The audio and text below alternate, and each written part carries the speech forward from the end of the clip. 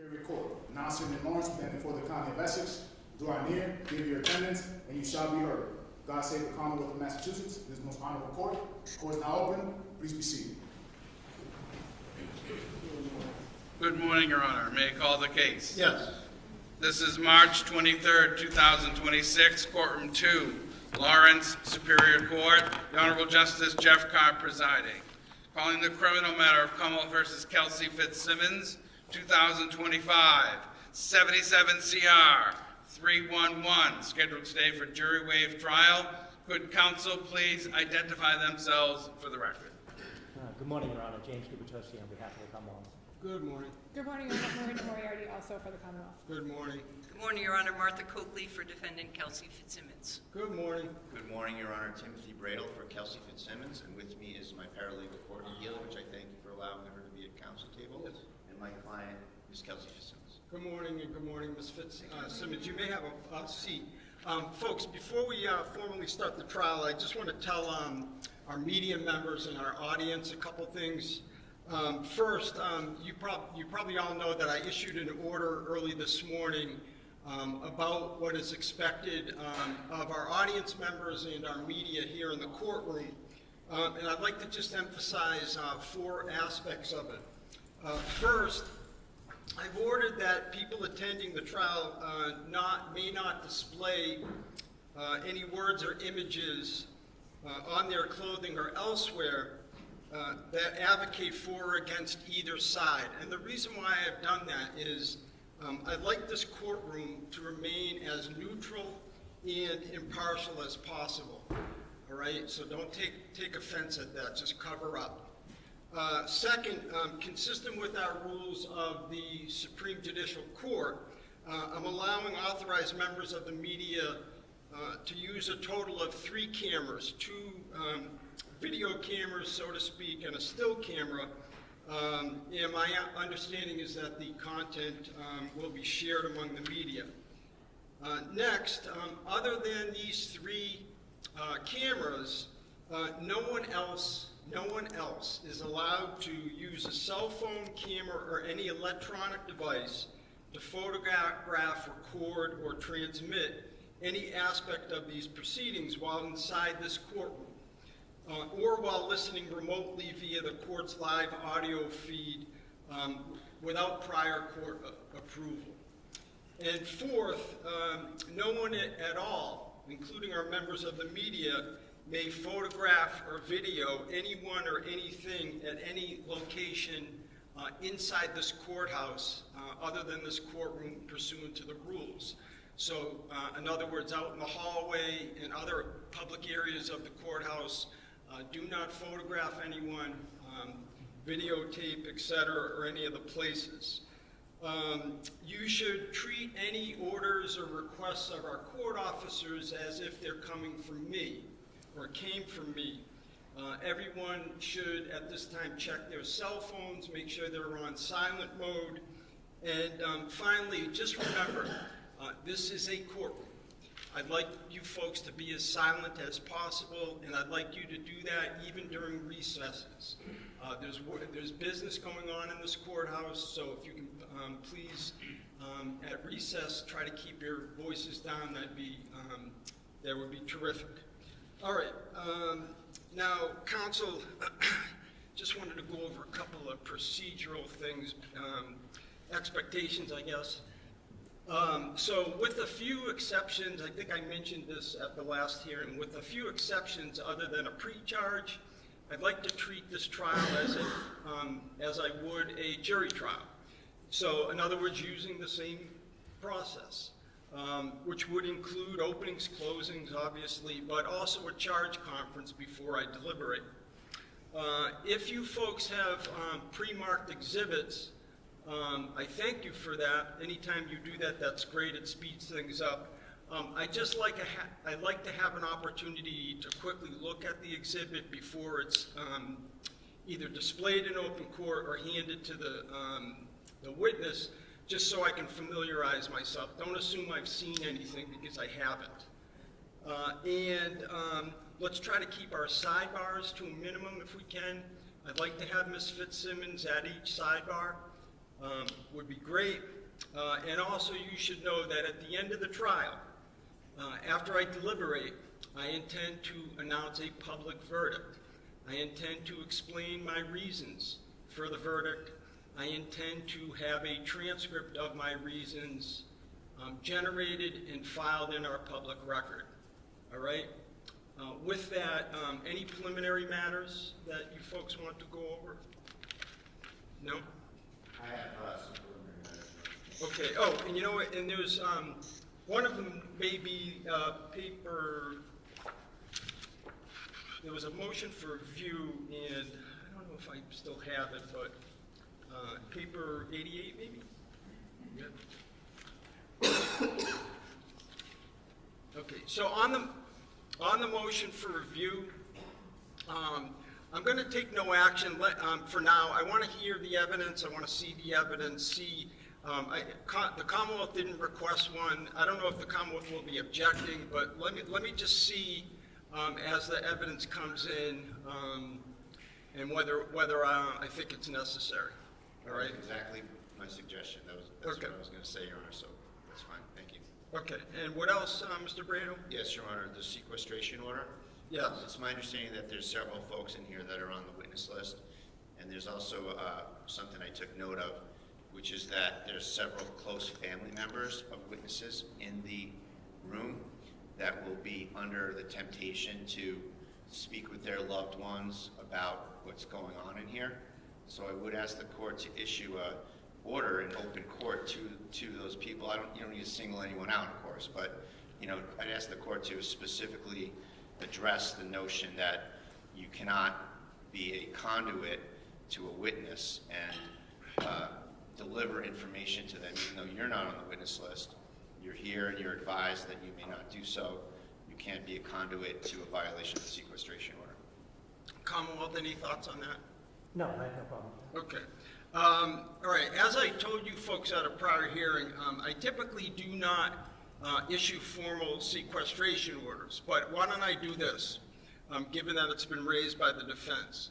I'll let the folks know, folks that are here and maybe folks that are listening remotely as well, that if you are on the witness list and you've been told that you may end up being called to testify, you should know that I have issued what's called the sequestration order. And what's most, I guess, pertinent for you to know is that you may not discuss any of your testimony or any testimony that you hear in court from another witness with anyone else on the witness list at all right?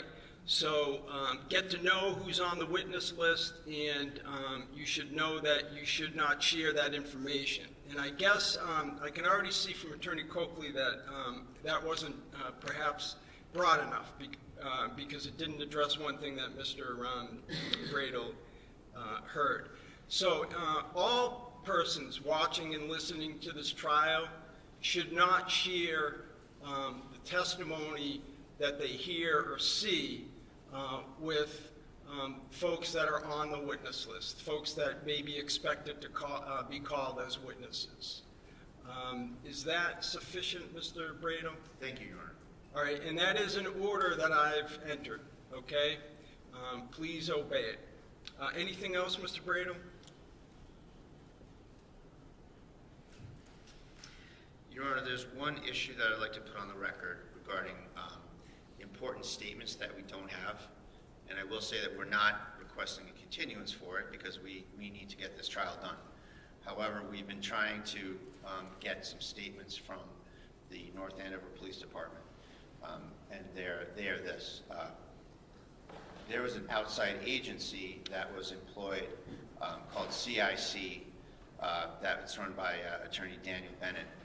And Attorney Bennett did an investigation into the propriety of the actions of Officer Noonan, a witness in the case, and the person that shot Ms. Fitzsimmons.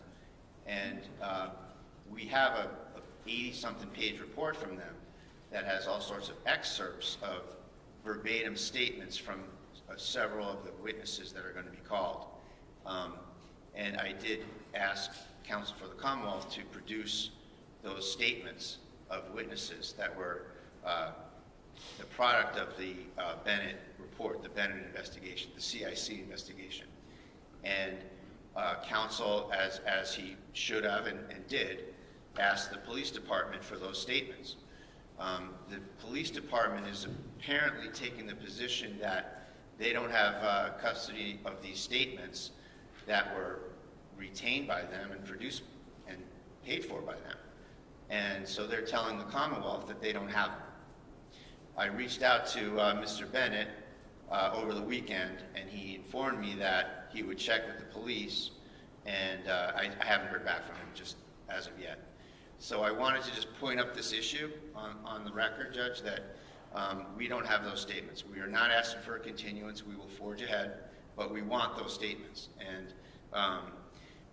So, can I just make sure that I understand? Are you saying, so this outside entity, private entity, CIC, yes, sir. Conducted some kind of an internal investigation of the shooting? Yes, they were retained by the NAPD. Okay.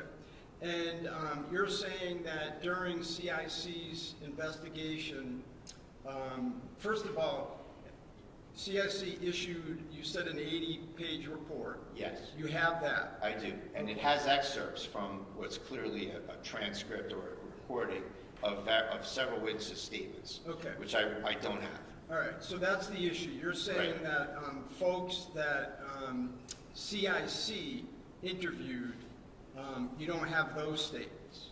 That's what you're looking for? Correct. The actual real statements, and there's only excerpts of those statements in a report that essentially takes Noonan's side in the matter and exonerates him, I guess you could call it, but we don't have the full interviews. Were the statements, those statements, again, generated by CIC, turned over to the North Andover Police Department? Well, I've been informed by counsel for the Commonwealth that the police don't have them.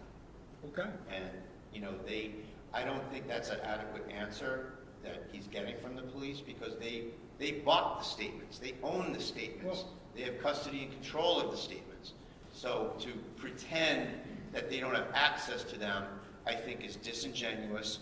It prejudices us, and it is something that needs to be remedied by the court if it's not handled by the end of the day. All right, so Mr. Bradle, you said, so what is it exactly that you're requesting me to do? I'm requesting you to order the North Andover Police Department to produce forthwith all of the recorded statements from the CIC investigation. You said recorded, so you believe that these... I assume they were recorded, Judge, right? And they were probably reduced to a transcript, is my guess. But they're statements that they bought and paid for, and they need to produce them. And it's completely inadequate and disingenuous for them to say they don't have them. They do have them. All right. Thank you. Commonwealth, are these statements that were generated by CIC in the possession, custody, and control of the prosecution team as those terms are defined in our rules? No. Okay. All right. So at this point, Mr. Brado, it seems to me that this is a Rule 17 issue. I can't. I can't just order a third party, which this would be, because again, the Commonwealth is required to turn over statements and information that's in their possession, custody, and control. We all know what that means. Members of the prosecution team. The North Andover Police Department doing some kind of external investigation does not make them members of the prosecution team under our law. So for you to get those, you would need to follow the Rule 17 requirements. It just seems to be, Judge, that the chief of police, who retains and controls the investigation, he was literally present at the scene of this incident. He's a part of the prosecution team. And so he's the one that controls the report. And for him to put on blinders and say, oh, we don't have that. No, that's not the standard. Is do you have it or not? The standard is it in your possession, custody, or control? And it is. And so he was literally at the scene. So he's the guy who's the decision maker. So I don't see how this is a third-party issue. It's really just something that is so germane to the right to a fair trial that the police department in the very case, and the guy that makes the decision is the one who's a recipient witness, is saying, putting on both hats, and now he's saying, oh, administratively, oh, I don't have that. When were you provided the 80-page report? When was it produced? I don't recall, Judge. At some point in discovery, I don't When recall. was it produced? Not like last week or anything. Months ago.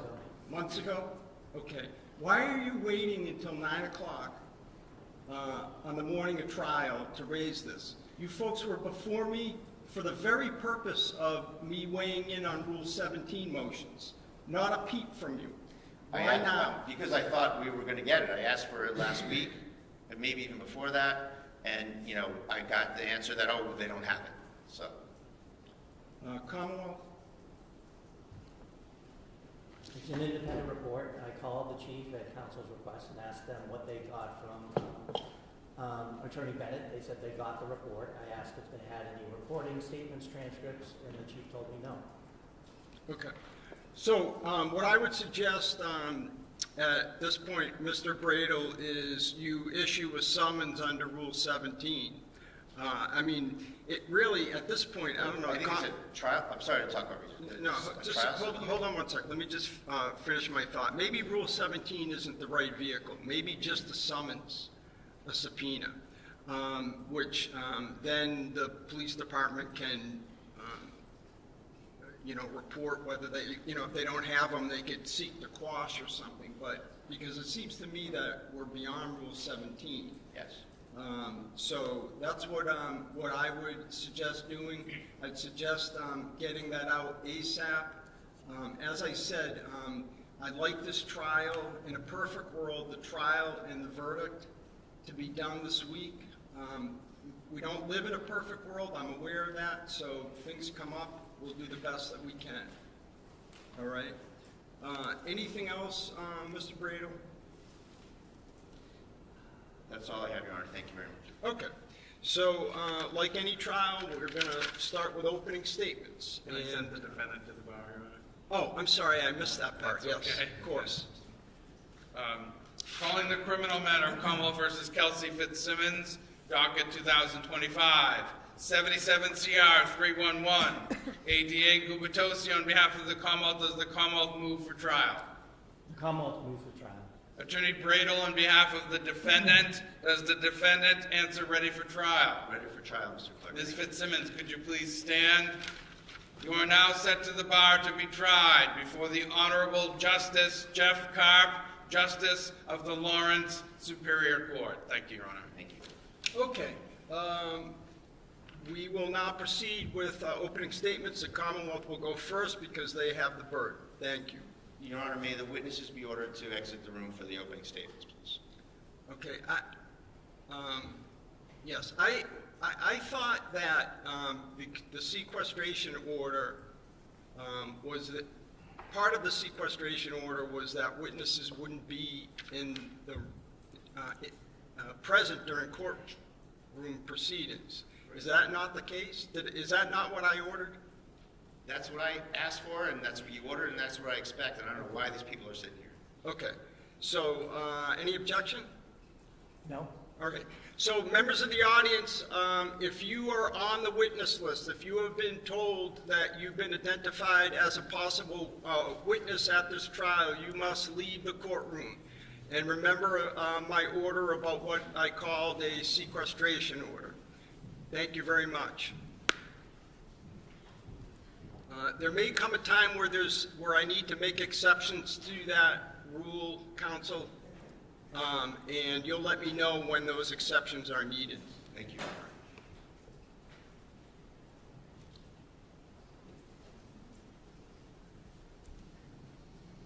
We'll just give everyone a moment to filter in and out.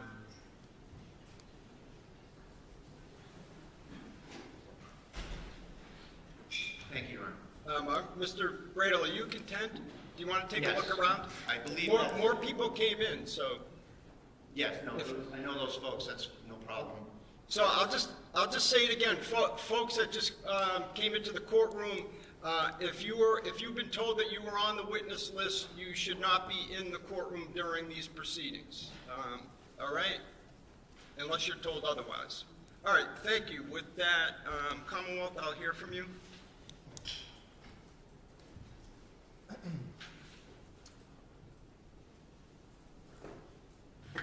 The defendant raised her gun, leveled it at Pat Noonan's face, and pulled the trigger. There are two reasons that Pat Noonan is alive today. The first being that Ms. Fitzsimmons' gun, while it had a full magazine, it did not have a round in the chamber. The second reason is that Pat Noonan, based on his years and decades of training and experience, reacted in a calm, professional way when he protected both himself and everyone else in that house. Pat Noonan is 50 years old. He is married to his wife Angie for 25 years. He has a son, Jonathan, who goes to school locally, in college. He grew up in New York State at first and moved to Massachusetts to North Andover when he was 4 years old. He moved here with his father, his mother, his older sister. He went through the North Andover public school systems and eventually went to St. John's Prep, where he graduated from. He eventually spent a bit of time in college, but his real goal was to join the military, which he did. He joined the Air Force and went to boot camp out west. He eventually joined the security forces of the Air Force, where he was trained to secure nuclear weapons. He did that pretty much his whole time while he was in the Air Force. It was specialized training, weapons training, stress shooting training, defensive tactics training. His first assignment was on the ground in a Humvee. Later on, he joined another squadron and patrolled in a helicopter. He was honorably discharged from the Air Force, and he came back to North Andover. There, he worked security, armed security, at the Seabrook nuclear power plant. All the while, his goal being become a police officer, which he eventually did in North Andover. He worked in the North Andover police for years. It was his hometown police force. He joined the SWAT team, which is a specialized unit that deals with emergent violent situations, barricaded people, hostage situations, serving armed warrants and the like. It was during that time that they trained twice a month and 40 hours in a separate block a year. He did that for years at North Andover. He eventually transferred to the Lawrence Police Department. And he did that because he wanted to have a busier atmosphere. Lawrence is a lot busier than North Andover. He worked there for a number of years. Again, the SWAT team. He was a detective, had his specialized training. And back in 2024, he decided to make a switch and come full circle. He moved back to North Andover PD, both because he wanted to end his career there where he started, but he also wanted to bring his training and experience to his hometown police force. That was one of the reasons that Lieutenant Daly, on June 30th of 2025, asked Pat Noonan to accompany him and Timothy Houston, another officer who was a military vet, to serve a restraining order on Kelsey Fitzsimmons. He knew Pat had the experience, the temperament, and was cool, calm, and collected no matter what happened. Kelsey Fitzsimmons was a police officer. She had been on leave, but she was a police officer on June 30th of 2025. Also on that day, her partner, her boyfriend, her fiancé,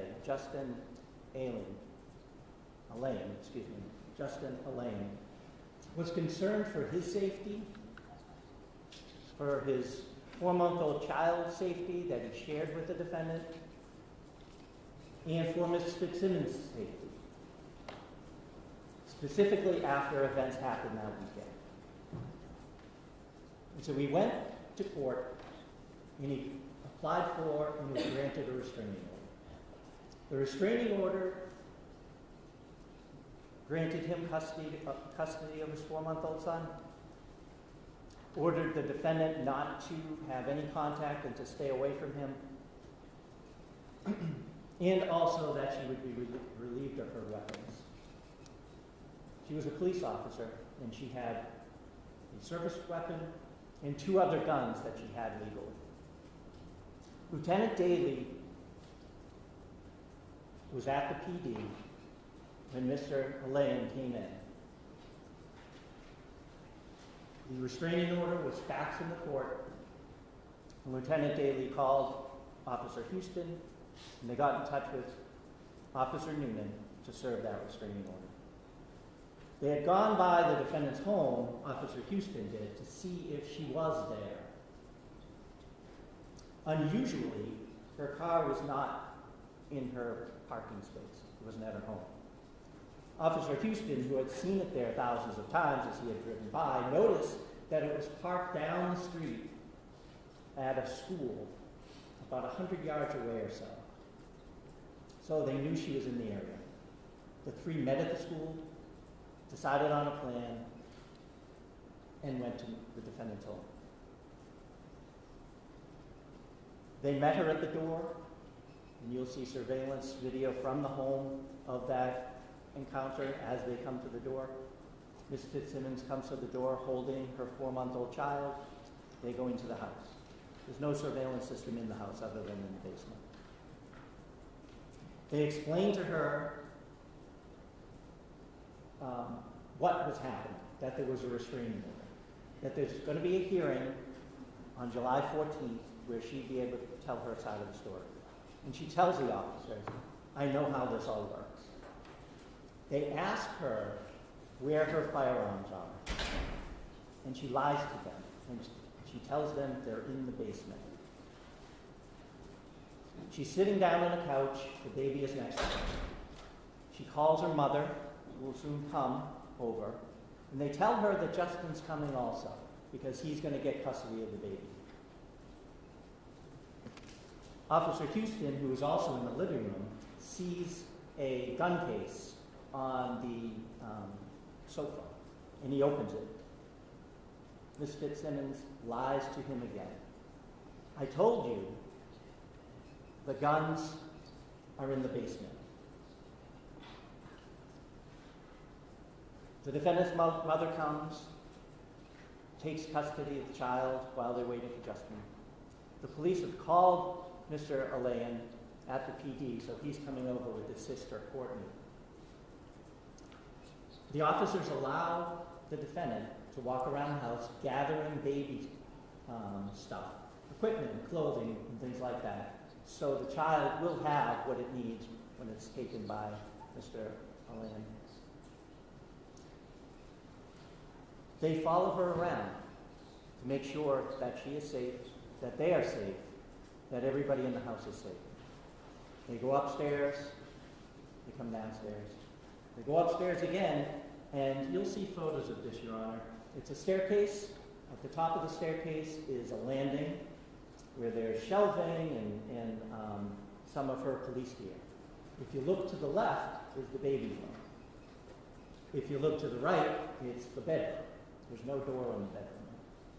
So she goes in the baby's room and she's gathering things, and she's handing it to the officers who aren't going to take possession of it. They put it down.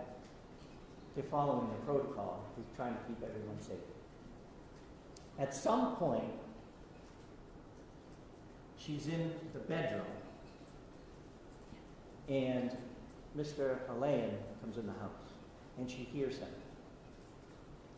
Now it's Officer Noonan and Officer Houston in the bedroom with the defendant. She tells Officer Houston, I don't want him here. I don't want to see him.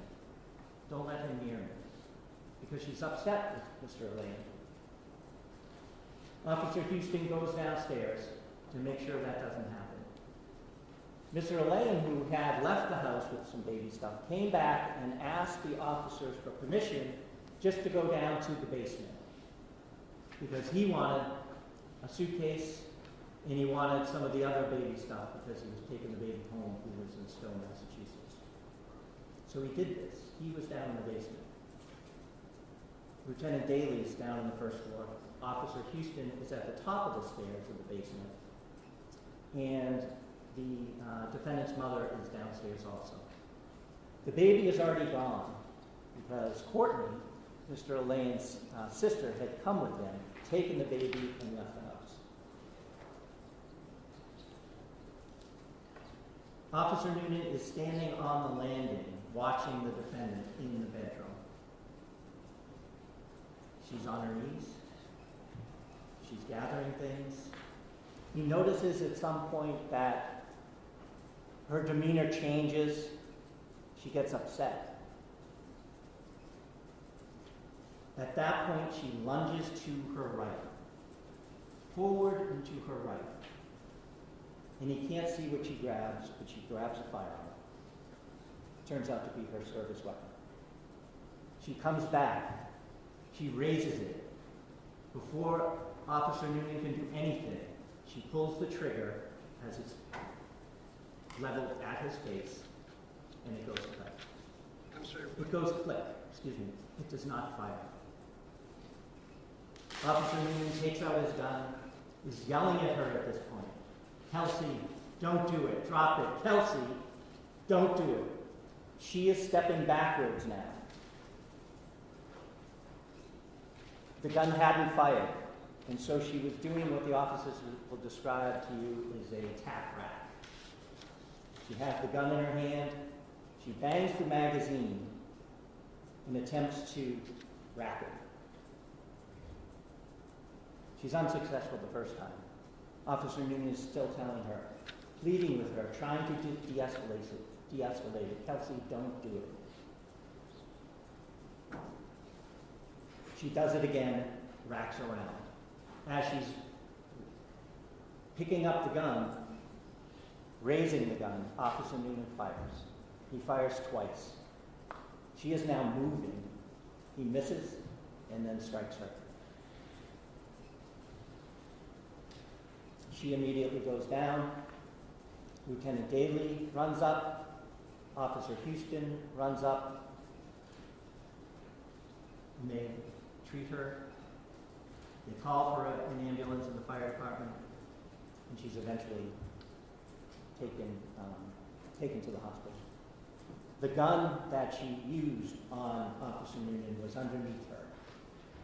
Lieutenant Daly grabs it, puts it on the bed. Officer Noonan, still focused on procedure and what to do, picks it up and moves it farther away from her so it's not a threat. That is eventually collected by Officer Poor, who shows up later. The credible evidence in this case, the only credible evidence in this case, I would suggest to you, Your Honor, will be that Kelsey Fitzsimmons raised the gun and pointed it at Officer Noonan. She pulled the trigger when she did this. The credible evidence in this case, Your Honor, will prove beyond a reasonable doubt that the defendant was guilty. Thank you. Mr. Brandon, would you like to make an opening statement at this time? I would, Your Honor, thank you. And feel free to stay there, or you can go to the podium, whatever, Sure. whatever you're more comfortable with. Thank you, Your Honor.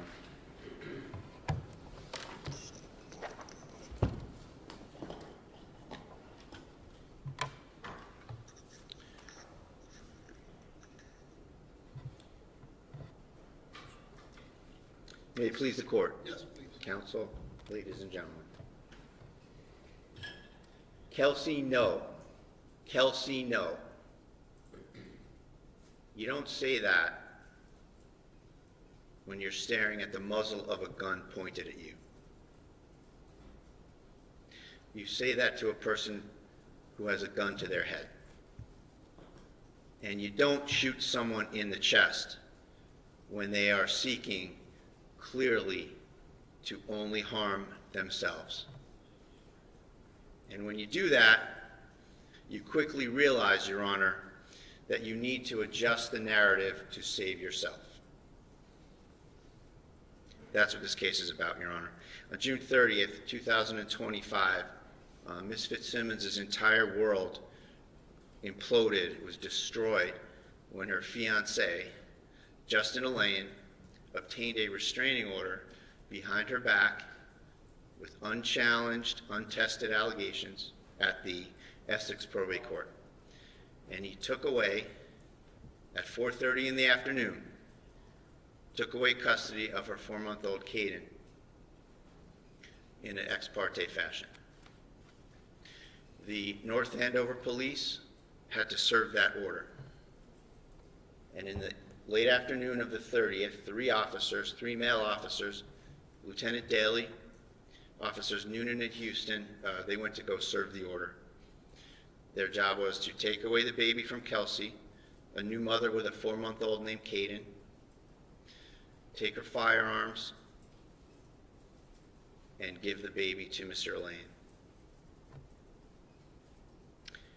And that day, Your Honor, Kelsey stood in her house in humiliation in front of her police colleagues and friends.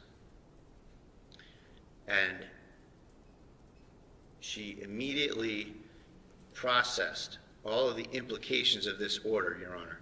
Everything that this fiancé had accomplished for himself without any chance for Kelsey to defend herself.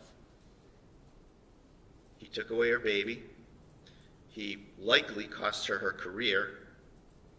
He publicly betrayed her as her fiancé. He walked away from their impending marriage. She realized she couldn't any longer afford her house alone, so that was going as well. Her gun rights are stripped, and again, the humiliation that she's being served by people who she is friends and colleagues with from the North Andover Police Department. At that point, Your Honor, as she had this evolving set of revelations about how her life was in complete destruction, she made a decision for herself. And it's a decision that takes your breath away. It's a young mother who just minutes before they got there thought she had everything going for her, going back to work. She's on the schedule for July 3rd to go back to work. She decides to end her life with her firearm in her bedroom.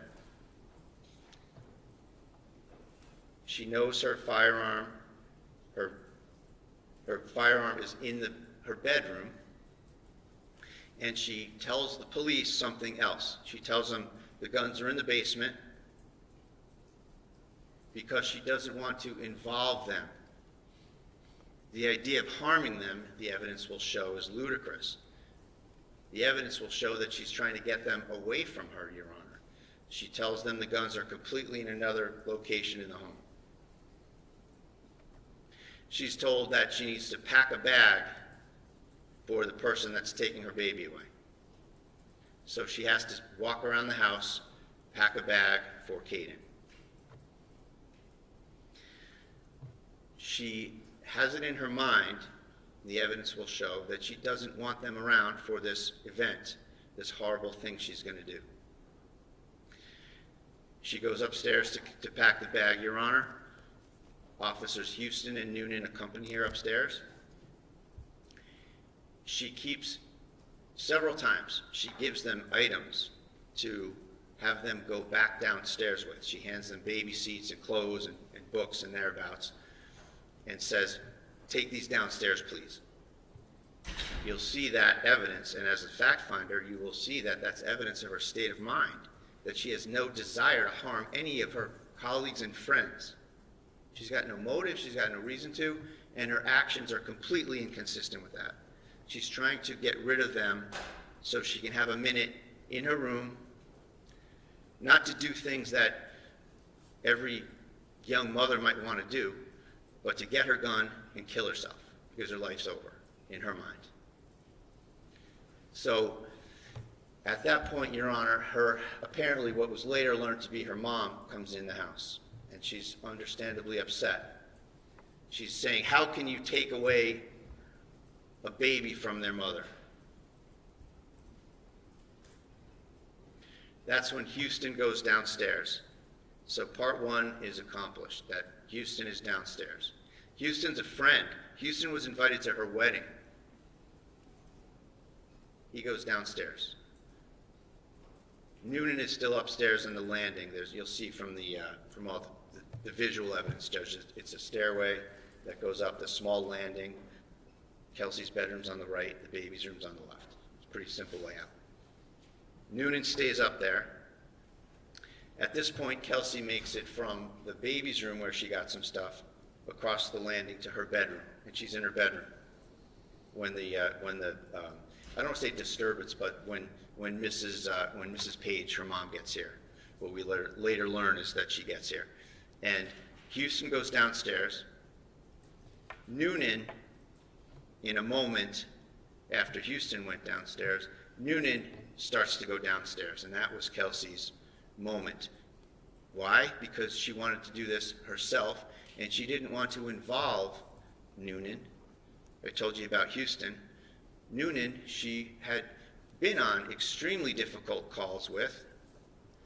She considered him a friend. She knew he had a wife and a child. Zero motive, the evidence will show, for her to ever want to harm this gentleman. She's alone in the room. Noonan's down the stairs. She reaches into the corner and picks up one of her handguns. She'll tell you that she is acutely aware as a police officer that she doesn't want them involved. She doesn't want them to be a part of this in any way. She keeps the gun close to her stomach area and walks over to an open spot in the room. She raises the gun to her head.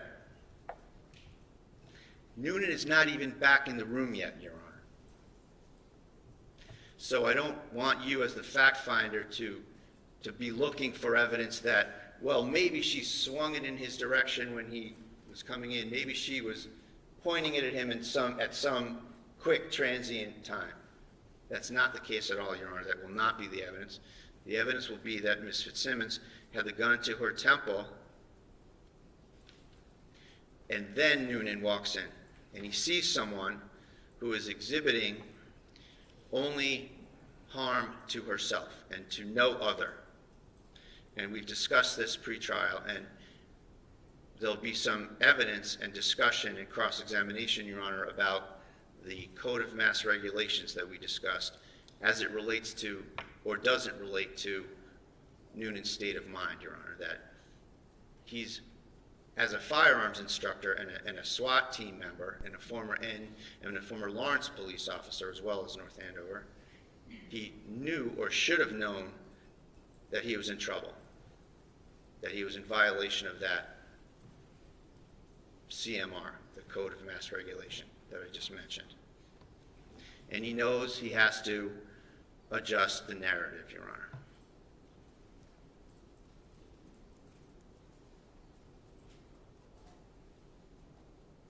Getting back to the incident, Your Honor.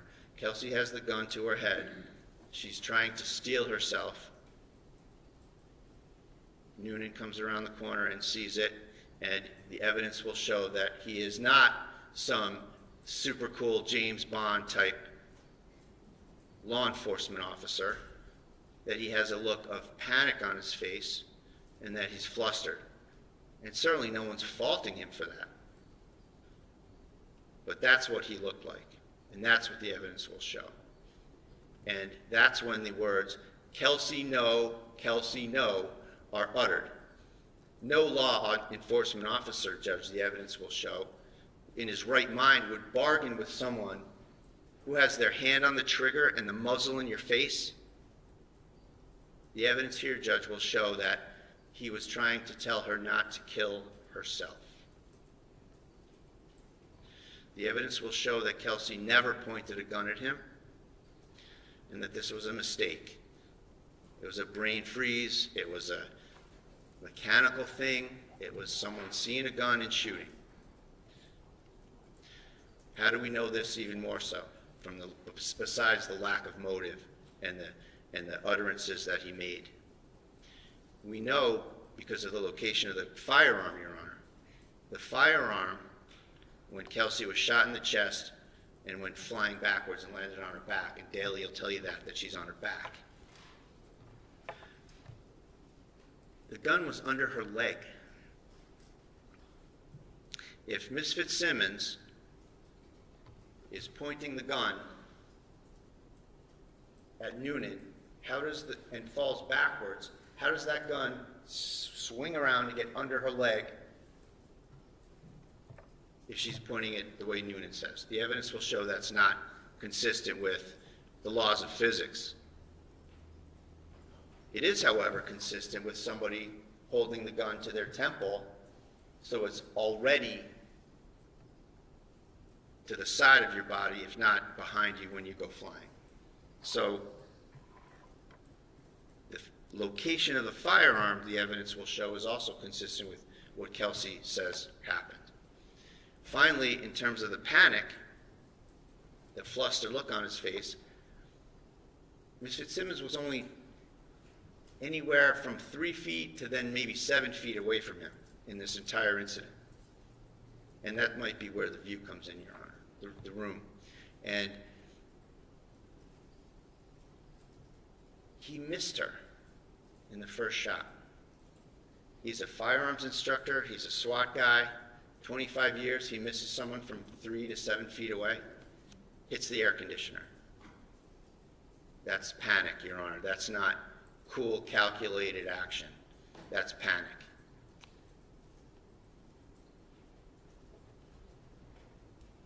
So Daly comes in. He goes over to Kelsey. He administers first aid. He rolls her to her side, sees the gun under her leg, behind her and under her. Your Honor is going to be the fact finder. You're going to consider all these things, the physical location of everything, the way things unfolded, the lack of a motive, what makes sense, what doesn't, what's doubtful. Anything that's doubtful is obviously not consistent with what the Commonwealth wants to have happen here.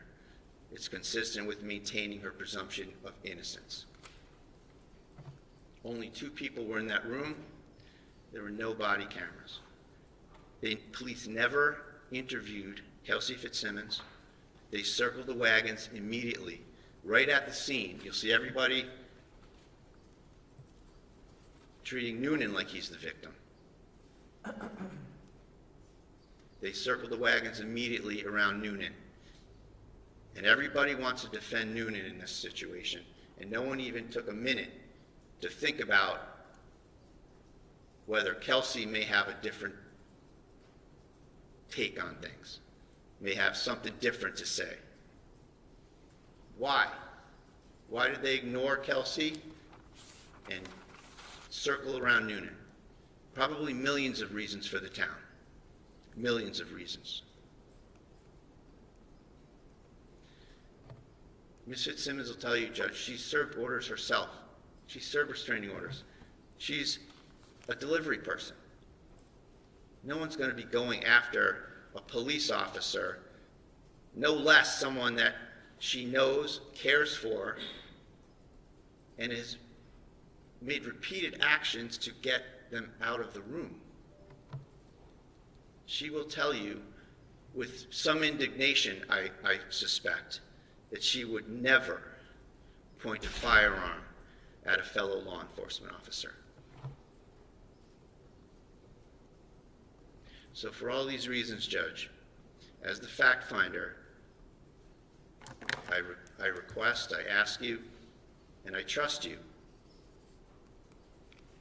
to well and truly try the case, and I am confident that after the evidence is in, Your Honor will find Ms. Fitzsimmons not guilty. Thank you. All right, Commonwealth, you ready to proceed? Sean Daly, please. Sean Daly.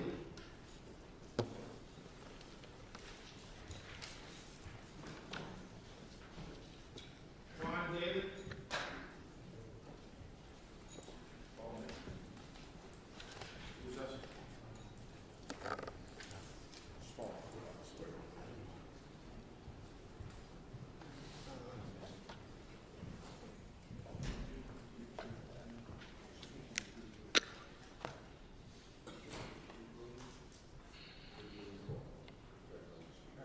So first things first, why don't you swear the witness? We may need to, swear the witness in the office. Thank you. Could you raise your right hand? Do you solemnly swear that the testimony you're about to give in this cause now and hearing shall be the truth, the whole truth, and nothing but the truth so help you God? I do. Thank you. Good morning, sir. How are you this morning? Excellent. Good. Folks, can you, I just need to speak with our assistant chief for a moment.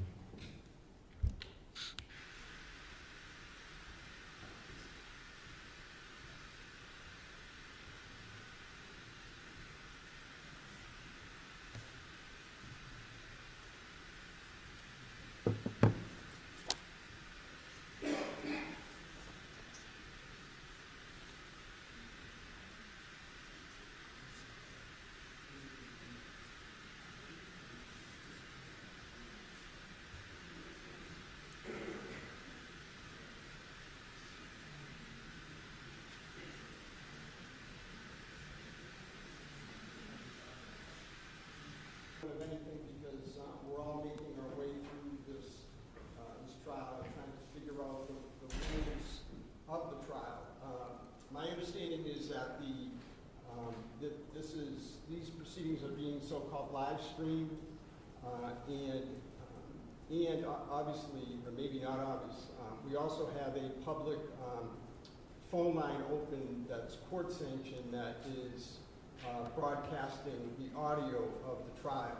I want folks to know that those folks that are on the witness list may not watch the live stream, listen to the live stream, or listen to our court-sanctioned open telephone line of any of the court proceedings. The whole point of removing those folks from the courtroom is so that their testimony will be their own testimony, their own memory, and not that of other witnesses. All right, so I've instructed both sides to tell the folks that are here on their side of the witness list that they are not to watch the live stream, listen to the live stream while it is going on, listen to our open phone line. That also means that at the end of the day, today, they're also, until they testify, they're also not to listen or watch any rebroadcast of those things. Again, we want a transparent, impartial, open trial that where folks are testifying based on their own memories. Okay? Thank you. And Commonwealth, you may proceed.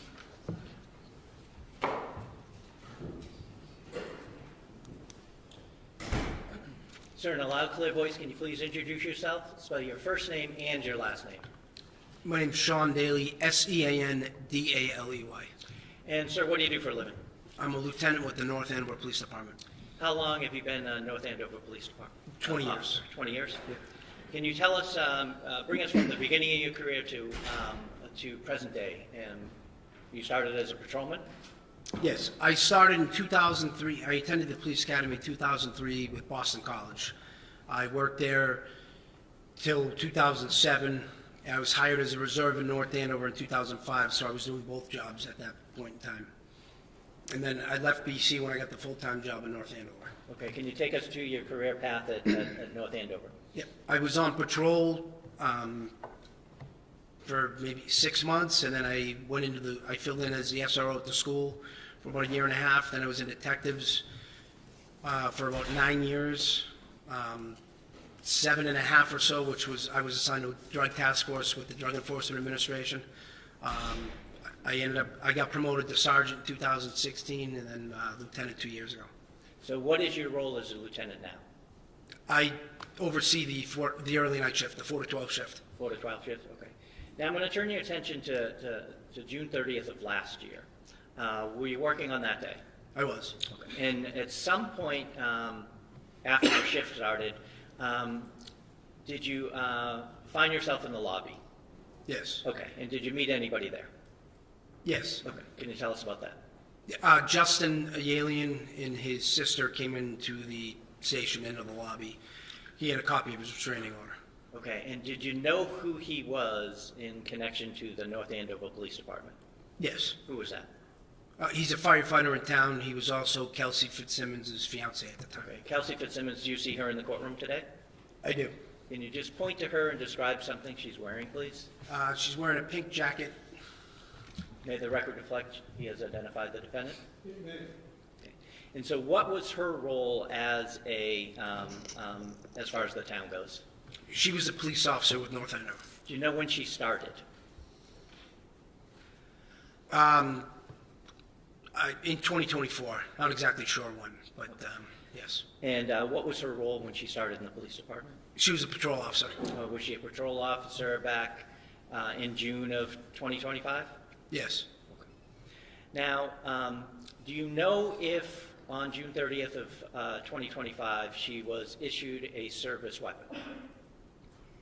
On June 30th? Yeah, did she have one? She did. Okay. Do you know if she had any other firearms that were registered to her?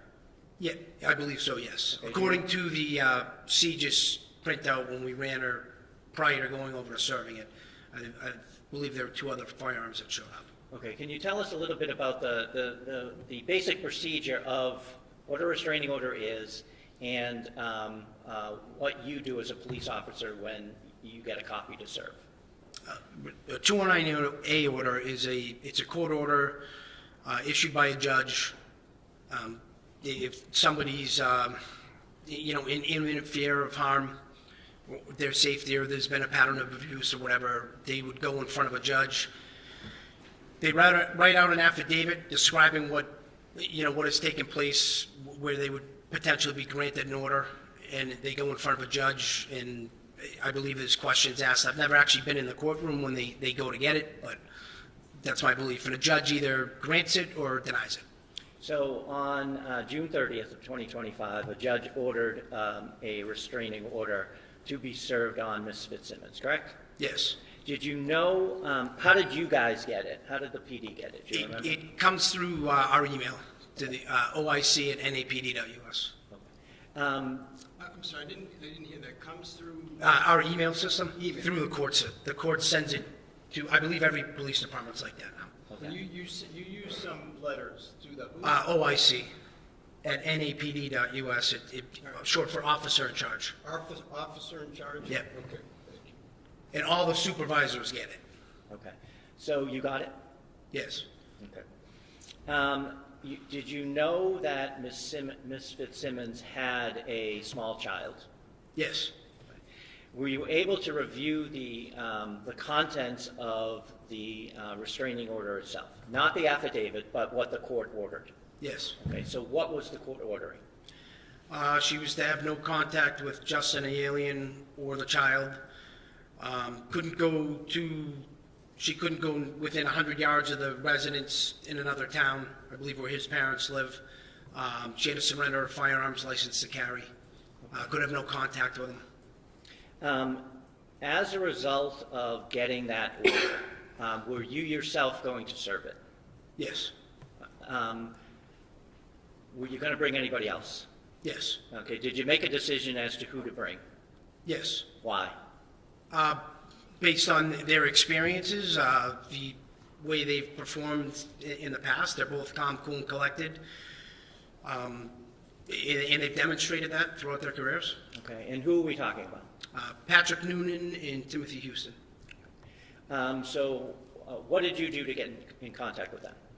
I called Tim Houston on the phone, I asked him to drive by Kelsey Fitzsimmons' residence to see if the vehicle was there. He drove by, the vehicle was parked away from the house by the Atkinson School over in the corner of the parking lot. He saw the car, and then I asked him to call Pat Noonan, or get in touch with Pat Noonan, and I would meet them over at the Early Childhood Center. From that point, you could still see her car where he was situated, but she wouldn't have been able to see the cruisers. Okay. And so you did that. Yes, Did you make your way over to the meetup spot? I did. And who was there when you got there? Patrick Noonan and Timothy Houston. Did you formulate a plan as to how you were going to serve the order? Yes. Okay. And what was that? So I explained the order to both of them, let them know exactly what we were there to do, explained that we had to deal with the custody of the child, or the exchange also, and that she had firearms in the house, we were going to have to seize those. Did you make a plan with Justin Aylaian concerning the child? Yes. What was that? I took his phone number. Before I left, I told him to stay in the lobby of the police department until I called him. When I called him, he'd come over to pick up the child. Did you make your way over to the residence? Yes. And what was that address? Do you remember? No. No problem. How did you get there? It's Phillips Brooks Road. I'm not sure of the number. Was it 125 maybe? That sounds familiar, yes. I'm sorry, what road? Phillips Brooks? Is that 2 words? Yes. Thank you. How did you get there from where you originally met up with Noonan and Houston? We drove. Okay. Where'd you park? We parked in the school parking lot, which, if you were looking at her house, it would be over on like the right side of the house. There's some trees and fencing there. We parked right over there. And did you walk over? We did. All 3 of you? Yes. Tell us what happened when you got to the house. We walked up to the house. I believe I rang the bell and I knocked on the door, and she came out holding the baby. And when you say she? Kelsey Fitzsimmons came out holding the baby. And so can you tell us about your initial interaction with her? Kelsey opened the door. I told her that we had paid documentation for her, and if we could come in, and she let us come in. Did you tell her what the documentation was originally? At the door? Yes. No. Okay. So where did you go in the house? So when you walk in that door, it's like an enclosed front porch area. We walked into there, then the front door, the main part of the house is there. We entered that, and if you go to the left there, it's like a living room. We went into that room. Okay. Did you direct her to go anywhere when you got into that room? Yes. So I asked her to put the baby in. There was like a little bouncy rocker next to the couch, and I asked her to have a seat on the couch. Why did you ask her to put the child down? Justin had told us that he had concerns. Justin Aylaian told us that he had concerns that she would potentially harm the baby, us, or anyone else. I didn't want her to do anything or be able to do anything to the child. Did she sit down? She did. Did you then have a conversation with her about why you were there? Yes. Can you tell us what you said and what she said? I handed her the restraining order and explained it to her, that Justin had gotten a 298 order against her. Okay, and did you explain the orders that were contained in the restraining order itself? Yes. What did you say? Well, I told her she wasn't allowed to have contact with him, couldn't go near the residence. She was going to have to turn her firearms over, and Justin had custody of the baby until the hearing. When you say the residence, it wasn't the residence where she was living. It was in. Yeah, whatever. Justin the alien listed an address, I believe, on the document. Okay. When you mentioned that you were going to need to seize her guns, did she respond to that at all? When I said we were taking your guns? Yep. No, I then asked her, where are your guns? And what did she say? She said they were in the basement in a safe. In a safe in the basement? Yes.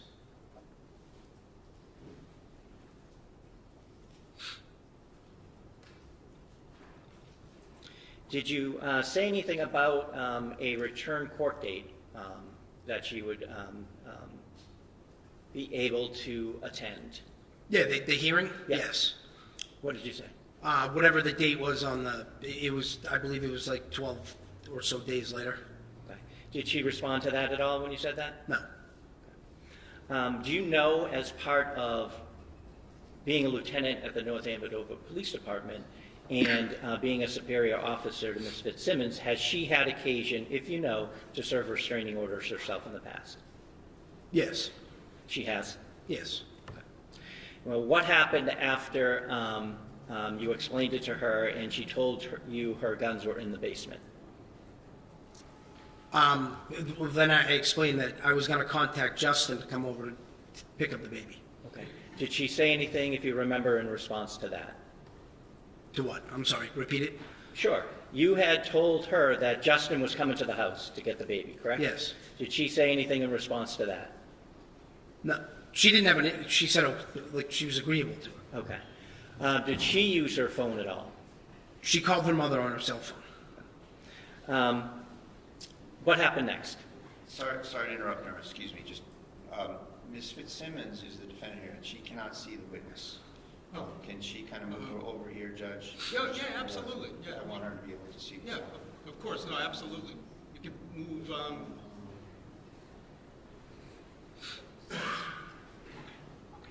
maybe you folks slide down a little bit. Is it because of the angle or is it because of the screen? The computers. Oh, the computers, okay.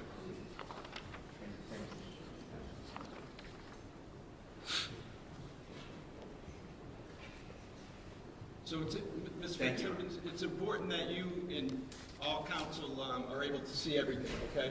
Thank you. Can you see? Yes, I can. I can't. Can't see, you may have to sit 2 rows back there. I don't think that there's much that we can do about it.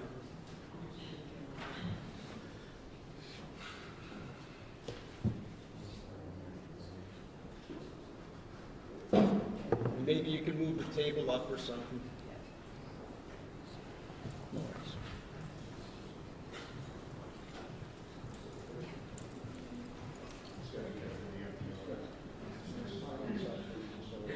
Thank you.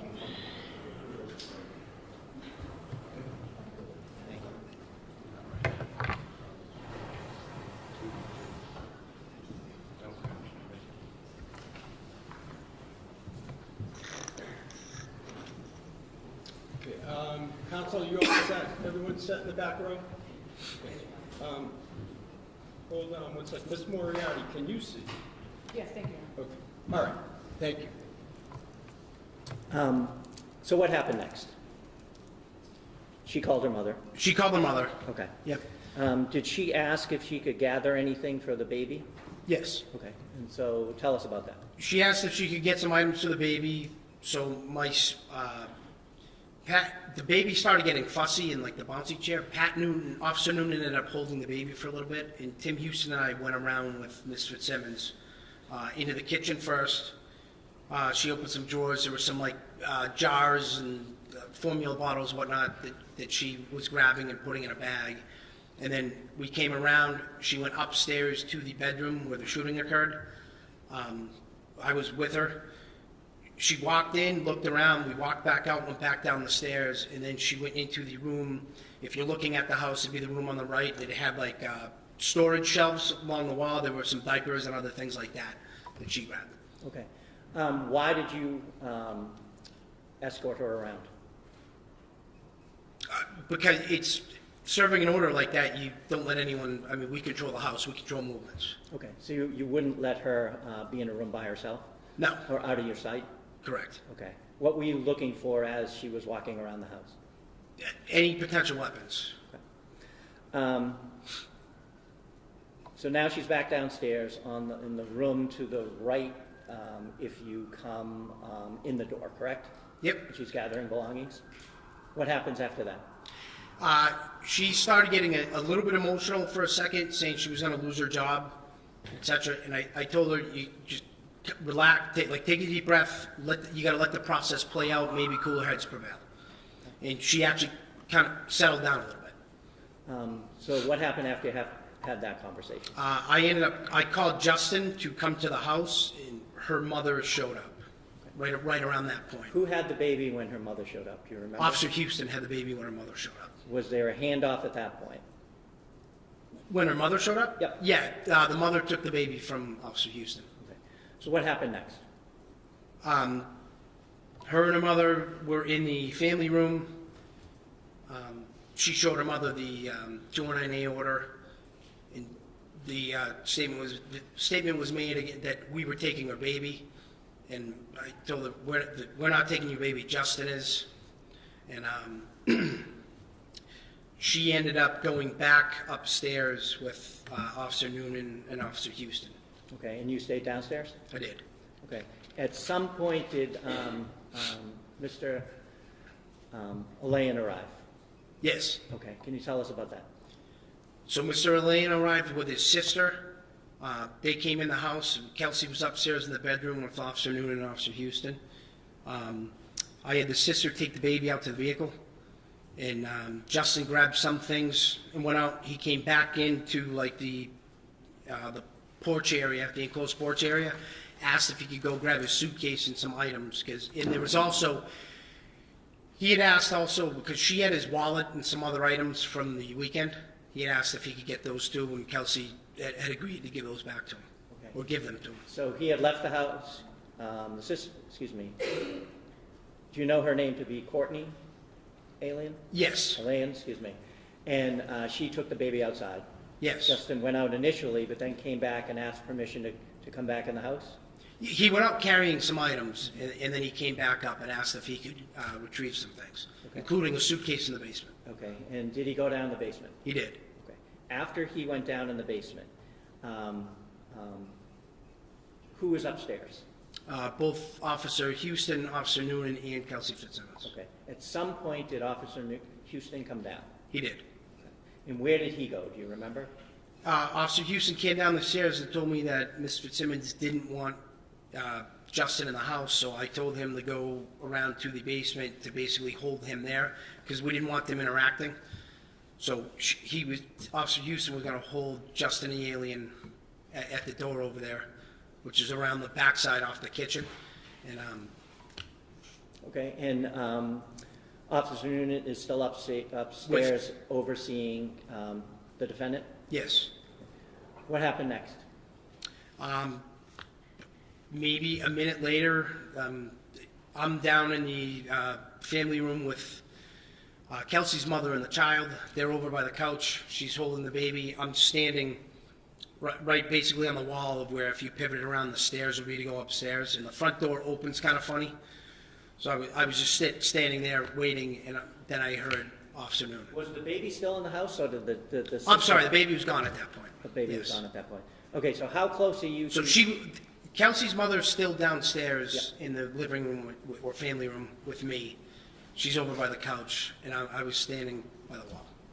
By the wall near the... Closest to the staircase to go up the stairs. Okay, did you ever hear Officer Noonan or anybody else start to come down the stairs at all?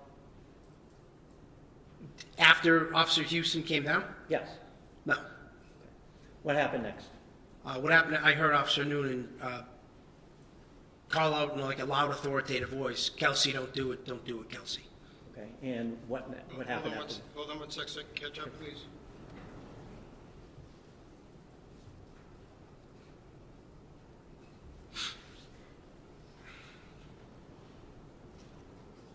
Well said, thank you. Did you hear anything after that? Gunshots. How many of you remember? 2. Coming from upstairs? Yes. So where did you go after that, when you heard that? So when I heard Officer Noonan call out, "Kelsey, don't do it, Kelsey," I pivoted, looked up the stairs, and started running up the stairs. When did you hear the gunshots? While I was moving up the stairs. Officer Noonan, was he at the top of the landing? He was at the top of the landing in the frame of basically standing at the frame of the bedroom door. Okay. What did you do when you got to the top of the stairs? I looked in the room. And what did you see? Miss Fitzsimmons was laying down. She was on the floor. If you look at the room, she was from the doorway. She was on the opposite side of the room, head closest to the wall, feet closest to us. And She appeared to be injured? Yes. So what did you do as a result of that? I immediately went into the room, got up there. When I got up to her, I could see the gun was, she had a firearm down by her left leg. So I picked the gun up, put it on the bed, between her and the bed, and then we started dealing with it, like rendering it. Where was Officer Noonan at this point? In the bedroom. Did you have your gun out? No. Did he have his gun out? Yes. Okay.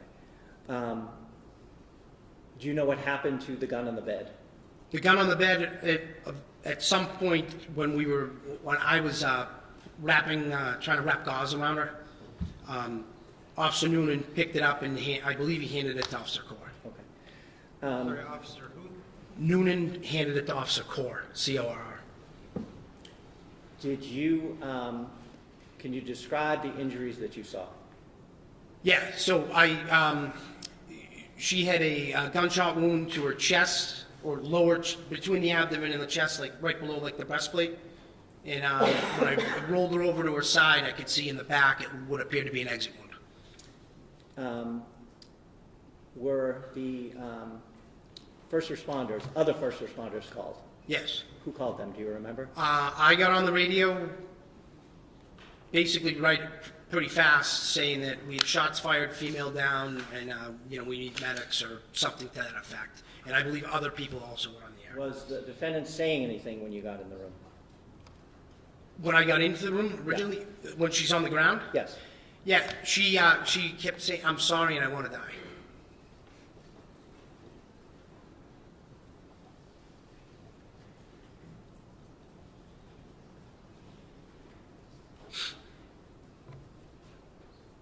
Fire personnel arrive? Yes, They take her away? they did. Okay. What did you do with the scene, if anything, at that point? At that point, we were calling people to come to the scene. Okay. Did you secure it? Yeah. What happened with the gun, if you know, what happened with the gun that Ms. Fitzsimmons had next to her when you walked into the room? Do you know where that ended up? Yeah, so if you came up the stairs, at the top of the stairs, there was some shelving with some police equipment. There was like a gun safe on the floor right there. And Officer Core made the weapon safe, put it in the gun safe, and basically stood over it till he was relieved. Judge, I just want to lodge an objection to whether or not that testimony is based on personal knowledge or not. I don't want the witnesses testifying to, things that they've learned in the investigation. There's been no preface for the question, did he see that? How does he know that? So I just want to take the opportunity right here to object to anything that's just sort of global testimony versus something the witness perceived. All right, so. You could rephrase it, I guess. Mr. Bradle, the most efficient way for me to handle objections is, object, and I certainly understand what your reasoning is, but you have to object at the time, and I'll make a decision. Are you moving to strike anything? I am moving to strike and asking for a rephrase to whether or not the question is based on personal knowledge. Okay, and not your fault, my fault, but what are you moving to strike? The entire answer, and ask that the question be asked again, and the answer be, make it clear that whether the witness is testifying on his own personal perception, his own personal knowledge, or whether he's just globally testifying, which I would object to. All right, so are you talking about the testimony related to the securing of the scene? What Core did, yes, Your Honor. What Core What did? Officer Core did, correct. Mr. Gubitosi? Well, he can ask all the questions he wants on cross-examination. The testimony is what the testimony is. Well, it shouldn't come in at first, Your Honor, at the first instance if it's not based on personal All right, knowledge. I'm going to overrule the objection, but I certainly understand your point, Mr. Braden, and I'll look out for it in the future. Thank you very much, Your Honor. Now, Judge, I have a number of pictures that I'm going to be displaying, and you said Okay. earlier that you wanted to see them first. So they've been Pre-marked. They've been pre-marked. Okay. Well, no, you're going to display them there. Yeah, that's fine. Yes. Just but let's just make a record of what's been pre-marked, if you could, Mr. Ruane. Yes, Your Honor. The parties agreed to pre-mark Exhibits 1 through 72, which are all photographs, and then Exhibit 73, which is a thumb drive in an envelope. So the I'm sorry, next- I didn't hear you. 73 was what? A thumb drive in Yeah. an envelope? In an envelope? Yeah. Okay. The next numbered exhibit would be 74. Okay. And counsel, I want to commend you folks for getting together and having those pre-marked. It definitely speeds things up. And those are agreed to. Okay. All right. So, no, that's fine. I know what I said, but you can ignore it for Well, now. that's Thank why I you. asked. Thank you. Sir, I'm going to show you what's been pre-marked as exhibit number 1. Can you see that? Yes, What's that? that's the residence. That's the residence that Ms. Fitzsimmons was living in there at the time? Yes. I'll show you what's been marked as exhibit number 2. Do you recognize, even though there's some glare, what that is? So that would be if you're looking at the house, I think that's the school in the background there. So is this the school over here that you were talking about? Yeah, it's tough to see, but I believe that's the school. Any way to do something about is that the way the photo is? It's like that too. I'll pass it up to Your Honor. That looks like the fencing that runs between the school and the May I house. approach you? Yeah, Mr. Roy, can I just see that real quick? Thank you. Okay, I get it. So, did you want to take another look? No, actually, I can see it better with this one. Yeah, that's the, basically to the right of the house. And that's the school that you were talking about? Yes, That's where her car was parked, back that way? yes. Was there anything in the driveway at the time that you got there that would have prevented someone from parking in the driveway of the house? Not that I recall, no. I'll show you what's been marked as exhibit number 4. Did you recognize that? Yes, it's the residence. Number 7. That's the main, the door to come into the house.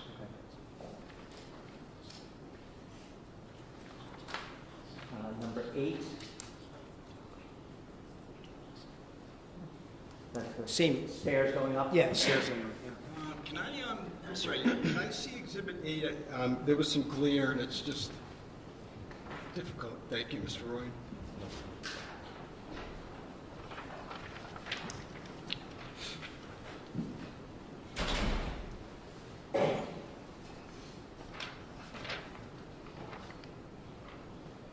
So were these photos taken that night? I guess I'll ask you, do you know, were these photos taken that night? Not by me, but yes, I believe they were taken that night. Okay. Thank you. I'm showing you what's been marked as exhibit number 9. Do you recognize That's that? when you walk in that first door, it's like a enclosed porch. Exhibit number 10. The main, to get the door to get into the main house. So when you walk in, that from the porch, you see some stairs on the right side of the doorway. Yes. What stairs are those? Those are the stairs to get up to the second floor.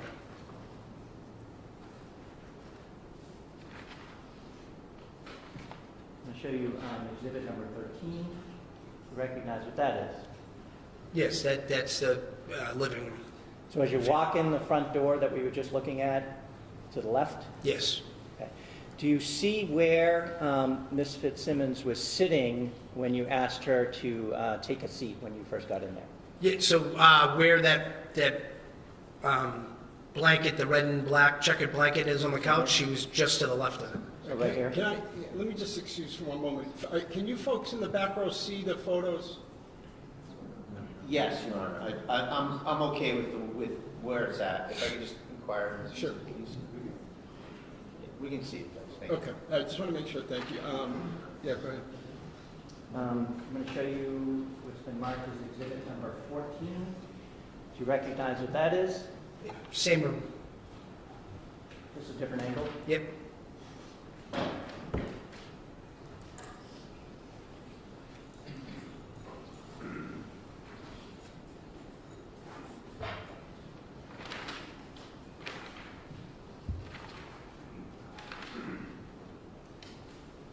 Show you what's been marked as exhibit number 22. Do you recognize what that is? Is that if you walk into the living room and you take a right, there's another room there that then leads to the kitchen? Does that make sense? Yes. Yeah.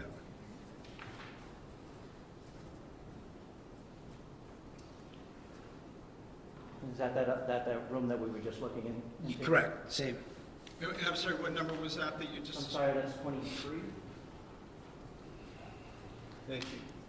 I'm showing you it's been previously marked as exhibit number 25. Do you recognize what that is? That is the kitchen. Okay, so right now we've started going in the front door, gone to the left through 2 rooms. Now this is the kitchen? Yep. Yes. And is this where you said Ms. Fitzsimmons was gathering bottles and jars? So just past the refrigerator, you can't see it in this photo, but there was some drawers in like a cabinet that she'd opened, and there were some jars and things in there.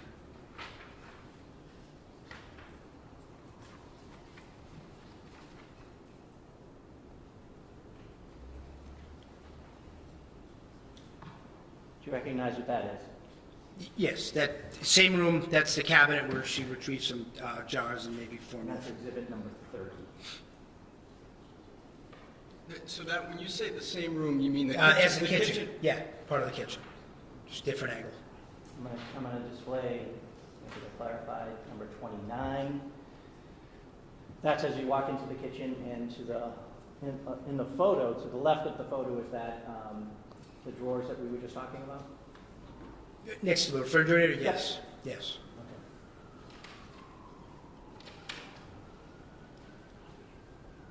Okay. Do you recognize what that is in exhibit number 31?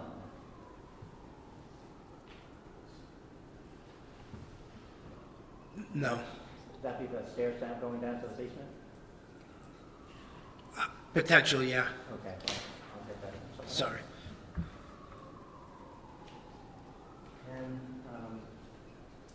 do you recognize this room? Yes. What room is that? It's, I'm sorry, what exhibit number are you displaying? 32. Thank you. it's off of the kitchen. Okay. So and now we almost went around the whole house in a circle? Yeah.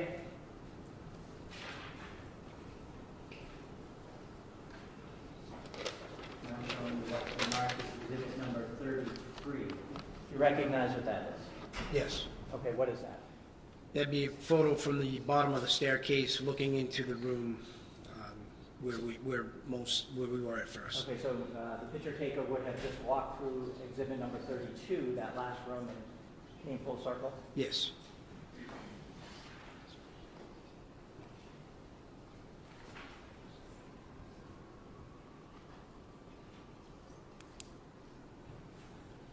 I'll show you what's been marked as exhibit number 35. You recognize what that is? Yes. And what is that? It's the staircase to go to the second floor. Number 36. You recognize what that is? Same staircase. Mr. Gubitosi, can I see that before you, because there's some, it's hard to see. Thank you.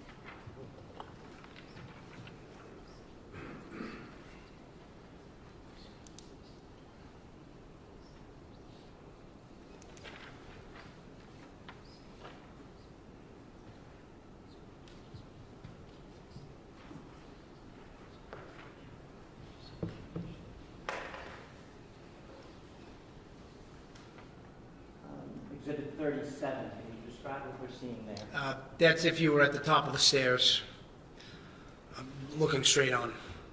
And it appears that there's a room to the right. Which room would that be? That's the bedroom where the shooting occurred. Exhibit number 38. That's a photo from the top of the stairs also. Okay, that's you see a room on the left side of the photo. Is that what we call the baby's room? Yes. Mr. Gubitosi, may I see exhibits 37 and 38? I'm just getting some glare. Thank you.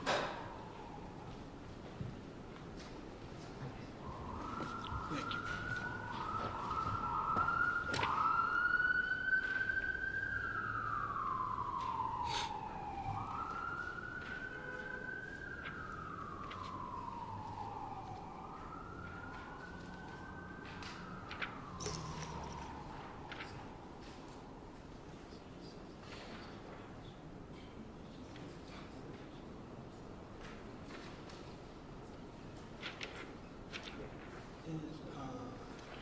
I'm sorry, Mr. Kubatose, do you mind, on Exhibit 38,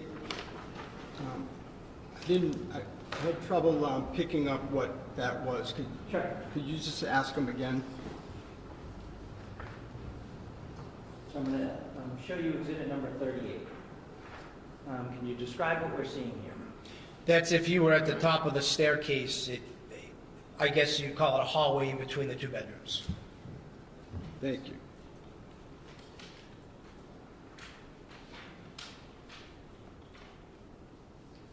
Exhibit number 40.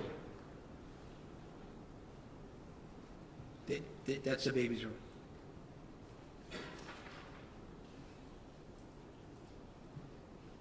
Exhibit number 42. Same thing, the baby's room. Different angle. Different angle. And I'm sorry, that was 42 that you just showed? Okay, thank you. 45. Can you describe what that is? That's the baby's room also.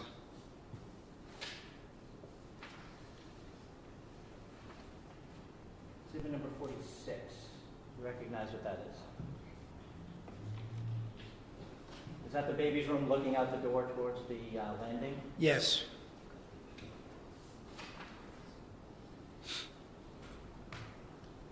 And exhibit number 49. Do you recognize what that is? That's a picture from the hallway into the room where the shooting occurred. Into the bedroom? Correct. Now, you see a chair there inside the room.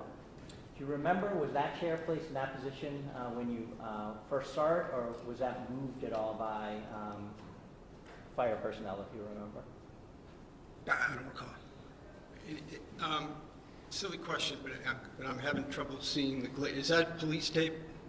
Yes. Okay. Jake, I'm just having trouble seeing it too. Maybe if we could just angle that this Sure. way just a little bit. It's hard to see it. Sure, no, you folks should see everything. That's fine, thank you. And can you still see? Yes. Okay. Exhibit number 50. It's a photo of the bedroom from the doorway. Exhibit number 51. Same, it's a photo of the bedroom from a different angle. So it shows from left as you walk into the room. Yes, it showed like the hard corner if you came in the room. Exhibit number 52. Same, it's the bedroom where the shooting occurred. Exhibit number 53. Same. Okay, now in this photo, you can see an air conditioner. You can see the bed on the right, correct? A bassinet on the left. Yes. When you came into the room, where was Ms. Fitzsimmons? So she was just past the bed, like her head had pretty much, her head was by the wall where the air conditioning unit was, and her feet were angled out just to the left of the bed. Okay, so her head was Furthest from the door, so over here? probably a little to the left of that. Okay, and her feet were facing this way? Yes. So can I ask, so when you say that they were angled, the feet were angled out to the left, that you mean our left as we're looking at the photograph, or her left? No, I'm sorry, our left is, we're looking at the photograph. So it would be her right if her head was towards the air conditioner. May I ask the witness to get down and approach the screen just to... Yes.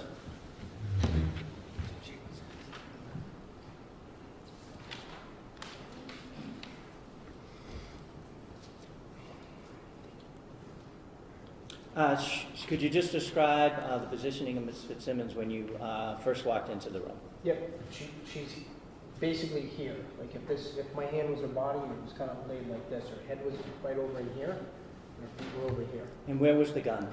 The gun was by her left leg. She was laying on her back. It was somewhere right in here. But I couldn't see the gun until I got up to her. And then you moved her, and then you saw the gun, or did you see it? I saw when I got up on where she was.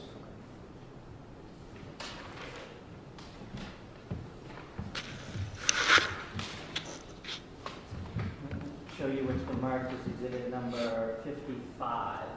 Do you recognize what that is? Yes. It's the bed same bedroom, and that's the area she was laying in. Right, it'd be like the bottom of the screen, Okay. or the And bottom of the photo. That's the opposite side of the bed. Yes.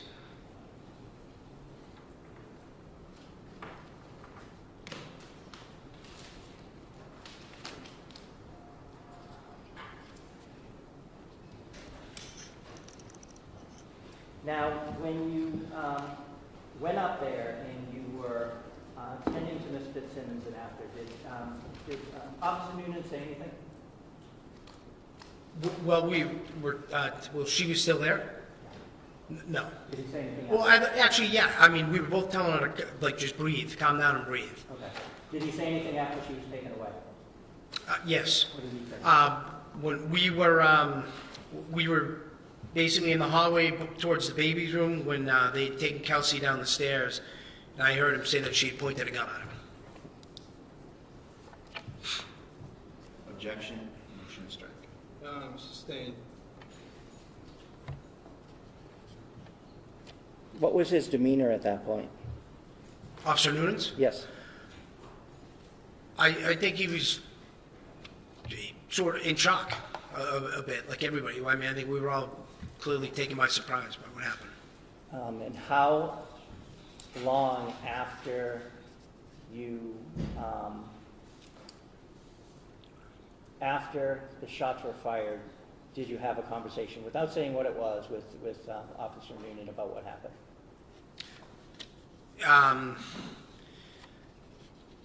It maybe 5 minutes, just based on however long it took the the medical staff to get her packaged up to get her to a hospital. Your Honor, I would ask for a ruling on an incited utterance at this point. An excited utterance from Officer Noonan? Yes. And Officer Noonan's going to testify? Yes. And counsel? I would object, Your Honor. All right. Well, I think I need more of a foundation, but if it qualifies, I'll. Now, you stated it was about five minutes after you heard the gunshots, right? That you had a conversation with him and he said something to you, correct? Yes. In the meantime, you both had been tending to her wounds, true? Yes. And you said he was, seemed to be in shock, which is different than he normally was when you talked to him at the station. Yeah, definitely. And how so? I think, like everybody else, I think he was overwhelmed and a little bit trying to process what just happened, or bewildered.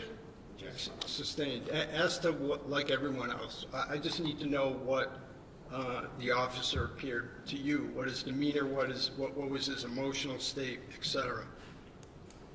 I wouldn't say, he wasn't emotional, he appeared shaken a bit.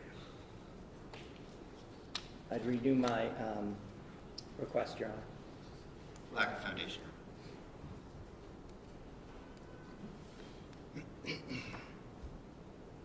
And this was 5 minutes after what? After the shooting, 5 minutes after, I'm sorry, this is to you. 5 minutes after the shooting. So how long did it take for the fire department to remove Miss Fitzsimmons?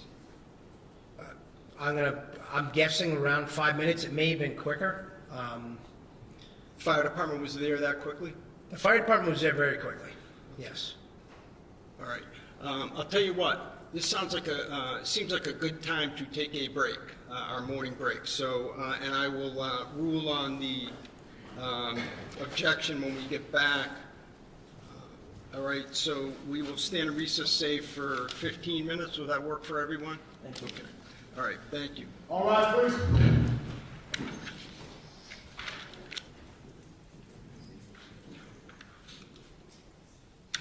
Let's stand in a 15-minute recess. Please exit quietly.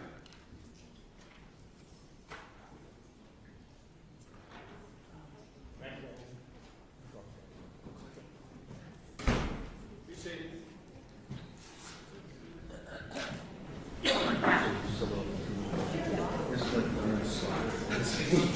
I know that you can see it.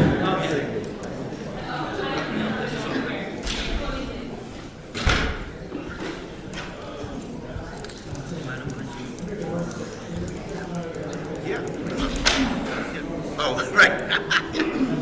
Paper airplane. No, I know, it's cool. I do the same stuff.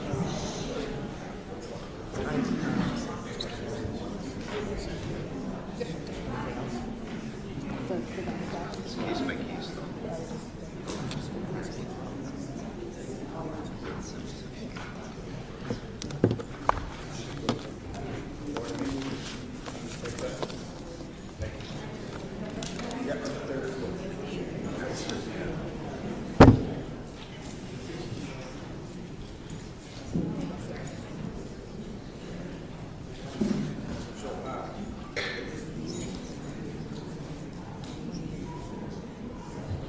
Right, it's too much, I know.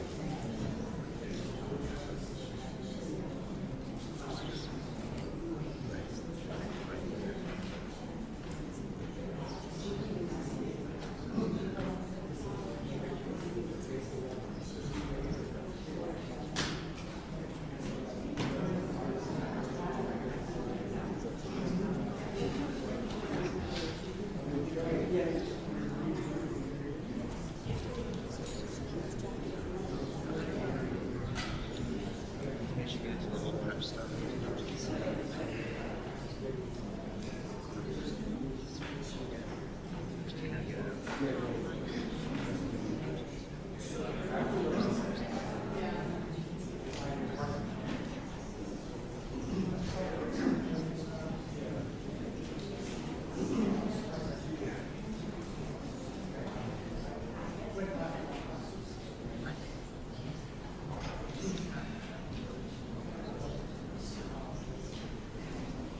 Yes, they're just like a stack of those ICs.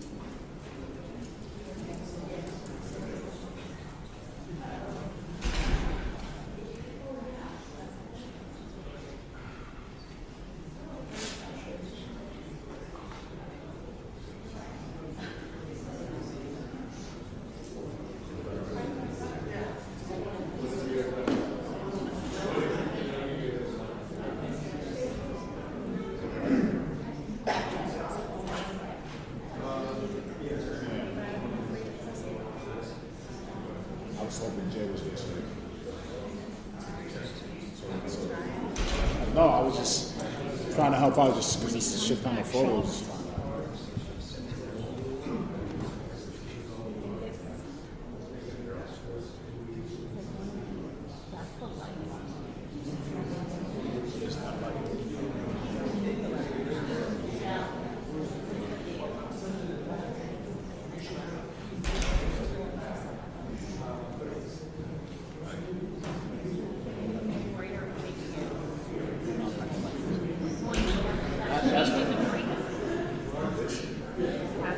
No, that's the light. The light is off.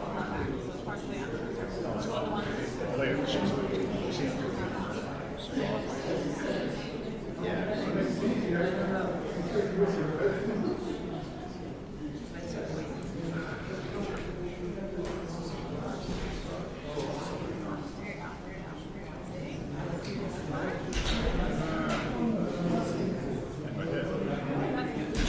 It's a nighttime photo, right? Works like it.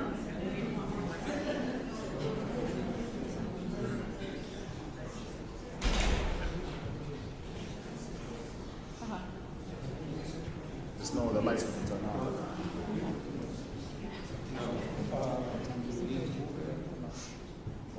Yes.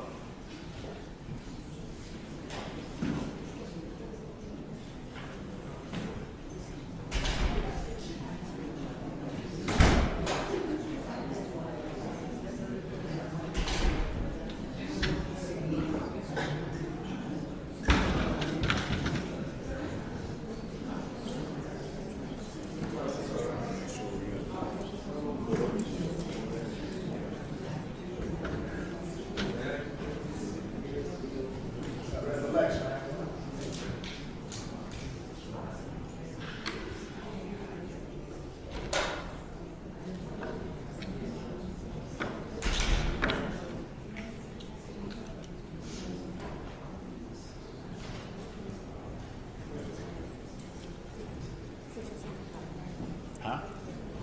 I'm opening some windows, yeah, I'm opening this one, I was waiting for it to go break. Just got a little steam in it. A little steam. Yeah, no. I'll be alright. We're so stupid.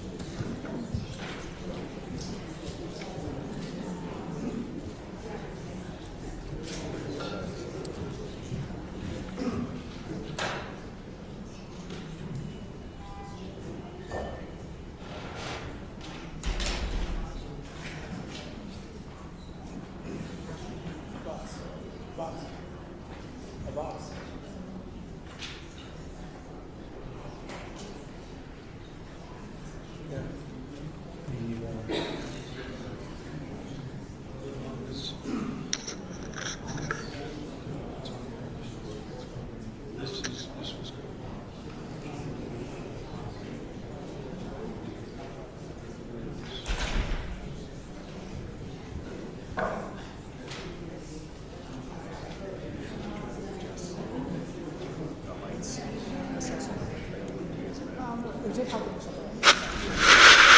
Some of it actually did help.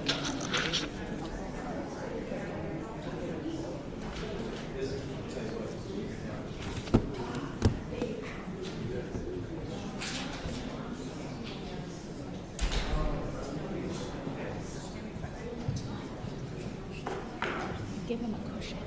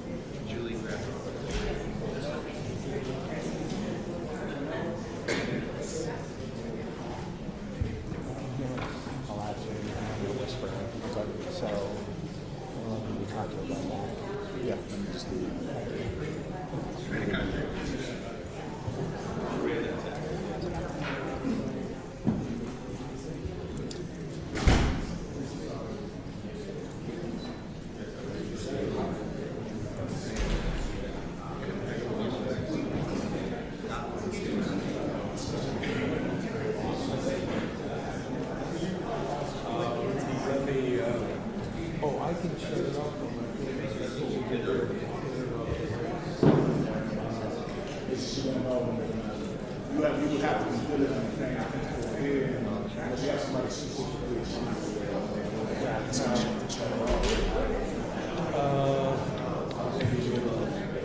I can, I'm picking up this speaker. That's what put it on the phone. Yeah, that's what I'm looking for. It would have to be on a different table. So this goes up to where? It goes to the camera direct. This is the camera direct, Yeah. so the cord is already all attached, so Yeah. it goes all the way this way? Why is there something?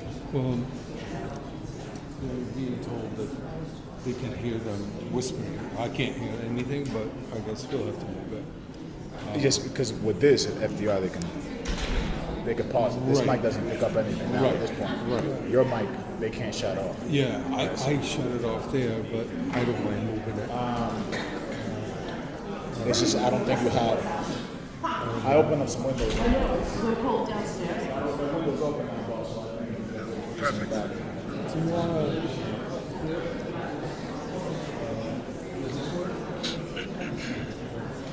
That's for the, I mean, he's just looking to pick up some of the voices. yeah.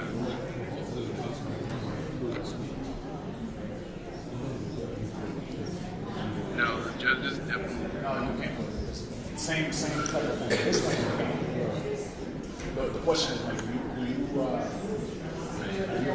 I'm not sure. I haven't heard anything coming out. What are you looking to do?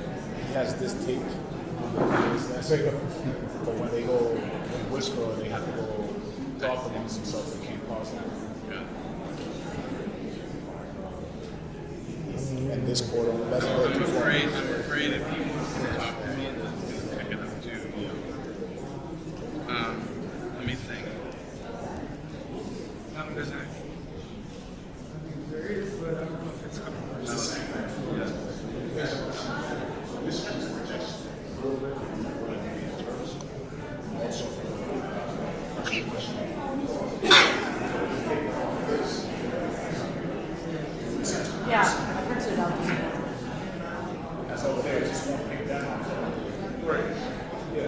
Me?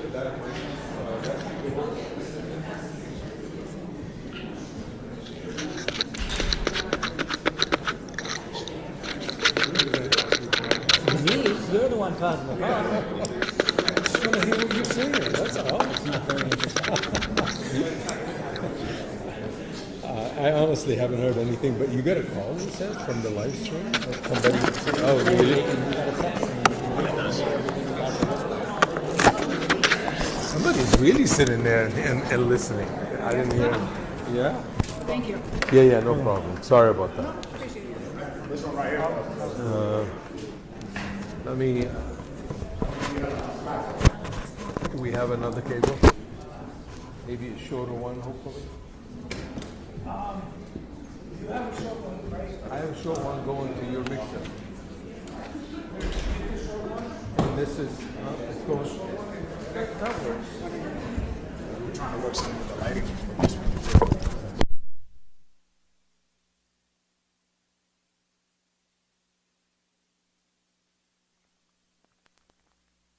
Hold on. You're gonna pull it. Sorry. You're gonna pull that way. I'm just gonna. Do I have all the way to here?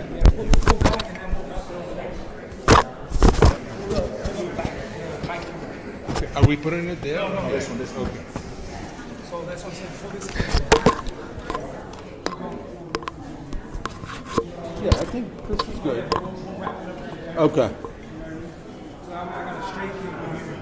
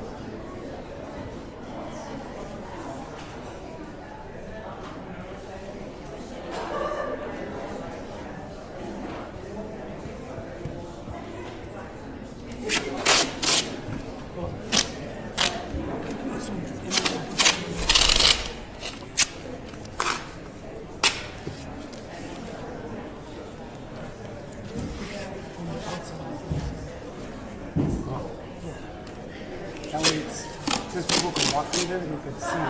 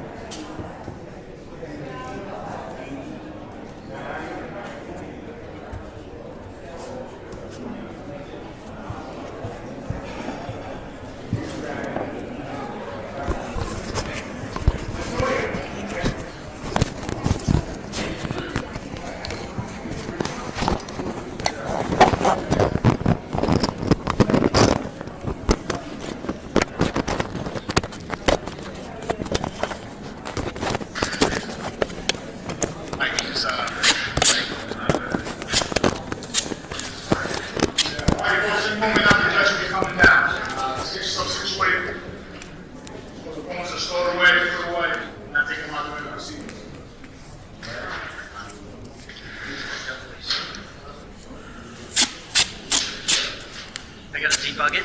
What do I got to get here? Thank you. I appreciate it. Seriously. Sorry.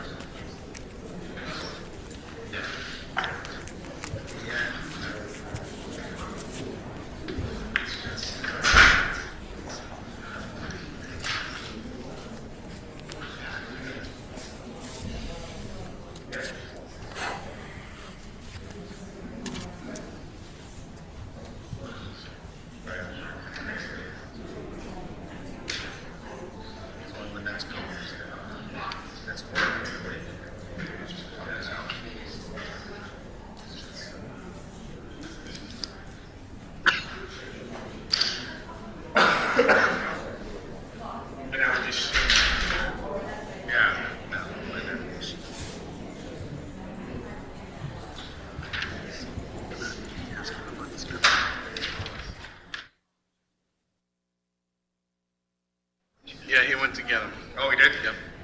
I'm gonna ask him any questions.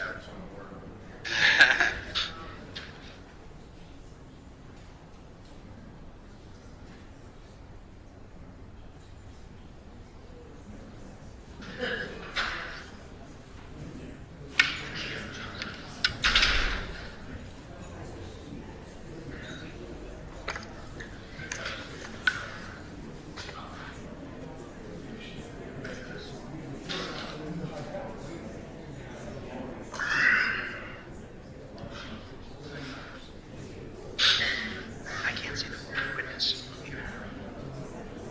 What's coming in shortly?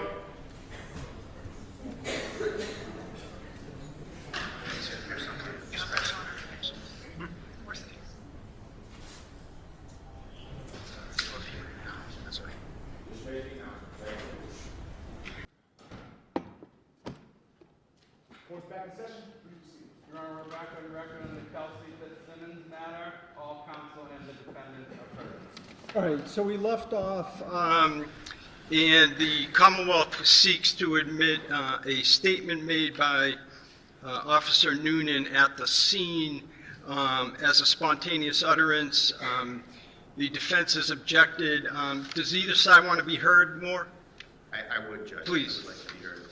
So the government wants to have it both ways here. You know, they want you to think that this guy is cool, calm, and collected, you know, and then they want to get some statements in a completely different aspect. So, you know, statements that are excited utterances are, you know, they can't be made after there's been time for reflection, you know, time for possible fabrication. And here it's 5 minutes goes by, and, you know, this is not, you know, I know probably all of us attorneys in this room, and Your Honor certainly, are used to thinking about excited utterances maybe in a little more of a liberal fashion with like a domestic violence victim, someone who is completely upset and the upset continues. You know, they've gone on record saying how professional and cool and calculated this guy is. So that plus the 5 minutes, plus the time for fabrication here, plus the motive for fabrication, I think makes it fatal to the government's efforts, and I think you should deny it. Anything in addition, Kamala? Your Honor, the declarant himself need not be excited. It is the fact of the matter that the declarant is still under the stress of the exciting event. And the court should consider the factors such as whether it's made in the same location as the precipitating event, temporal proximity, age, spontaneity, and degree of excitement. Your Honor, the Commonwealth is not claiming that, you know, Officer Noonan was in shambles after the shooting. Certainly not, but he was still under the pressure of the event. It was within minutes. It was in the same location. Officer Noonan is present. He's going to testify, available for cross-examination, no confrontation issue. So I would suggest that in the court's discretion, you allow the spontaneous utterance for whatever degree of value you see fit. Okay. So the last thing, Judge, if I may respond, is sorry. It's just that, you know, this is the exact time you would fabricate when your colleagues are starting to form opinions about what happened. It's the exact incentive, it's the exact time to fabricate. Thank you. Okay, all right. I think Attorney Moriarty was referring to the factors in Commonwealth versus Baldwin. At least I think that's a more recent case that has them, which is at 476 Mass, 476 Mass 1041 at page 1042 of 2017 case. So I can say that a lot of the factors, you're right, do gravitate towards admission, them being admissible, but I am going to sustain the objection. This will be somewhat of a double negative, but strike that. I am unable to find by a preponderance of the evidence that the statement was not the product of reflective thought. So the objection is sustained. All right, you may continue, Mr. Gubitosi. Thank you. Just one other question.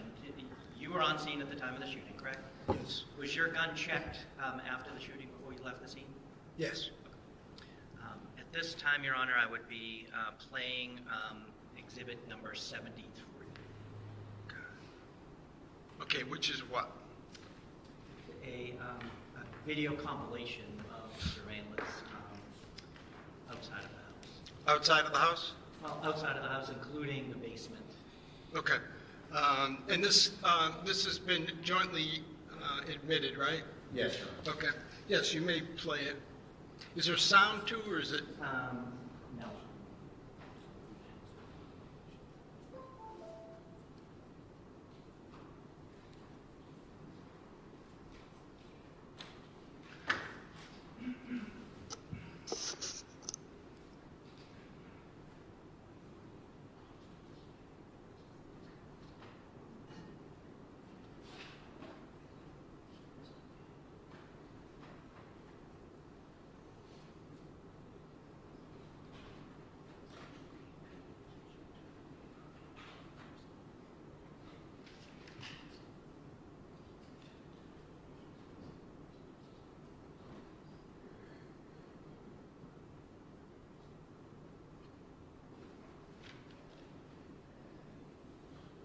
Can you folks in the back row see all right? Yes, thank you. Oh, sorry. Just, we can see when it's on the screen, you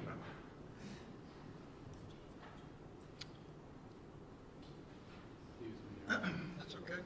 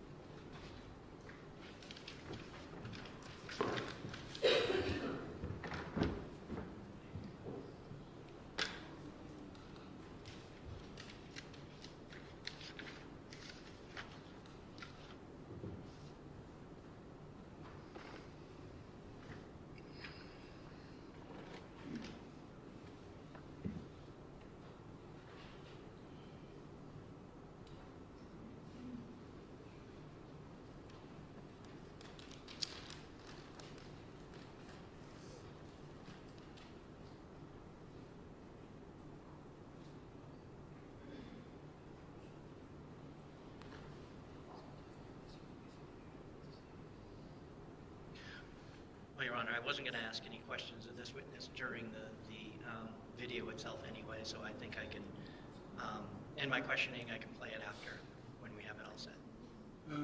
Okay. Well, Mr. Wayne, you think you can just in a couple minutes, or you're not sure? I'm not sure. Okay. All right. All right. So, yeah, why don't we maybe try to fix it at the lunch break? Would that work? Would that work for the Commonwealth? Sure.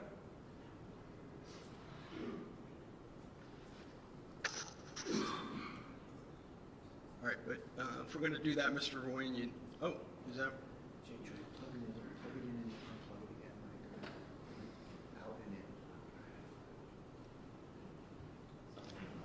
That's okay. I have IT here, I can have them come up at the break. Okay, that's fine. Thank you.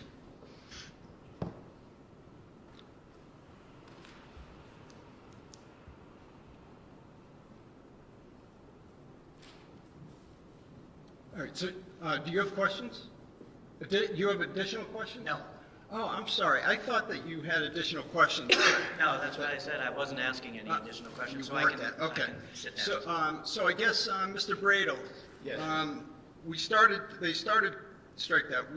to watch Exhibit 73 at cutoff. We're having some audio-visual difficulties, which is my signal for our IT folks that may be in the building to come on up and help us. But while I'm stalling doing that, are you okay with marching forward with your cross? I can Without start, but it is my problem now, Judge, I guess, and I just would like it to work at some point. So to be clear, you want to use this video in your cross? Yes. All right, well, in fairness, if that's the case, then I should allow the Commonwealth an opportunity to play it. So, where's our IT folks? He's on his way up. Okay, excellent. Is it? His name is Khan.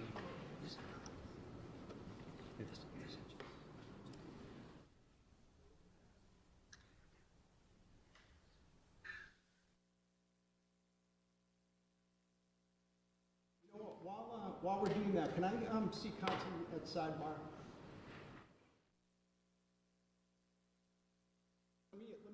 Let me just make sure that I understand. Mr. Gubitosa, if this were to play to its conclusion, you would have no questions? Correct. Okay. So then, why don't we do this? Let's march forward with the cross. And obviously, Commonwealth can follow up on redirect, and maybe by then we'll get it working. All right? Unless you were going to start with that? I'm trying to be flexible, Judge, but I do want to set the stage with how Okay. Kelsey came home and how they came into the house. No, that's fine. You should be able to try your case.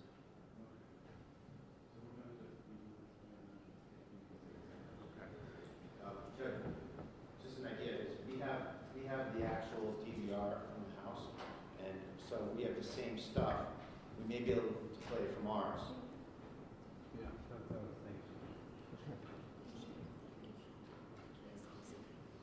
Actually, it's even better. We do have their compilation that we Okay. can play from here, maybe. Right, you have the exhibit, you're just putting it in a Right. different computer. Okay, maybe we can do Right. that. Is that right? Can you just confirm that that's right? That Yes. It's the same exhibit? Okay. Yes, Judge. It's what we received. All right. So,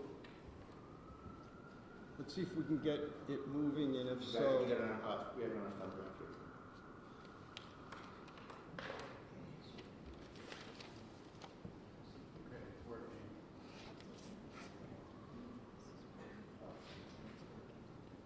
All right, so why don't we So do we can this? use that. Let's start from the top. Can you just replay, just start it from the beginning? We're still going to consider that this is during the direct by the Commonwealth of the lieutenant, and this is Exhibit 73. And now, of course, it won't work because I've said too much.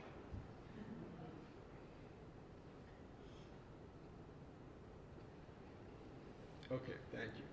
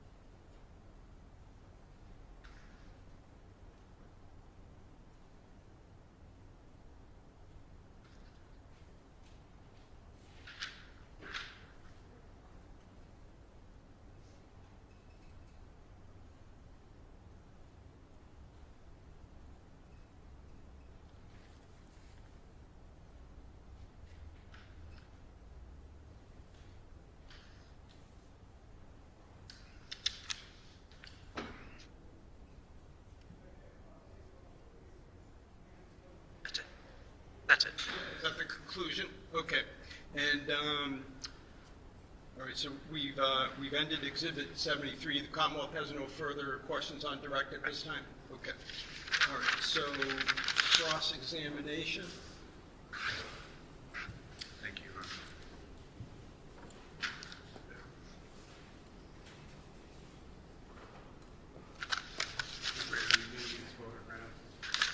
I'm sorry? Photographs. Do I need what? Oh, yes, photographs, thank you. Thanks.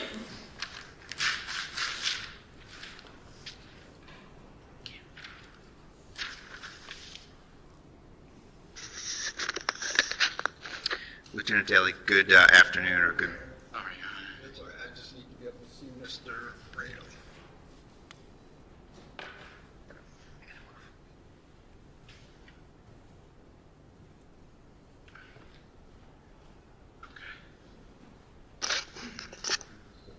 All right, all set, Mr. Bradley. Sorry, did something just happen? Sorry, I was hoping to just.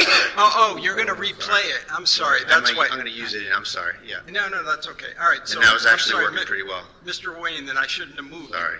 No. So do what you need to do. Okay, you ready?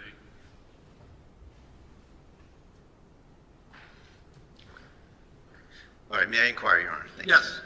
Good afternoon, sir. Good afternoon. So we've never spoken before, correct? Correct. And you did not write a report in this case? I did. And where is it? Who did you write it to? Where did I write a report Right, to? when did you write it? Afterwards? And was it submitted in discovery? I don't know. I wasn't involved in that. Okay. Now, as far as preparing for trial, did you meet with the Commonwealth to do so? I did. And how many times did you do that? Once. And when was that? Friday. Last Friday. Last Friday? Okay. And so it's been obviously since June 30th since this happened, correct? Correct. And you've been on the job with Officer Houston? Correct. You've been on the job with Officer Noonan? Yes. Now,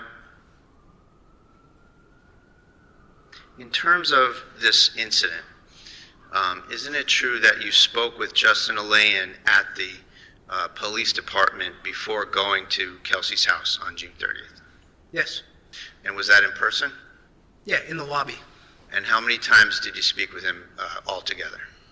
In the lobby? Or Anywhere? about This? If I had spoken to him at a work, like if he was on some type of a medical event, I mean about this incident, about the service of the restraining order. just in the lobby. So and once- then when I called him on the phone to come over to the house, I've never spoken to him other than that. All right. How did you get a hold of his phone number? Because he gave it. I asked him for his phone number when we were in the lobby before I left, and I told him to wait in the lobby till I called him to come over.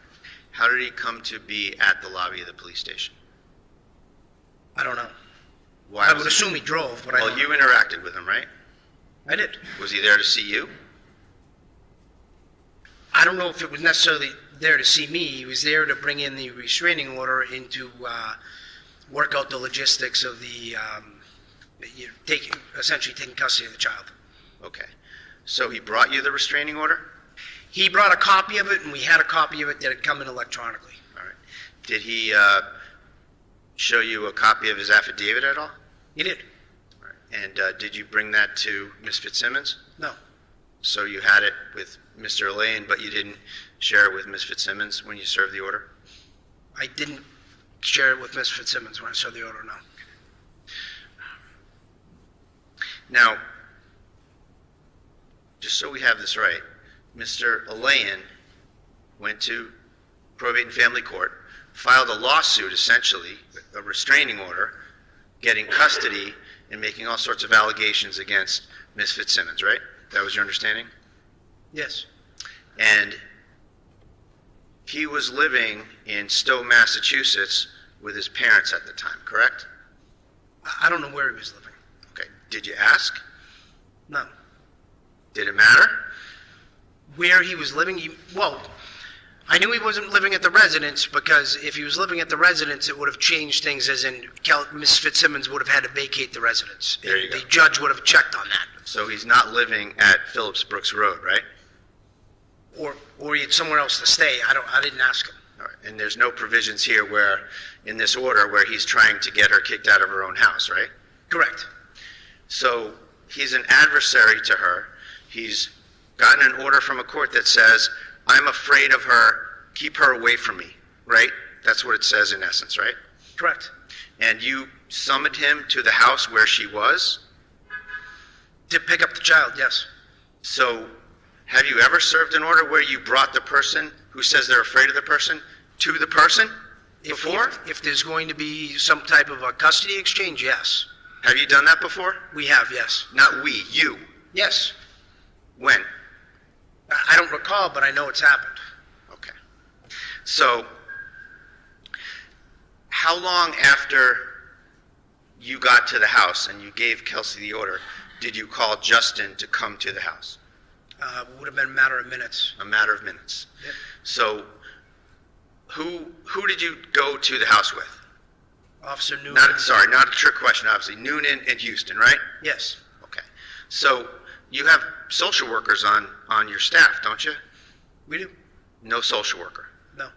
So with respect to the situation, you knew this was a 4-month-old child, right? I did. DCF? No. So you go to the... When you said DCF, are you asking? I'll ask a more detailed question, sorry, Your Honor. So you didn't summon anyone from DCF to come and look at the situation or anything like that to, you didn't report to DCF about the situation? Which situation? The fact that you were going to a police officer's house, taking her 4-month-old baby and giving it to a guy. The father? Yeah. No, I didn't call DCF, no. All right, aren't you a mandated reporter? I am. And you didn't report it? What, report what? The fact that there was a dispute over the 4-year-old child and that there was a court order to take the child away? No, I didn't report it. Now, restraining orders, you're experienced with restraining orders, right? I am. Restraining orders have provisions for retrieving property, don't they? What do you mean by that? Restraining orders have a provision that says, and the judge can check the box, the judge can write things in it, as they often scrawl things in, right? Paragraph 10 says, you may pick up your personal belongings in the company of police or at a time agreed to by the plaintiff. That's just by the plaintiff, it says that, right? Yes. And so there's a provision where the plaintiff can allow it by agreeing to it. And this is a situation that's a little bit different, isn't it? The plaintiff is leaving, right? And the defendant is staying at the house. Yes. So the judge took no action in that area, did they? About whether or not Justin Aylaian could go into that house. No. And so you took that upon yourself to let him in there? She was informed that we were calling him to come get the baby. She did not object to it. She didn't object to it? No. When was she informed? When I served her the order, when she was sitting on the couch. And you said what? We're going to her- let Justin come over and rummage around your basement? No, I didn't say that. What I told her was that Justin was granted custody of the child by the court or whatever, and that's what I said to her. And while we're on that topic, she didn't say, I want to pack a bag. You and your colleague officers told her, pack a bag for the baby, correct? No, we did not. She raised she basically said the baby doesn't have anything. Well, you're the one planning this, sorry. I did not hear that last.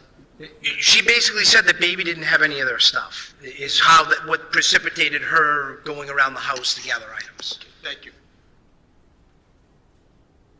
So you're the one planning this out. It's your testimony that you weren't thinking about her needing to pack some things for the baby to take with you or with Justin Aylaian?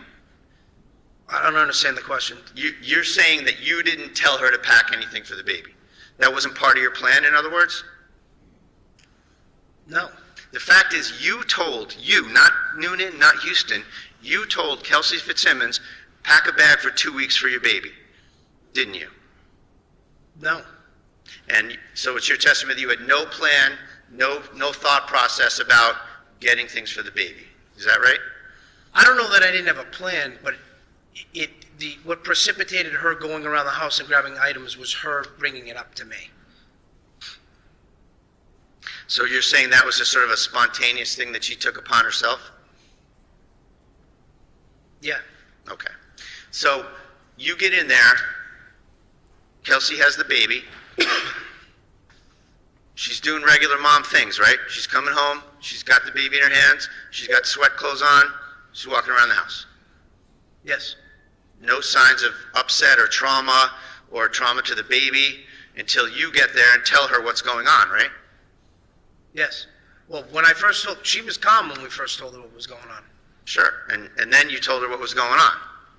When I told her what was going on, she was still calm. She called her mother on the phone, but she didn't become emotional at that point. And the baby started to cry. Yeah. And at that point, you asked her to put the baby in a rocker. Is that right? No, she put the baby in the rocker before she sat on the couch. At some point, Kelsey picked the baby back up because the baby was crying. Correct. And she was in the middle of feeding the baby, right? When you got there. Which I don't know that. So there was a bottle. I don't know what she was doing before I got there. Okay. There was a bottle with formula or whatever there. Yes. And she told you that she was feeding the baby and that she needed to keep feeding the baby, right? Actually, yes. Yes. Okay. And then she hands the baby to who? Officer Noonan. Okay. She handed the baby to Officer Noonan. Correct. Right? And she gave the bottle to Officer Noonan, and Officer Noonan fed her baby, correct? I believe so, yes. So her state of mind towards Officer Noonan, 5 minutes before the shooting, or 10 minutes, or whatever it is that you're someone that can feed my baby. You're someone that can take my baby, right? Objection. It's somewhat argumentative, overruled. She did that, right? She did what? What I just said. Can you ask the question again? She gave Noonan her baby. Oh, And yes. she gave him the bottle and he fed her, right? Yes. And nobody forced her to do that. She made a decision to do that on her own, right? Yes. Now, you said that Kelsey had started in 2025? That's what I have in my notes. That's not no, right, it was is it? before, I believe it was 24. Okay, well, it's 23, Okay. is it not? I'm not positive of the date. It's been a few years. All right. It's fair to say that you hired her, right? I did. You trained her for 6 months you were her DI for 6 months, right? Drill Correct. instructor? Yes. She was the treasurer of the police academy when she was there, right? She was. She came on the job and she worked under you on many shifts, right? During field training and I believe briefly afterwards, yes. All right, so she's an officer from 23 that you know well, and she's been there a while, right up until going out on maternity leave and then coming back, just about to come back June 30th, right? Correct. And as of June 30th, she was slated to go back on the schedule for July 4th, right? To go back on patrol, yes. Yes.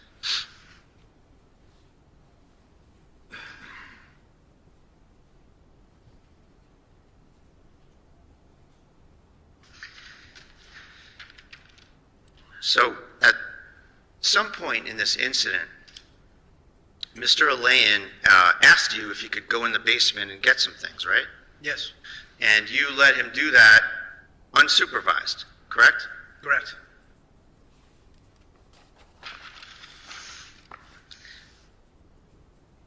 Isn't it required that an officer accompany the person with the consent of the homeowner? I'm not sure.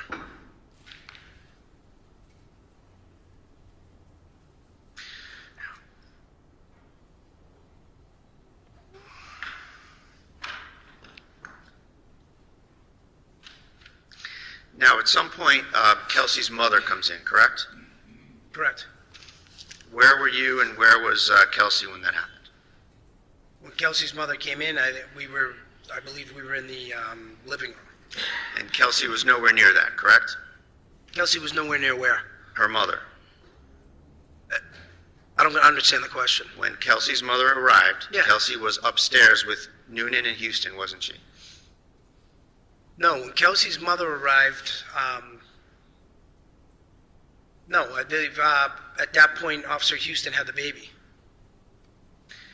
I'm sorry, Officer Houston? Officer Houston had the baby. And Officer Houston gave Kelsey's mother the baby, correct? Correct. And then Officer Houston went upstairs?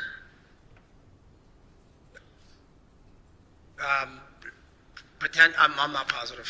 So at some point, you're downstairs, Houston and Noonan are upstairs with Kelsey, correct? Correct, yes. All right. Where was Mom at that time? She was in the living room With who? with the baby. And where were you? In the living in the living room. So you're with her? Yes. Okay.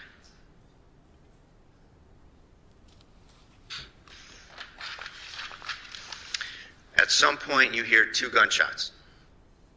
Yes. And at that time, Houston is downstairs with you. He's joined you downstairs. When the gunshots happen, he's downstairs, but he's not joined with me.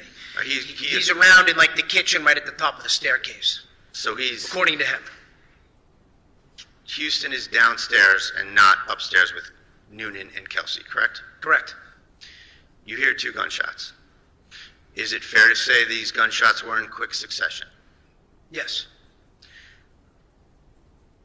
What did you do? I was running up the stairs when the shots were fired. Did you see the shots? No, I heard 2 loud bangs. I was running up the stairs. Where was Noonan, if you know? Noonan was right outside of the frame of the bedroom door, in like the, if you want to call it a hallway, the upstairs hallway. Like in maybe between- like a landing, like the top Door. landing of the steps? In between both bedrooms. All right, so Noonan is at the door frame, correct?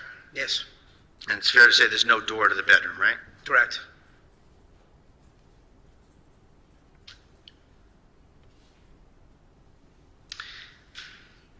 When you get up the stairs and look into the room, what's the first thing you see? Her feet Where were they? over on the other, the far end of the bedroom by the bed. Kelsey's feet. Correct. And she was on her back. Yes, She had a gunshot wound to the lower chest. yes.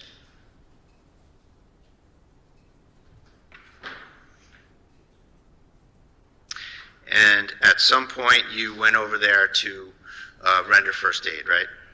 Yeah, it was pretty much immediately. Okay. And Noonan is covering the scene with his firearm, correct? Correct.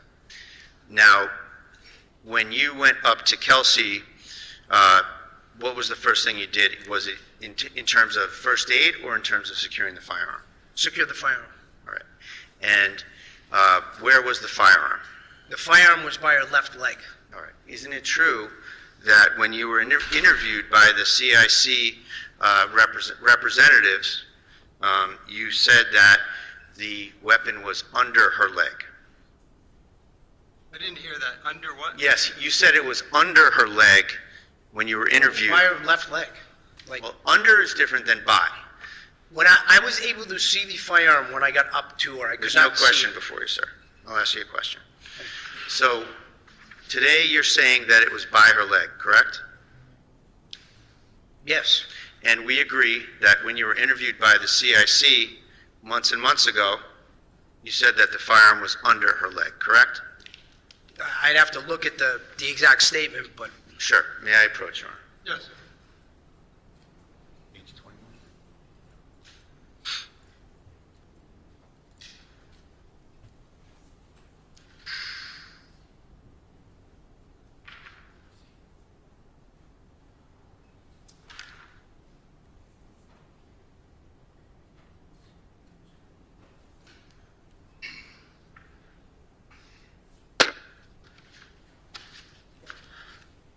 Mr. Prater, yeah, you can approach. Can you just make a record of what it is that you're showing him? Sure, Judge. For the record, I'm proffering the witness, page 21, of the CIC report that was commissioned by the North Andover PD. Okay. You wanted to look at it? Yes, please. Thank you. All right. Lieutenant Daly, do me a favor. Look, you can look anywhere you want on the page, but I want to invite your attention to right here. You can look up and down. Yep. Just take a look and familiarize yourself when you're comfortable. Okay. You got it? Yep. Okay. I'm going to read something, and I'm going to ask you if I read it correctly. So she's laying on her back, head towards the window, feet closest to us, and the firearm was underneath her left leg. Did I read that correctly? You did. And that was your testimony, right? Yes. Thank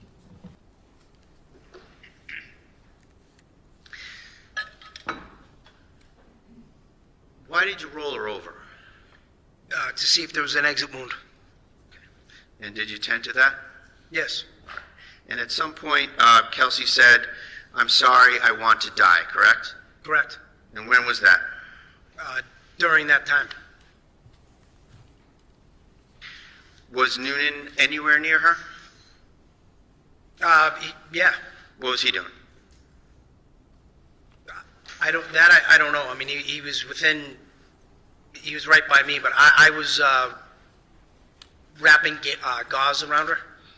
We're trying to at that point. He was there. He might have been grabbing stuff, more additional things out of the medical bag. I don't know. At that point, Kelsey looked at him and said, "Why?"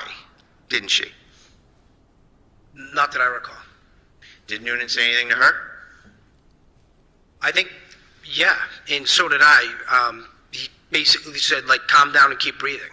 Okay. Is that it? That I can recall, yes. And what about you? What did you say to her? The same thing. Okay. Now, you were asked if you had your gun checked as a result of this incident. What? I don't mean to put you on the spot. And you can go find it. But do you know your gun serial number?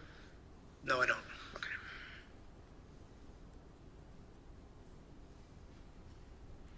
What were the circumstances of you getting your gun checked? You mean why they did it? No.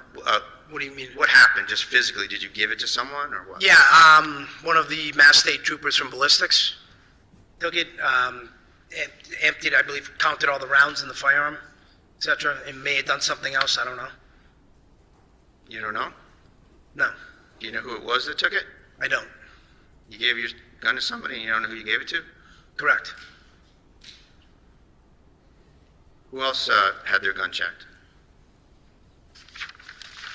I believe all three guns ended up getting checked. Maybe not there, but I don't want you to speculate, so I wasn't present when anyone else had their gun checked. okay, I appreciate you trying to help. Just my question is, what's your personal knowledge of who got their gun checked? Let me ask it a better way.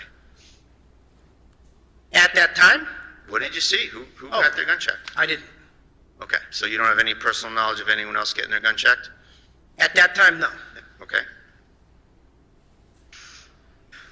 Did you witness someone else giving up their gun and getting their gun checked at another time period? No. So the whole state of your knowledge about guns being checked is that your gun was given to someone, if you don't know who it was, but they took out the bullets and the cartridges and inventoried it. Is that it? Well, I didn't give it. I gave it to a Mass State trooper from the ballistics team. I believe there were three of them over by the truck. I don't know which one I handed it to. I didn't ask him his name. But yeah, that's what happened. Okay.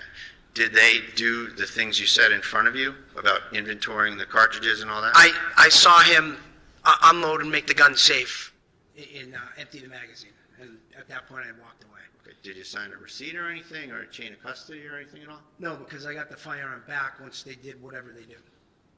And when did you get the firearm back? At some point after that same evening. That same evening? Correct.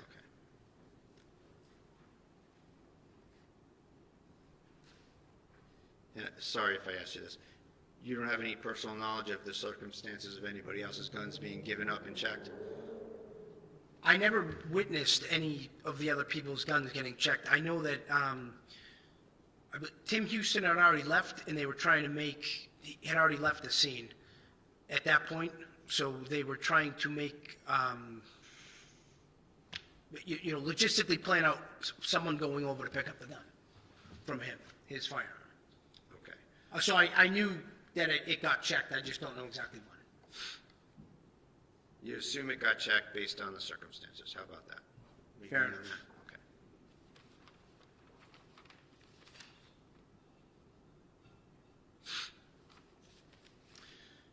Now, you spoke with Justin Aylaian at the lobby of the police station before you went to the scene, right? Yes. We talked about that. Now, up until that conversation, did you have any information any further information from Justin Aylaian about the circumstances of Kelsey's state of mind that day, or anything that was going on with Kelsey that day? Prior to seeing him in the lobby? When you were speaking with Justin Aylaian in the lobby, Yeah. had you already had any information about Kelsey's whereabouts or actions that day? From Justin? From anywhere? Oh, yes. Okay. Were you aware that she was waiting for him at the park in town? No, I wasn't aware that till Kelsey told me that when we went to the house. Okay. Isn't it true that at the police station, Justin Aylaian said to you, "I wouldn't be surprised if she shot the baby right in front of you," right? Yes. And that added to your mindset about going to see Kelsey, didn't it?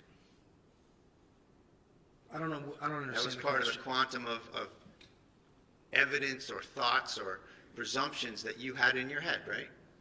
I think it raised my awareness, And that was communicated to Noonan, wasn't it?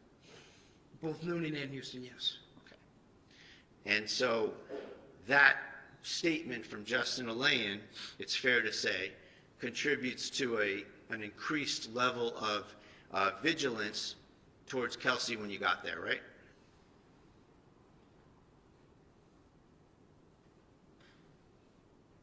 No, I would think, It's your testimony that that's not a factor in your mind? Is no, that it's a correct? fact, it's a factor in my mind, but I think from a tactical perspective, I think everyone was, actually, yes. Did you- Everybody was probably more on point than normal. Did you consider Justin Aylaian's motive for saying such a thing, or credibility or lack of credibility of him saying such a thing? Overruled, just yes or no? Did I consider, I'm sorry, can you Did ask you me that? consider the source? How about that? No. He was a plaintiff in a domestic situation seeking to get custody of his baby and her baby through an ex parte restraining order, right? Sustained. Well, he was adverse to Kelsey Fitzsimmons, wasn't he? Yes.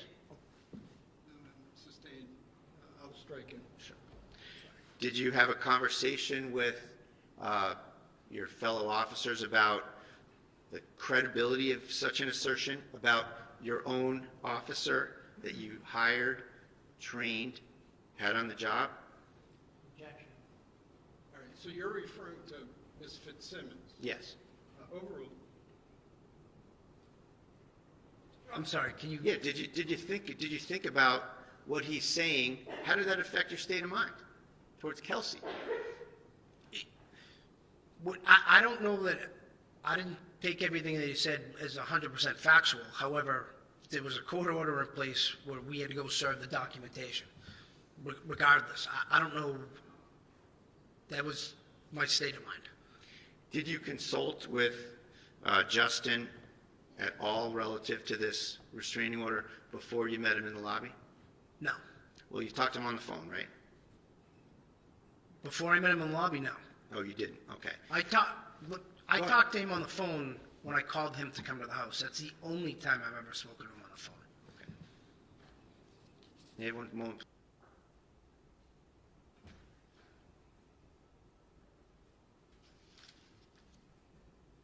So, Lieutenant Daly, after this shooting and a crime scene's established, it's fair to say that you had some other officers come to the scene, correct? Yes. And some of those officers were trained mental health officers, correct? Everybody's a trained mental health officer in some capacity. Well, there's Officer Seawade, Yes. and he has some special training with mental health Yes. issues, correct? And Seawade? Seawade, S-E-W-A-D-E, Your Honor. And he came to the scene after the fact, right? Yes. He didn't come for Kelsey, he came for Noonan, right? Yes. Nothing further. When you provide when you're serving a restraining order, you serve the order itself, correct? Yes. You don't serve an affidavit.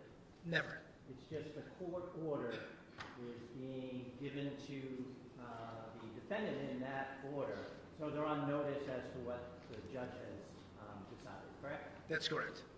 Now, you talked about your gun being checked. How many rounds do you typically carry in your gun? 17 in the magazine and 1 in the chamber, so 18 total rounds. Thank you. Nothing else. Right, any recross? Just one or two questions, Your Honor. So counsel asked you, you don't serve the restraining order. I'm sorry, affidavit. You don't serve the affidavit, right?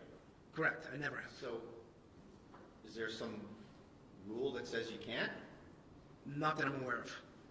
So you had the affidavit in this particular circumstance, right? Yes. And you didn't give it to him, That's correct. and you could have. I don't know. My understanding, we've never, I think as a general rule or practice within our PD, I'm not familiar with anyone ever serving a restraining order, including the affidavit. Well, when someone walks into the police station with the order and the affidavit and shows it to you and uses it, it's not a big deal to make a copy and hand it to the defendant, is it? Well, the document I served was a document I printed that was sent to me directly from the court, not what he gave me. I just made a copy of that and remained in the OIC office. It's fair to say that in the circumstances where you don't give an affidavit, it's when you've gotten something from the court via the system, the OIC email, and they don't give you the affidavit, so you just serve what you get, right? Right, which is what I served there. Right, and this situation is different because you had the affidavit in hand, right there, and you could have brought it, couldn't you? And you know of no rule that says you shouldn't. Not that I'm aware of. All set? Well, you're not getting involved in the matter. Hold on, The court decides, We, correct? are we going on to redirect? I'd like to. All right, a couple questions. You're not getting involved in the matter that the court decided, like a probate matter, correct? Correct. You're simply going and serving the restraining order per what the judge found, right? That's correct. Nothing else, thank you. Do you have any recross? No? Sure? All right. Let me just see if I have a question or two.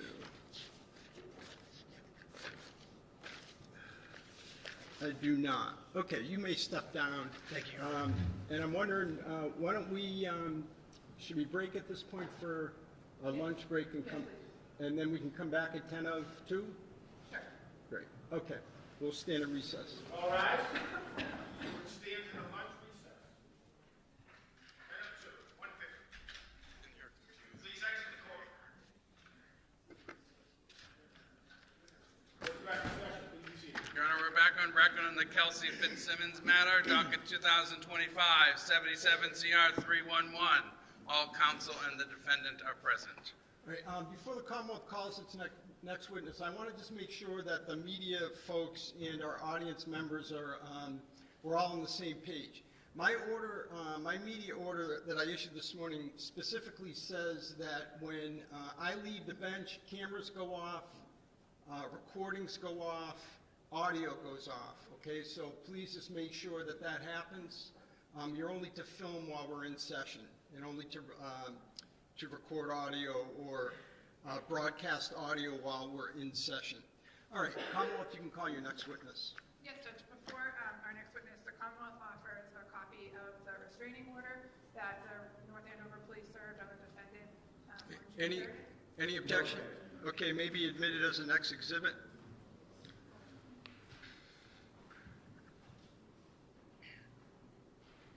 Exhibit 74, so marked. And Courtney Aylaian, please. Yeah, that's right. Yeah, I'll look at it.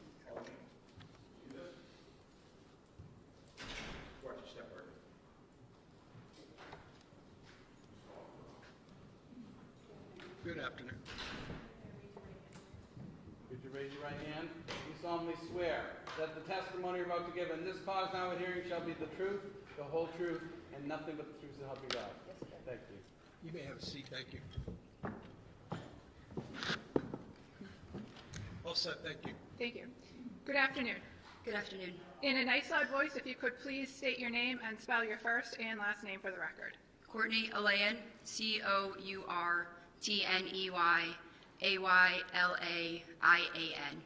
And did you pronounce your last name Aylaian? Yes. Okay. How old are you? I'm 28 years old. In what city do you live? I live in Stowe, Massachusetts. Where did you grow up? Stowe, Massachusetts. And did you go to school in Stowe? Yes, I went to all of my childhood schooling in Stowe. Well, I went to high school in Bolton, Massachusetts at a regional high school. What do you do for work? I work in software sales. And do you have siblings? I do. I'm the youngest of 4. And if you could please state your siblings' names and their ages from oldest to you. Sure. Brendan Aylaian is 34, Justin Aylaian is 32, Ashley Aylaian is 30. And you are? I am 28. Thank you. I'd like to focus on your brother, Justin. Yes. What's your relationship like with him? Justin has been one of my best friends for as long as I can remember. He's been an incredible older brother. He's been very, I would say the first word that comes to mind is kind. Justin is probably the kindest person I know. He is loyal to the people he loves. Next question, please. Sure. Are you aware that he was engaged to be married at some point? Yes. And around when did he become engaged, if you know? Sometime after August of 2024. Okay. And do you know who he was engaged to? Kelsey Fitzsimmons. And have you had the opportunity to spend time with Justin and Kelsey Fitzsimmons? Yes, I have. And do you see her in the courtroom here today? I do. If you can please point her out and describe an article of clothing she's wearing. She's right here in front of me. She's wearing a pink, some sort of blazer. Your Honor, may the record reflect the witness that identified the defendant? It may. Do you know when the wedding was supposed to be? The wedding was supposed to be in October of this past year. October 2025? Yes. And was it ultimately canceled? Yes, it was. I'd like to direct your attention to the weekend of June 28th and June 29th, 2025. Objection. Okay, grounds? Relevance, 403. Okay, so let's take it a question at a time, okay? All right, next question. Did you go somewhere that weekend? Yes, we went to Bethel, Maine. And who is we? Myself, the groom's party and the bridesmaid party. So Kelsey, Justin, myself, my sister, Katrina, Michelle, Deandra, Cassie, Maddie, Kelsey's sister. I'm trying to think if I'm missing anyone for females. On the groom side, it was both my brothers, Brendan and Justin, his friends Aiden, Dave, her brother Will, Hunter. That might be everyone from the parties. And was it kind of what's known as a Jack and Jill bachelor party? It was a Jack and Jill bachelor party, yes. And did the weekend end early? Yes, it did. And did you go home? Yes, I fled the house. For just exploring this, judge, is, Okay. they're not allowed to open this door. This is an assault involving an officer and my client. Okay, so let's do this. Let's just argue this at side. Let me hear you at sidebar, only so that we don't have to have the witness leave. I'll see everyone at sidebar.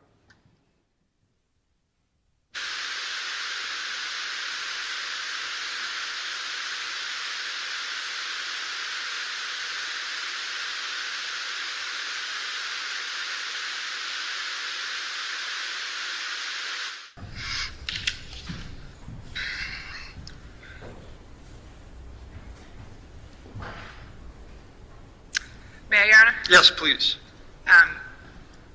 Is it true that you drove home to Stowe on Sunday of that weekend? Yes, if that is the, sorry, I'm trying to think of the days, yes. I stayed at a hotel the night before. And then ultimately on Sunday, you went to your house in Stowe? Correct. And did you have without telling me what the conversation was about, did you have a conversation with Justin on that Sunday? Yes. And then did you again have a conversation with Justin the next day, which was Monday, June 30th? Yes. And as a result of that conversation, did you go somewhere? Absolutely. Where did you go? We drove to his friend Hunter's house. And who is Hunter? Hunter is Justin's friend who he knew through the fire academy. And where does Hunter live? Hunter is in, I believe it is still in North Andover, where he lives. And is that where you drove on June 30th? Correct. And who did you drive with? I drove my car alone. I met Justin there after he called me. And did you, was anybody else at Hunter's house that day? Yes. It was Hunter, myself, and two of her friends, two of Kelsey's friends, Michelle and Katrina, who were very concerned. Okay. Without talking about what was said, did you and Justin at some point go somewhere alone? Yes. Where did you go?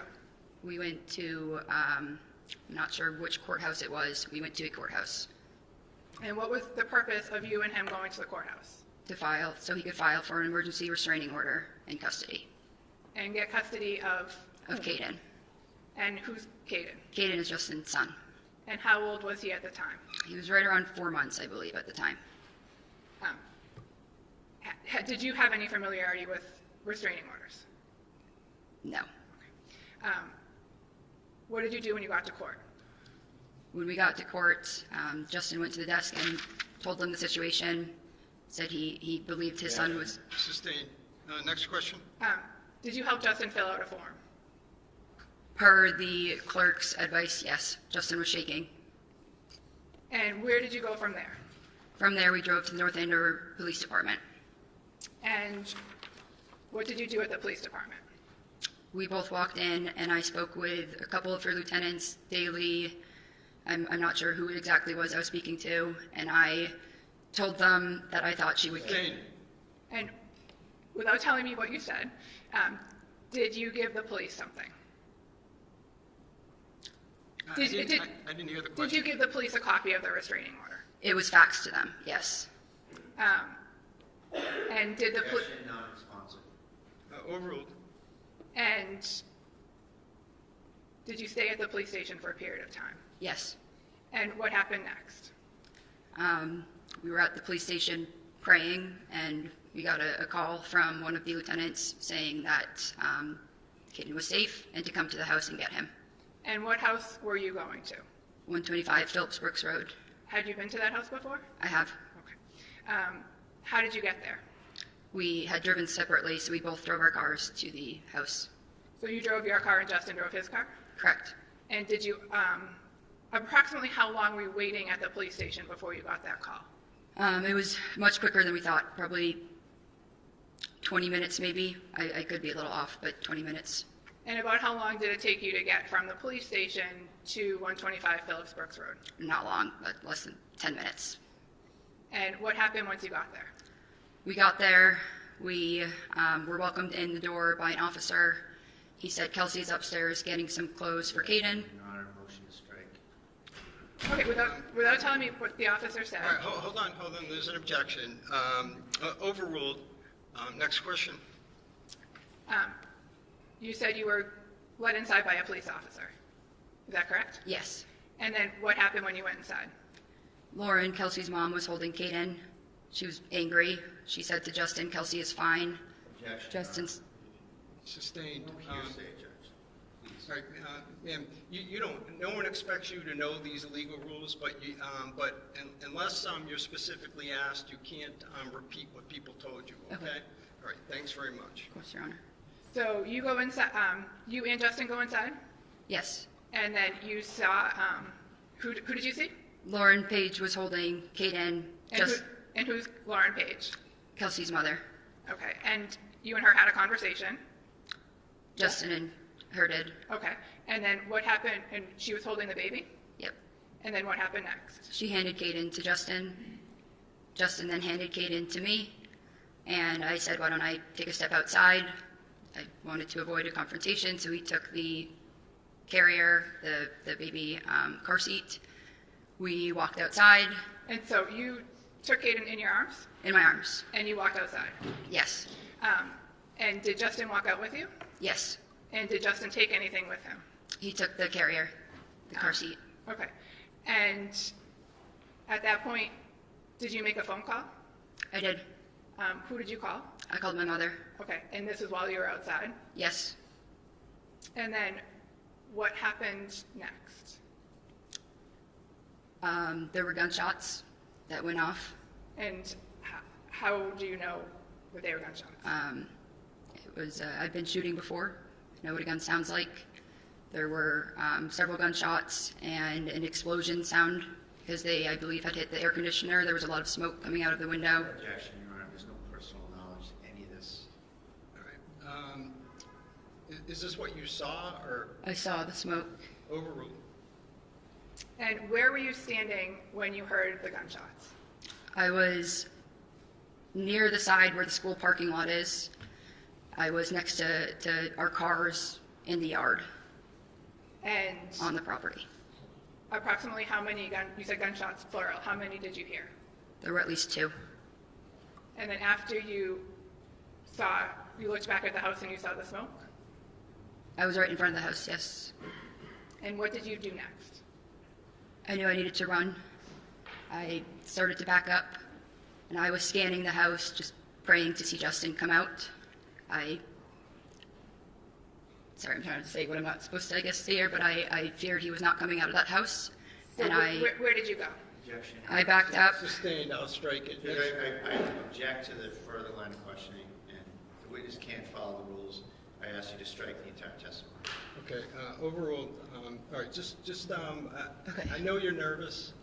Everyone gets nervous. Just listen to the question and just answer just the question. Okay, Go ahead. apologies, Your Honor. Where did you go after you heard the gunshots? I ran, put my arms around Caden, and I ran through the school parking lot and was looking for somewhere to hide, and I cut into a neighborhood and looked back and didn't see anyone, so I cut behind a house and hid behind trees, and I waited. And sometime shortly thereafter, did Justin come and pick you up? Yes. May I have a moment, Your Honor? Yes.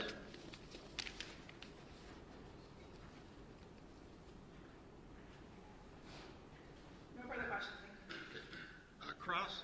A couple of questions, Your Honor, if I may. Ma'am, you said you were let into the property? Yes. Who let you in? One of the officers. And how did that go? In what sense?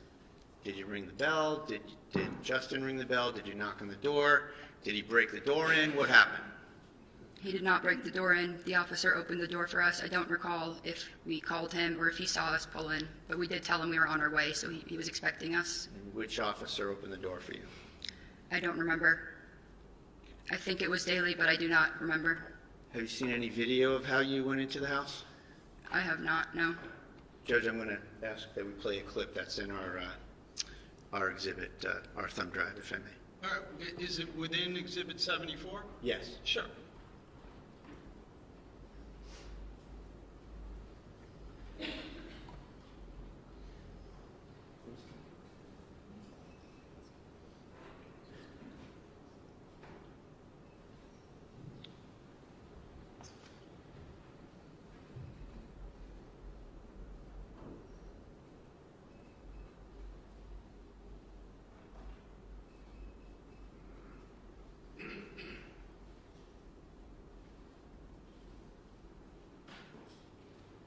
We're getting there, Judge. Don't worry about it. Take your time.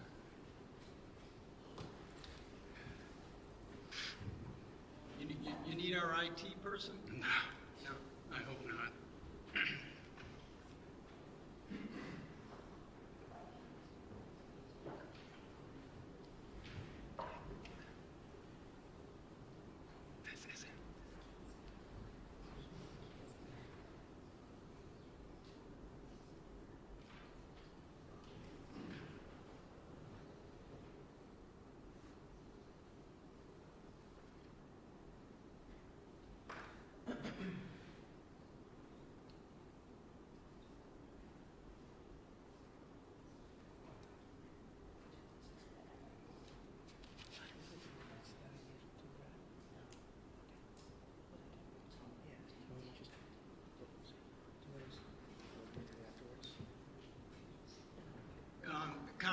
can I just make an observation? Yes, sir. I don't want to interfere. This format that is on the screen is different than what was on exhibit. Yes, Hold on, please let me finish. Sorry. Is different than what was on exhibit 74. I just want to make sure, however you do it, that ultimately I have what you're playing. Sure. Okay, so if it's just a different format and it's already on 74, no problem. So, Judge, you're a step ahead of us. I was just confirming with counsel that this particular one is not on there, but I was just gonna, I'm sorry? Oh, it is. Yeah, okay, so, I'm sorry, I guess it is on there. I thought it was. Okay. We're good? Okay. So All right. just so we're all on the same page, to the extent that either side ends up playing something over and above what is on 74, let's just mark Make it sure and get that it it into gets in, evidence. and you have a thumb drive of it. All right. Thank you, Your Honor. So, do you see what's depicted on the screen, ma'am? I do. Do you recognize it? I do. And this is the porch area of 125 Phillipsburg Road, correct? It is. Okay. Can you play?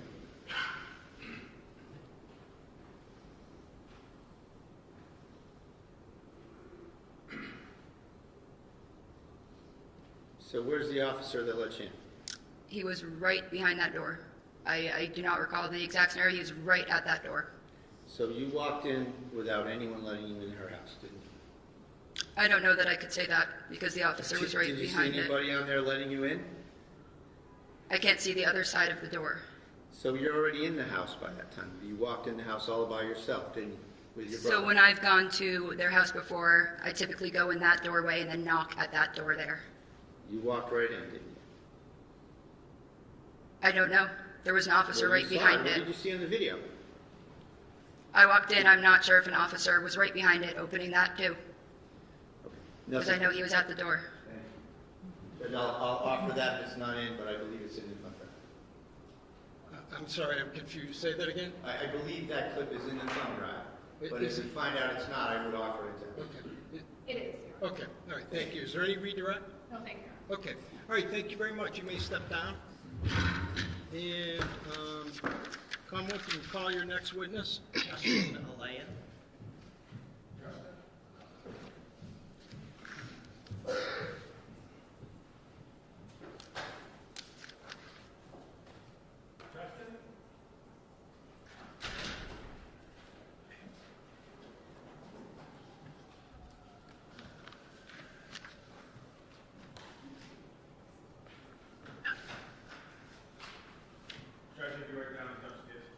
Okay.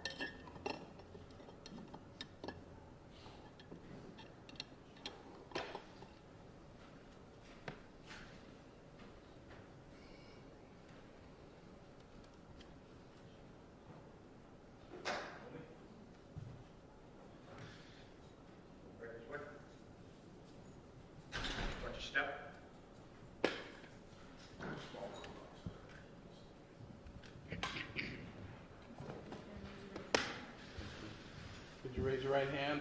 Do you solemnly swear that the testimony you're about to give in this cause now at hearing shall be the truth, the whole truth, and nothing but the truth, so help you God? I do. Thank you.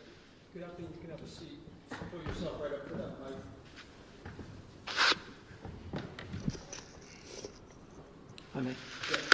Sir, in a loud, clear voice, can you please introduce yourself? Spell your first name and your last name. My name is Justin Aylaian, Justin, last name Aylaian. And how old are you, sir? I'm 32, And what town do you live in? Stowe, Massachusetts. Did you grow up there? I did, yes. Okay. And what schools did you go to there? I went to Neshoba Regional for high school. That's a tri-town, so it's still Bolton and Lancaster. That's where I attended for grades 9 through 12. What did you do after high school? After high school, I immediately went to the University of New Hampshire, where I obtained a bachelor's in business management. After you graduated from UNH, what did you do? After UNH, I did a cross-country road trip where I traveled Southwest U.S., and I got a job as a wilderness instructor at a therapy camp in southern Utah. And what do you mean by a therapy camp? I worked as a lead counselor for some youth between the ages of roughly 15 to 18, and there were some early adults as well that were above 18. And they came to this camp for a variety of different problems, whether it was drug issues, whether it was anger issues, whether they had problems at home. They would come to this camp and we would help build confidence. We would give them coping mechanisms. We would do that in a wilderness setting. We would teach them primitive living skills. And we would assist them in their transition, going back to their families or whatever they had after. At some point, did you make your way back east? I did, yes. I was out there for roughly 8 months, and I shortly came back after. Okay. What did you do when you came back? When I came back, shortly thereafter, in the fall of 2017, I enlisted in the United States Army. Okay. Did you go to boot camp? I did, yes. I attended boot camp in Fort Benning, Georgia. I enlisted as an infantry. So I attended boot camp in Fort Benning, Georgia. Immediately after boot camp and advanced infantry training, I went to airborne school, which was also at Fort Benning. Right after I graduated from airborne school, I was moved to Fort Bragg, North Carolina, and that's where I spent the rest of my tenure in the Army. Okay. How long was that? Altogether, I attempted to try to become a Green Beret, where I went to try to go for Special Forces. I went to, it's called SOPC, which is Special Operations Prep Course, prior to selection.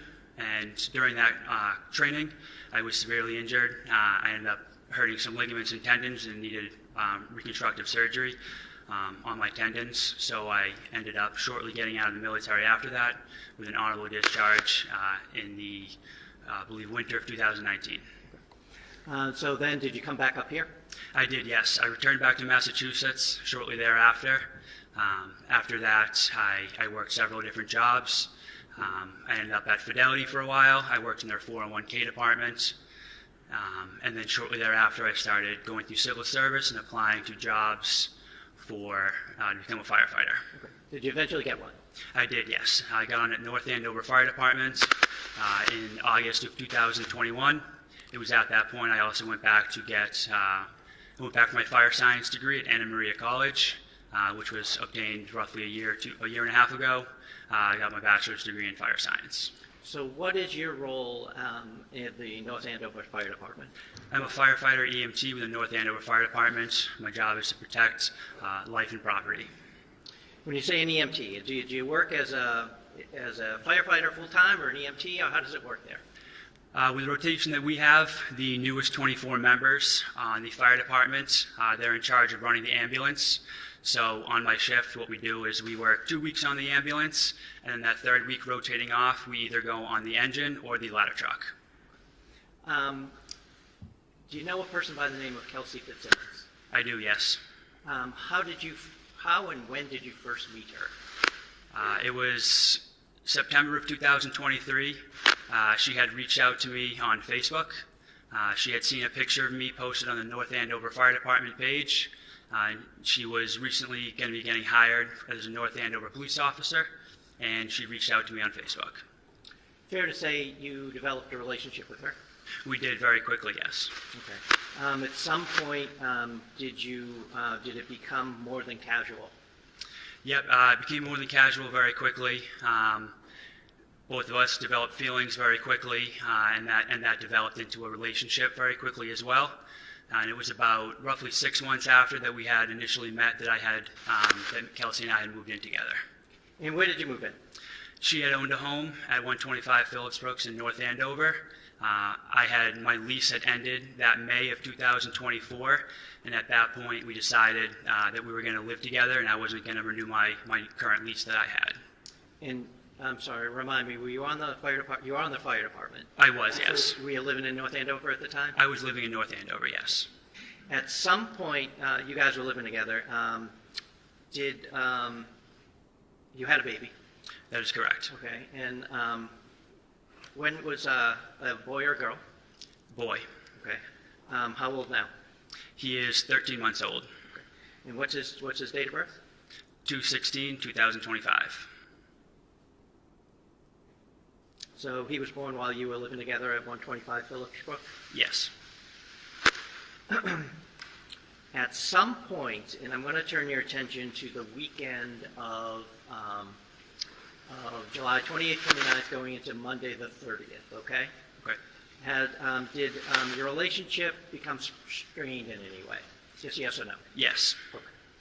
And as a result of that, did you decide to do something on June 30th, that Monday? Yes, I ended up obtaining a restraining order. Okay. Now I'm going to just step back for a second, and we're going to talk about that day in particular, okay? Okay. At some point, were you communicating with the defendant at all? Yes. How so? It started in the morning. It was both text and phone calls that we were going back and forth with each other. I had requested to see my son. I wanted to make sure that he was okay. She had sent many disturbing messages back and forth to me. Motion to strike. Where were you on the 30th, on that Monday? Were you living at 125 Phillips Brook? That was my permanent legal residence, but I was at my parents' house that day. Okay. Had you gone, when was the last time you had been there? It would have been June 27th, I believe, the day before our planned bachelor. Okay. At any point, did you go back there to retrieve some items, the guns, or anything like that? Yes, the day prior, I had gone to obtain. I knew that I needed to pick up my firearms.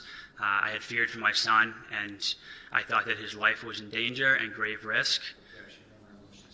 And I object to any further questioning on this relative on 403 grounds and on relevance grounds to whether Ms. Fitzsimmons assaulted a policeman in a bedroom where it was just the two of them. Okay. I'm just going to take the objections one at a time. That objection sustained, I will strike. You owned firearms. Yes, sir. How many? Roughly 9. Okay. And where were they kept in the home? They were kept upstairs in the closet. There was a large rifle safe.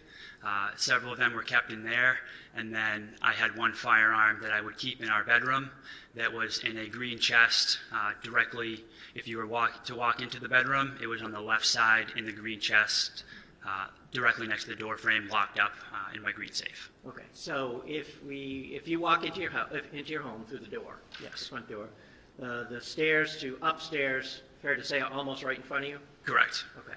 Now, as you walk up the stairs, there are 2 rooms at the top. Yes. There's a landing and 2 rooms at the top, correct? Yes.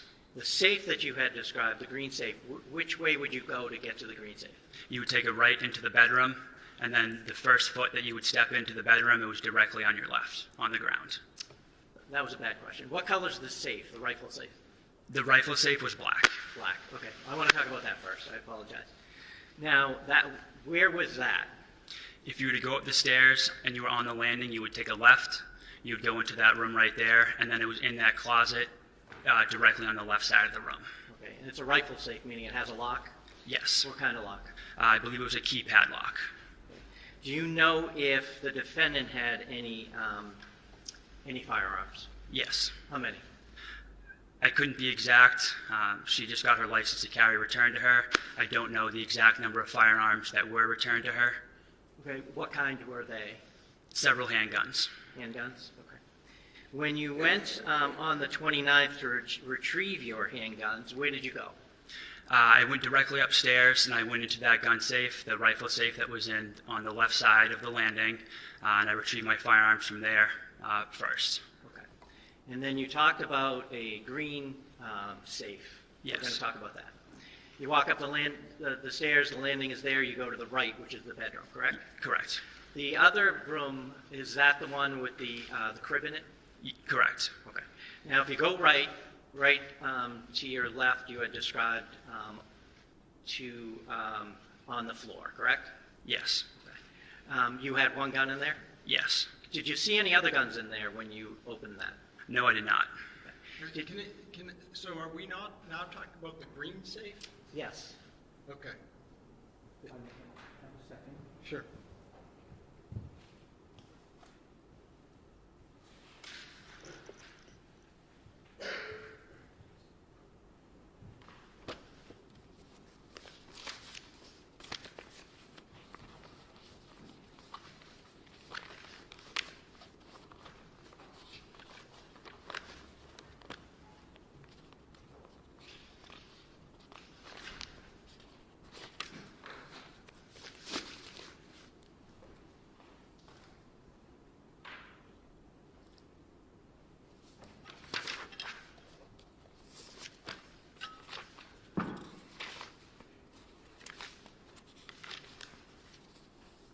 I'm going to show you what's been previously marked as exhibit number 40 first, okay? Okay. Can you see that screen? I do, yes. Recognize what that is? Yes. So describe where the photo taker, the picture taker, would be standing in that home. They'd be standing on the landing as immediately as you go up to the stairs to the second floor in between the two rooms. Okay, and that's the one on the left that we had been describing, Yes. correct? I'm going to show you what's been previously marked. Hold on. The one on the left, meaning the room on the left? Yes. Okay. I'm going to show you what's been marked as exhibit number 45. Can you see that? Yes. Do you recognize what that is? I do, yes. What is it? That is the nursery. That's the closet with my clothes in it, and behind my clothes is the black rifle safe. Okay. And that is, when you're standing on the landing, that is the room to the left, and the closet in that room is where the rifle safe is? Correct.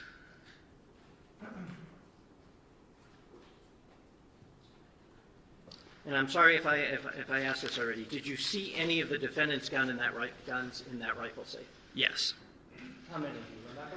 I don't remember exactly. I believe there was two, but I don't remember the exact amount. Now, bear with me. I'm going to take it step by step. I'm going to show you exhibit number 49. Do you recognize what that is? Yes, that is taken from the landing going up to the second floor on the right side that's facing our bedroom with my green safe on the floor. Okay, so the picture taker is on the landing, correct? Correct. The stairs are pretty much behind them. Directly behind. And I'm going to show you what's been marked as exhibit number 51. Do you recognize that room, first of all?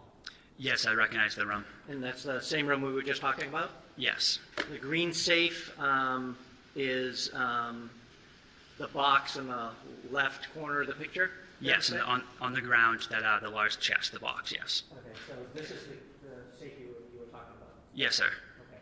Do you know what that box is? I do not know. Have you seen that box before? I may have, but I don't remember seeing it. When you went on the 29th and retrieved your gun out of that safe, and you didn't see any of the defendant's guns in that safe, correct? I don't believe so, sir. Do you remember that box being on top? That box was not there, sir. Now I'm going to turn your attention, now that we're on the 29th, I'm going to turn your attention to the 30th. You had stated that you had been calling and texting the defendant throughout that day, correct? Yes. Were there any plans attempted to be made by anyone? She had made several attempts to try to get me to meet her at the Common via text message. She had reached out and said, "Can we meet the Common at 2 p.m.?" My initial response back to that was, "For what?" She then again tried to get me to reason with me to meet me at the Common again. And at that point I said I had no gas, there was no way for me to get there. And she tried to meet up at several points, and I told her that I was not comfortable. I did not feel comfortable being alone with you. I wanted to make sure my son was okay, and I feared that his life was in danger. Next question. Non-responsive. Yes, I will. Where were you when the texting back and forth was happening? I believe I was at my parents' house in Stowe. Okay. At some point, did you make your way to North Andover? I did, yes. Why? I felt that my son's life was in grave danger and that imminent harm may come to him in the hands of Kelsey. Okay. So as a result of that... Hold on, there's an objection. Overruled just as the state of mind, not the truth. So where did you go? I went to my friend Hunter Hassam's house. He was renting an apartment in North Andover at the time.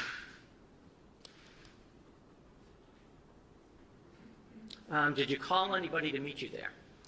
I don't know if I had made the calls or they had called me, but I had called my sister Courtney. I told her that I was going to North Andover.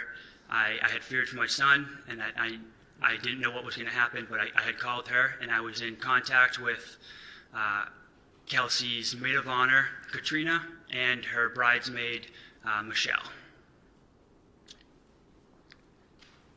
So Katrina, Michelle, Courtney, Hunter, and you? Yes, sir. Are you all in Hunter's house right now? Yes, sir. Okay.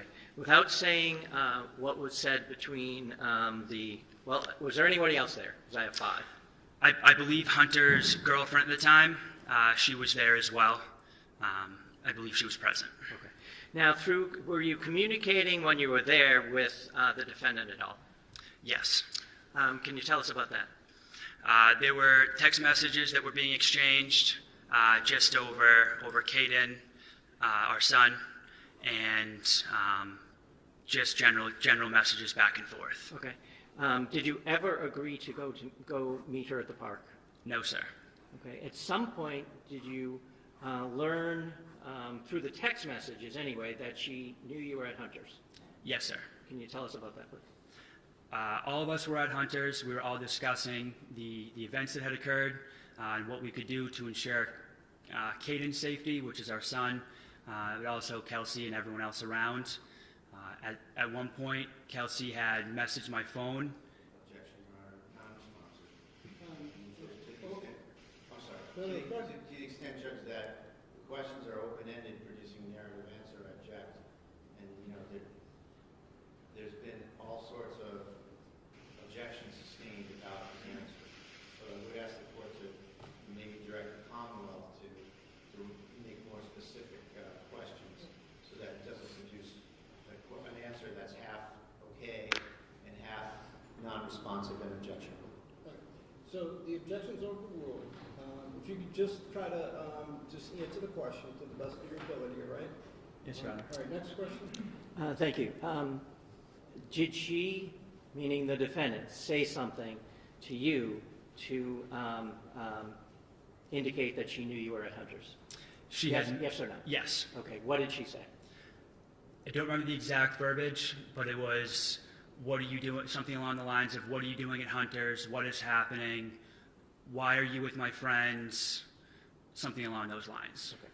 Now, without getting into the conversation that you had with your friends and with your sister, was a decision made for you to go somewhere to do something? Yes. Okay. And what was that? To go to Lawrence to obtain a restraining order attached with temporary custody of Caden. Okay. And did you do that? Yes. Where did you go? Do you remember? I don't remember the exact, it was family probate court, I believe it was, but I'm not 100% sure. And who did you go with? I went with my sister Courtney. Okay. Now, did you fill out paperwork while you were there? I did, yes. Did anyone assist you in filling that out? Yes. My sister helped me, and then there was also someone with the court system. I don't know who the name was, but they assisted as well. Fair to say you went in front of a judge, an order was issued, and then you left the building, correct? Yes. Okay. Where did you go when you left the building? I immediately went to the North Andover Police Department. Okay. When you got there, did you have a conversation, without saying what was said, with some of the police personnel there? Yes. Did you give them anything? I believe I handed them the restraining order, and they said that it was already faxed to them. Okay. At some point, did they leave? They did, yes. And what did you do? I waited at the police station while they went to the Kelsey Fitzsimmons home. Okay. And at some point, did you get a call? I did, yes. From who? I believe it was from Officer Daly. He had called to inform me to come to the residence and get custody of my son. So, did you go? I did, yes. Did you go with anybody else? My sister and I, we both went to the house. We took 2 separate cars. Did you get there at the same time? Yes. What happened when you got there? At that point, we both walked into the house. Officer Daly was downstairs. 2 officers were upstairs. And Kelsey's mother was holding the baby in the living room.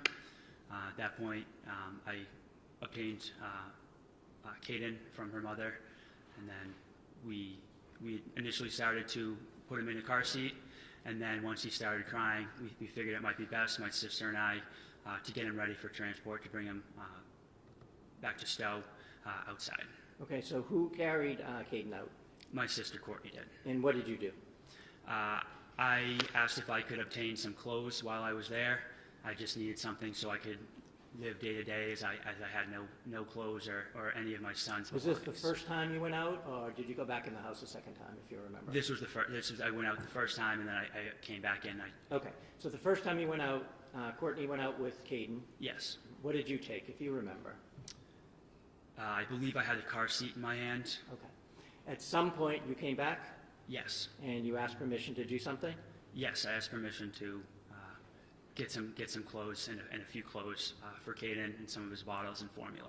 Okay, so where did you go? I went down to the basement that was under construction at the time. There was no lights on, so I believe I had my camera, my phone out with the light on it, and I was searching for a suitcase that I had down there just to throw some clothes in. At some point, was your attention drawn to something? Yes. What happened? I immediately heard an officer's commands. I heard an officer scream out, "Stop, don't do it." At that point, I believe I had heard several gunshots ring out, and I heard Kelsey's mother screaming.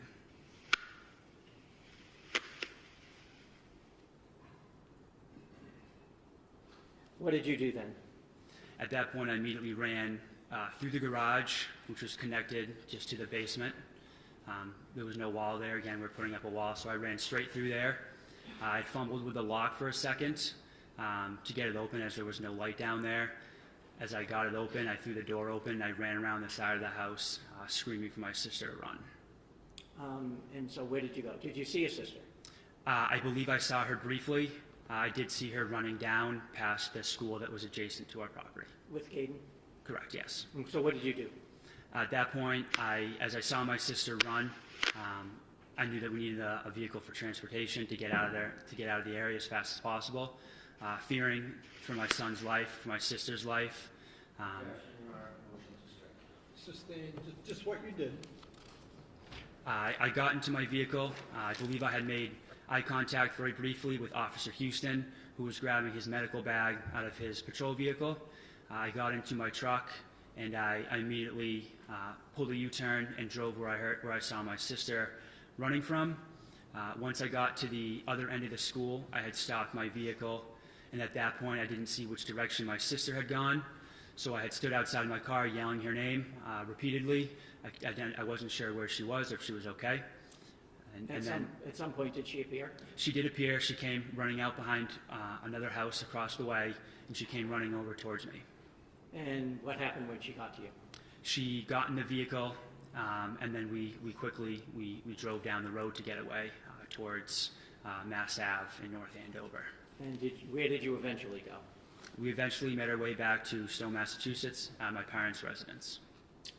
Thank you. Let me just have 1 second. Yes.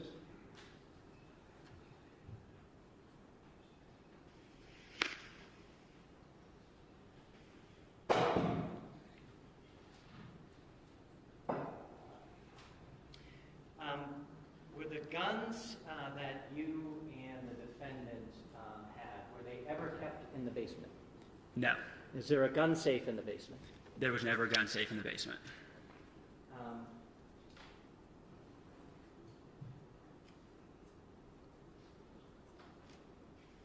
Did you have a way of remotely accessing the surveillance cameras? I could look at them. Did you before you went over? Remotely accessing them, I was able to view them, yes. Okay, when you did you see the defendant's car in the driveway? No. Okay, is that where she usually parked? Yes, always. Okay, and when I asked you that question, what time frame were we talking about? During the day, what time? Yeah, It must have been roughly 5 o'clock, 5 p.m.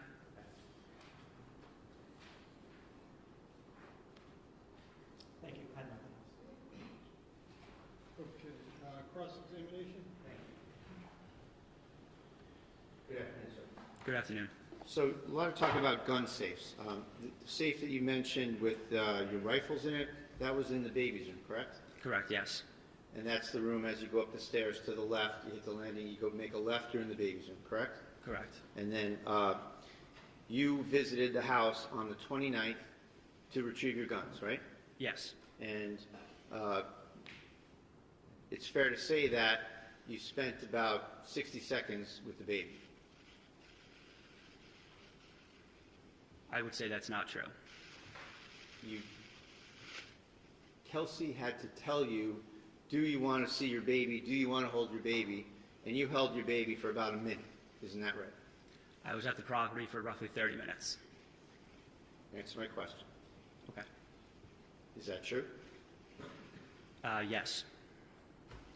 So, with respect to the gun safe in the bedroom to the right, up until then that was your and Kelsey's bedroom, correct? Correct, yes. And there was a green safe in that bedroom, right? Yes, sir. And on the 29th, you went to that bedroom and you retrieved some of your firearms from that green safe, correct? Yes, sir. In fact, that was your grandfather's safe, wasn't it? Yes, sir. And you wanted to take that with you, didn't you? I did, yes, sir. And you took Kelsey's guns out of that safe and you put them on the bed so that you could take only your guns and your grandfather's safe. Isn't that correct? I did not take the gun safe, sir. Isn't that what your intention was until Kelsey asked you not to? I did leave the gun safe, yes, sir. You left it because Kelsey asked you to leave it because she needed a place to safely keep her guns, right? I don't know if that was her intention, sir. So let's just go back a minute. You said that you went into that safe, you didn't see any other guns, you took your guns, and you left. Isn't it true that you took Kelsey's guns, which you did see in the safe, you put them on the bed, and you tried to take the safe? I do not remember if I took any of her guns out of the safe, sir. I don't remember seeing any of her firearms in that green safe. I only remember seeing them in the black safe. So, I mean, you were very interested in getting your stuff out of that house on a couple occasions. This was your chance to get your grandfather's gun safe out of there, and it's your testimony that you just decided to leave it? The only priority was removing my firearms. That was secondary because it was holding my safe, and it meant a safe transport way to move that firearm out of the house in a secure manner. And when you left Kelsey with her firearms, and you took yours and you went back to Stowe with your father, correct? Yes, sir, I took my firearms. Now, you said you were, just want to get it right. You said that you work at the North Andover Fire Department, is that right? Yes, sir. Do you work there presently? Yes, sir. Are you on the schedule? No, sir. Why not? He opened the door. I'm sorry, objection? Relevancy? Yes. Yeah, I'll hear you at sidebar.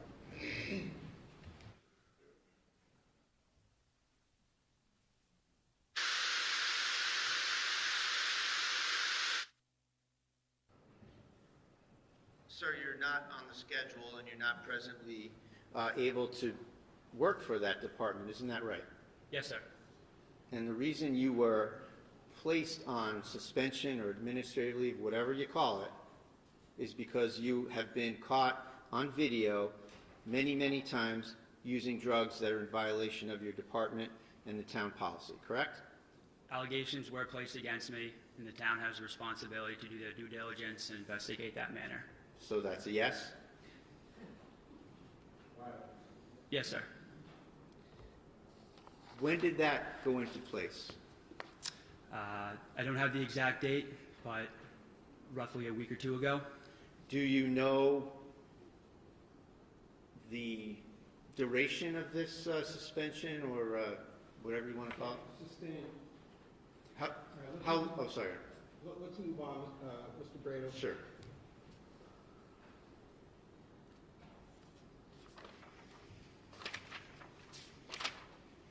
Nothing further, thank you. No, thank you. Okay. All right, thank you very much, sir. Thank may you, Your Honor. step down. And Commonwealth can call its next witness. Patrick Noonan?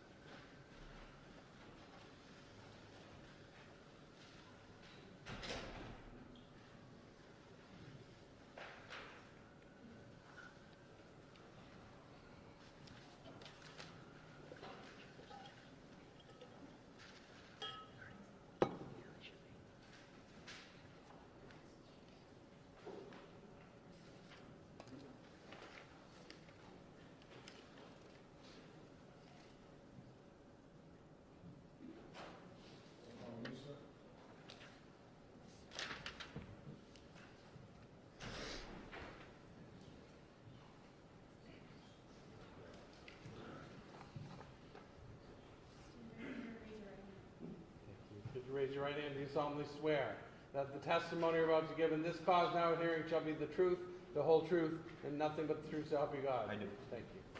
You may have a seat and put yourself right up to the mic. How are you doing this afternoon? I'm doing all right. How about yourself? Excellent. Thank you. You may proceed.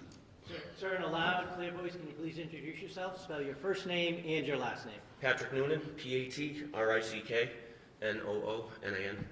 And how old are you, sir? 50. And what town do you live in? North Andover. Where were you born? Rochester, New York. How long did you stay there? Until I was about 4 years old. And where did you move to? North Andover. Who did you move with? My sister, mom and dad. And what are their names? My mom is passed, but my dad is Timothy Noonan. And what was her name? Patricia. And your sister? Mary. Does your sister live in the area?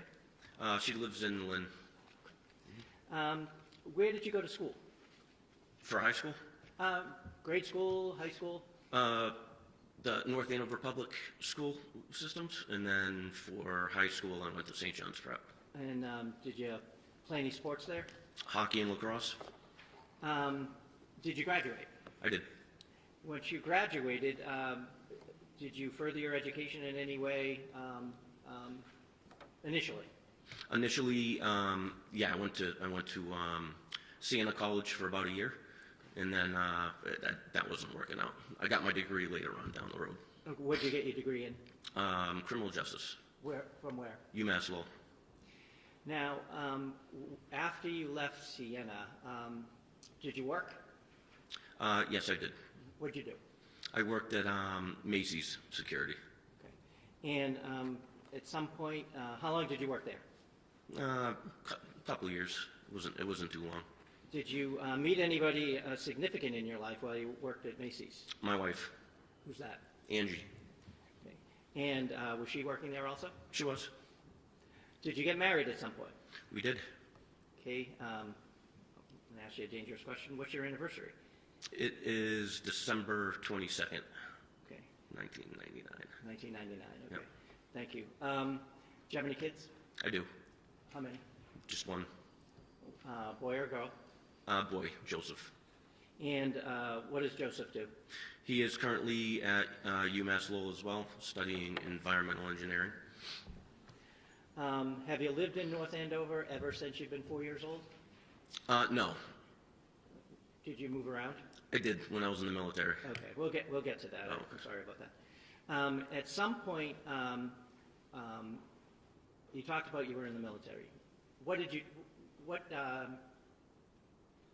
area of the military did you join? Air Force. Okay. And when was that? That was in '99. And where is boot camp for the Air Force? Lackland Air Force Base in San Antonio. Okay. And can you tell us a little bit about boot camp? Some of the training, some of the things that you were subjected to, I guess? Yeah, I mean, it's some sleep deprivation. You also have, you have to learn how to march. They basically strip your identity and try to build you up as a team.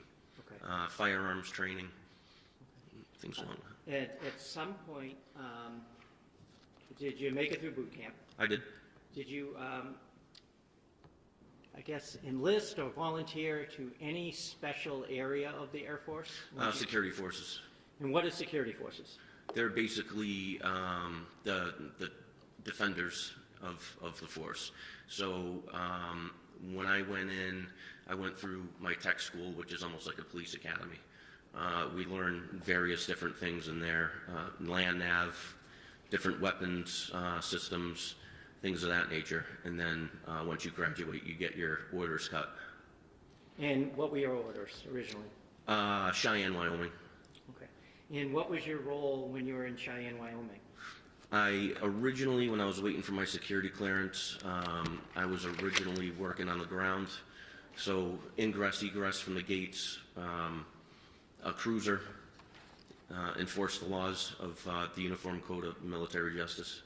When you're going through that type of training, are you trained in the use of firearms? Yes. Any different, all different types? Yes. Any other types of weapons? Yes. Such as? The 60, which is a fully automatic machine gun. The SAW, which is pretty much the same, only it's a little lighter. The 203, which is an M16 with a grenade launcher attached to it. M16 and also your sidearm. Eventually, did you get your security clearance? I did. Okay, and was your assignment different when you got that? Yes, they moved me over to like a camper team. So whenever a facility goes down, you go with a 4-man team to protect the site. Okay.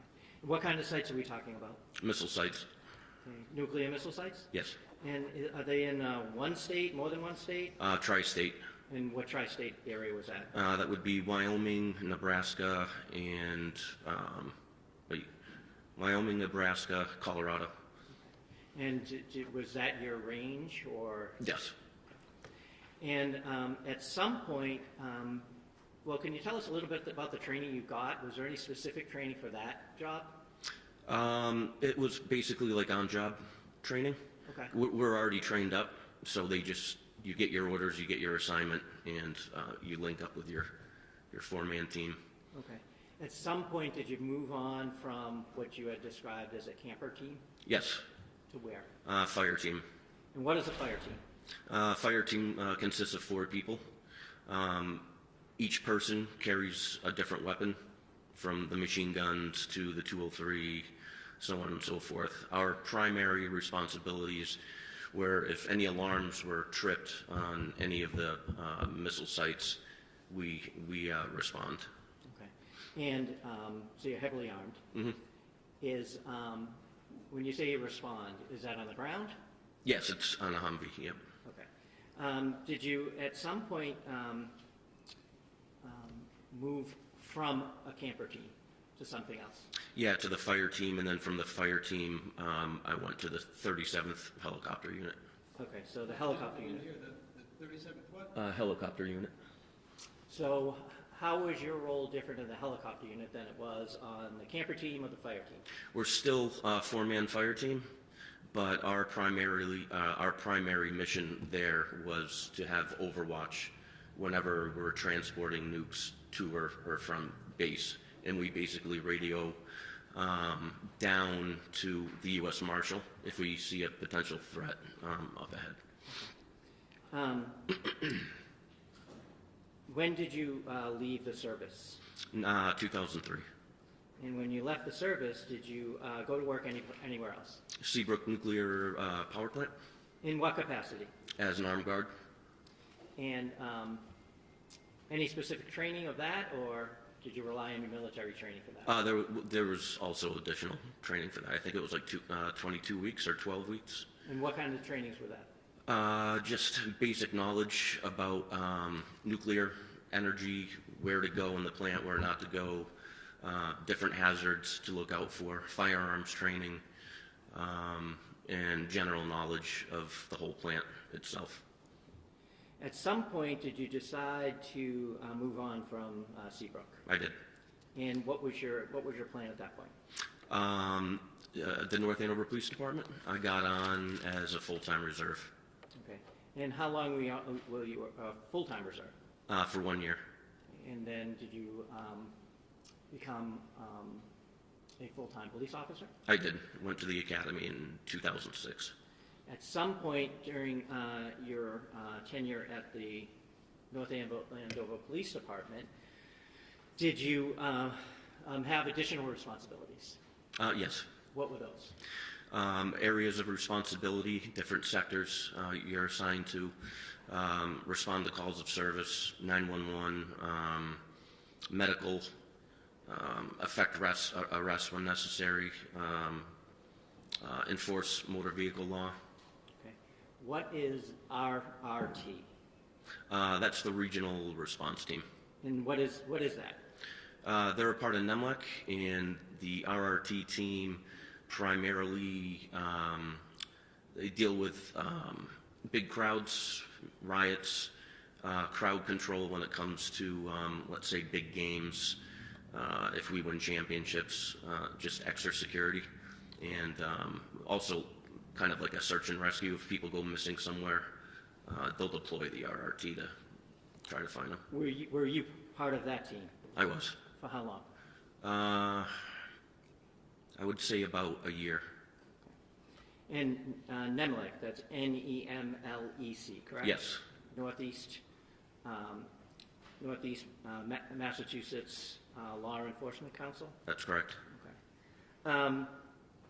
Did you apply for a different role with NEMLEC at some point? And what was that? SWAT team. And what's the difference between the RTT, the Regional Response Team, and the SWAT team? The SWAT team primarily is special weapons and tactics. So we get trained up on different weapons, different uses of less lethal. We execute warrants, knock and no knock, for drugs and guns. If there is a hostage situation, I mean the whole gamut. Anything dangerous is what SWAT usually goes in for. And so, was this a team you had to apply for? Tryout. Tryout. Mm-hmm. Okay. And what did that consist of? 8 days. It was like a 3-mile boot run in the morning, and then you had to do push-ups in a certain amount of time, sit-ups, squat thrusts, squat benders. Then you had to run 1.5 miles after that and make a specific time. After that, it was a 3-mile obstacle course you had to complete in a certain amount of time. And then after that, it was all firearms. Okay. What's stress shooting? When you shoot under stress, so typically how we induce stress when we want to stress shoot is we'll do sprints, we'll do... Browns? Here as an expert in stress shooting. I'm sorry? He's giving expert testimony about what you should and shouldn't do under stress. Well, he was asked how he practiced stress shooting. That's the way I understood it. So the assumption sort of rolled in there, Judge, is that he knows about stress shooting, he knows what he's doing with respect to stress shooting. Well, he does, because he's been trained in it, and he's telling me that about the training. So, well, I don't object to his training. We're hearing a lot of it, but I do object to any sort of imprimatur as if he's an expert in giving his opinions about the area. okay, so I'm going to take, as I said, I'll take it as it comes. I haven't heard any opinion testimony. If there's an opinion, please by all means object, but overruled. Thank you. You continue. So to induce stress, when we go up to the range, we'll do a series of sprints, burpees, push-ups, sit-ups, and then we go right online. That's for the intent of raising your heartbeat to a very high level and being able to shoot on target. And when you say online, what do you mean? Right in front of your targets. Okay. That's what I mean. Right. What's SWAT school? That consisted of a full week, and I went to Worcester, and it was put on, hosted by LAPD SWAT. Okay. What did that consist of? Room entry, hallway clearing, room clearing, building searches, building clearing, the use of flashbangs, firearms, less lethal weapons, operating a Bearcat, shield work, the use of a Halligan, the use of a ram, things of that nature. What's a shoot, don't shoot scenario? As far as... Is that a thing? Shoot, don't shoot? Oh yeah, we have shoot, don't shoot scenarios. Okay, and did you participate in those? We did. What are those? They would put up targets when we were clearing a house, and some of them, the pictures were depicted of either someone having a gun to someone's head as like a hostage, or someone would just be holding up a purse. So that was shoot, no shoot. Okay. How often, when you were with SWAT, were you required to train with them? 2 times a month, and then a 40-hour block in the year. Every year? During the year, yep. Okay. And so how long were you with the SWAT? You were with it twice, correct? Yeah, I was on 2 different teams. Okay. The first time, how long were you with SWAT? From 07 to, I believe, 13, shortly after the marathon bombings. Okay. Did you, at some point, did you switch departments? I did. And you were in North Andover at the beginning, and where did you go? I went to Lawrence. Why? I wanted a little faster pace. Okay. Did you get it? I definitely did. Okay.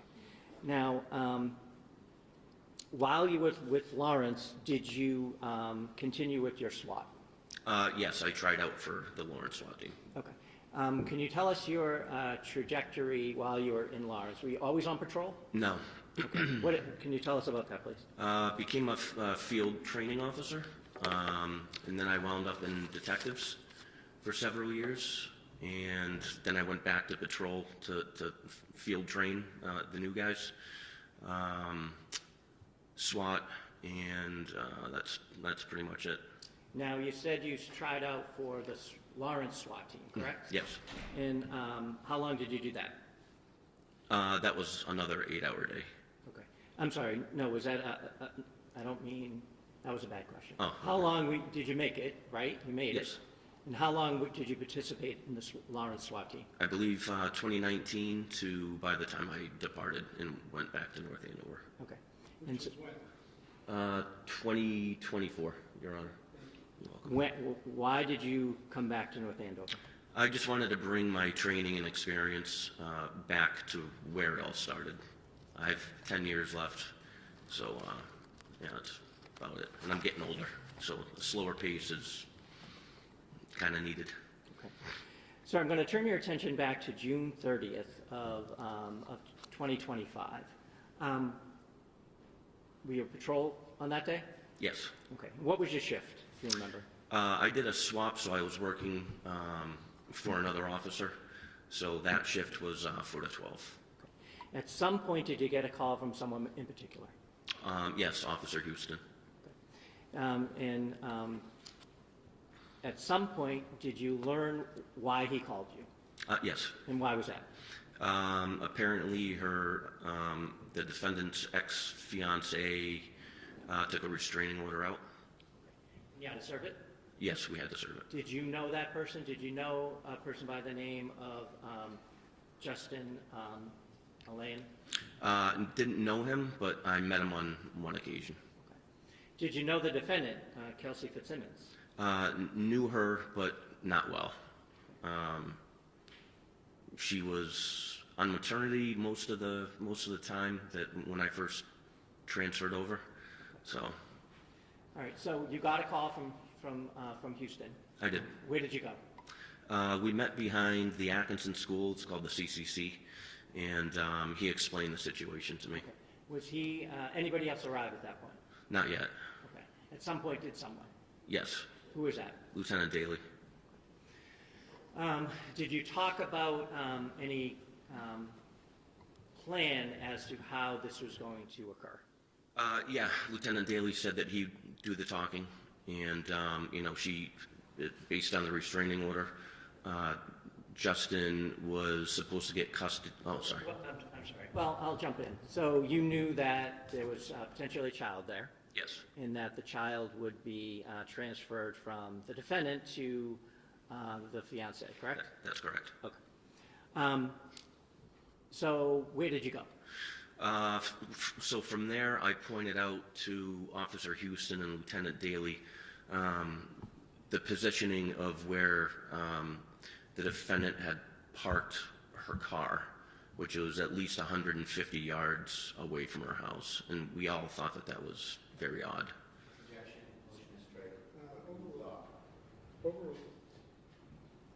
So where did you go? We pulled up right before the house. The foliage was pretty overgrown, so we left our cars there, got out, and walked up to the front door. Okay. At some point, did you come into contact with the defendant? Yes, we did. How did that happen? Lieutenant Daly knocked on the door, or rang the doorbell, and she came out. Okay. Was she with anybody? Her baby. Where did you go? We went into the family room. She went straight to a couch that's off to the left, and I kind of went straight. There was another couch, and I believe Houston was to the left of me. Did you see and hear Lieutenant Daly interacting with the defendant? Yes. Can you tell us what you saw? He explained the situation, that Justin had taken the restraining order out, that we were going to have to remove firearms from the house, and that the baby, their son, he was going to be in Justin's custody for, I think it was 14 days until the next court hearing. When Lieutenant Daly mentioned that the guns were going to be removed, did the defendant say anything about that? Yeah, she said that they were located downstairs in the basement.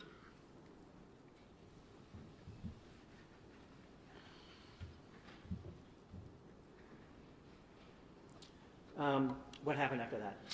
I noticed her duty belt on the couch, so I went and checked that. There was no firearm in there, and I observed like a gun case on a mantle. I opened that up, and there was no gun. There was no gun. Did she say anything in response to that? Yeah, she reiterated the guns were downstairs in the basement. What happened next? She went to gather some belongings for their son, and she came up and handed me the baby. He was screaming. I was trying to calm him down. I believe she gave me his bottle, and I was trying to feed him, but I'm thinking it can't be too comfortable. I wear an outer carrier vest, and I have all my equipment in the front, so it was kind of hard to cradle him. Did you eventually hand the baby off to someone else? I did. I believe Lieutenant Daly. Okay. Now, do you typically wear gloves when you're on duty? I do. Were you wearing gloves that day? Yes, briefly for maybe like 10 minutes. Okay. Did you take them off once you were in the house? I did. Now, did Miss Fitzsimmons leave the room at all? While I was with the baby, yes. Lieutenant Daly and Officer Houston escorted her around. I think it may have been a kitchen area. I never went back there, so I just basically stayed in the family room with their son. Okay. Did, on a typical restraining order service, would you let a person who is the subject of the restraining order walk around the house unattended? No. Okay. At some point, did they come back? Yes. Okay. What happened after that? I handed the baby off. I was standing in front of her stairs, and she had stated that she had clothes upstairs for the baby, so I handed the baby off. And so did someone go upstairs? Myself and Officer Houston. Okay. Where did you go? Right at the top of the stairs, it's like it's a very small hallway. Right to the left is the baby's room. Right to the right is the main bedroom. Okay, and so where did she go first? To the left, to the baby's room. And what did you observe? I observed a crib.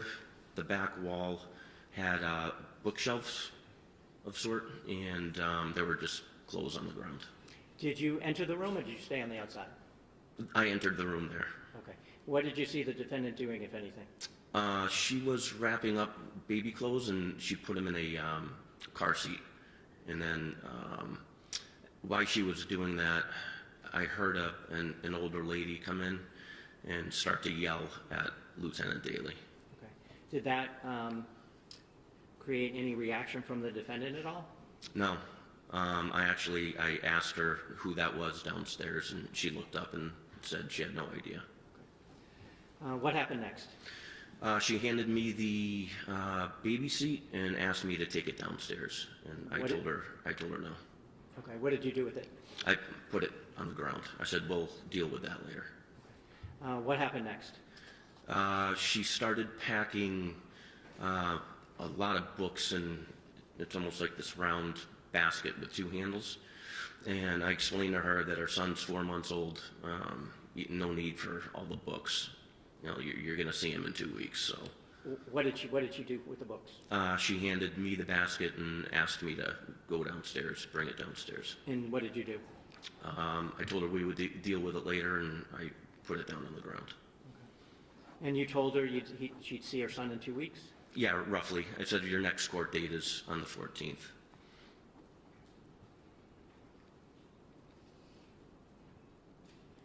What happened after you put had that conversation with her and put the book carrier down? At that point, Officer Houston had gone downstairs because of the commotion. So she said that she had to get more clothes out of her room. So I followed her into the room, but I never went in the room. I stayed on the, I guess the top landing, right before the door frame. Okay. And did that seem to be a bedroom? Yes. Okay, so if you walk up the stairs, you had been in the room on the left, correct? Yes. Now she went across to the room on the right? Yes. Okay. You said you didn't go into the room yourself. No. Were you able to see her? Yeah, she was 3 feet in front of me. Okay, and what was she doing? She was wrapping up clothes, and she had paused, and she said something to the effect that these are dirty.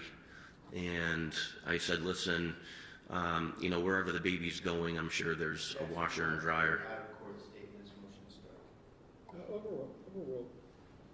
I said, wherever the baby's going, most likely has a washer and dryer, so don't be concerned. And then I could tell she was getting upset. She started to shake, and I said, listen, court date is in 2 weeks. It'll be over before you know it. Did something happen next? Yes, she was on one knee when she was wrapping up the clothes, and she pushed off with her left foot and lunged behind the door frame. So to my left, to her right. Okay. Could you see what was there from where you were? Not from my perspective, no. What happened after she went behind the door frame? She reappeared with a gun and pointed it right at me and pulled the trigger. Can you describe or show us how she did that? Yep, so when she came around the frame here, she came up and clicked. Okay. Where was it pointed? My face. Okay. After it clicked, what happened? I screamed her name. I was completely shocked. She had the drop on me. She began to... The drop. Which means she had the tactical advantage over me. I drew my weapon. She was already backpedaling, and she was doing what we call a tap rack. Basically, when you do a tap rack, that's when your gun malfunctions. So when you tap the magazine, you want to make sure it's properly seated in the magazine well, and then you rack the upper receiver, or the slide.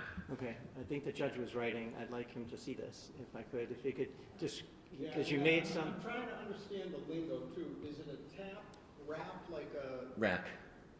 Rack, yes. May he stand up so you can see what he's doing, Judge? Yes. So a tap, and a rack. Okay. So tap on the bottom of the magazine? Yes. And a rack. Did she do that once or more than once? She did it twice. So the first time she did it, it was slow motion. I could see her hand slide off the top of the receiver. She started moving her way around the bed, and she began tap racking again, and I was yelling at her, "Don't do it, don't do it." And then what happened? After she successfully got around in the chamber, her right arm started to come up, and I shot twice in rapid succession. Okay. At her? Yes. Can you hold on one sec, please?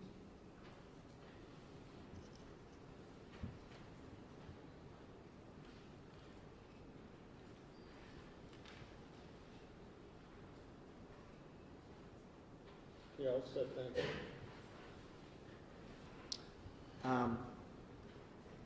What did you observe after you fired the second shot? I saw her flinch. The gun went down, so I stopped shooting. She stopped her action, and then she went to the ground. Okay. Where was she at this point? On the opposite side of the bed, in between the wall and the bed. What did you do next?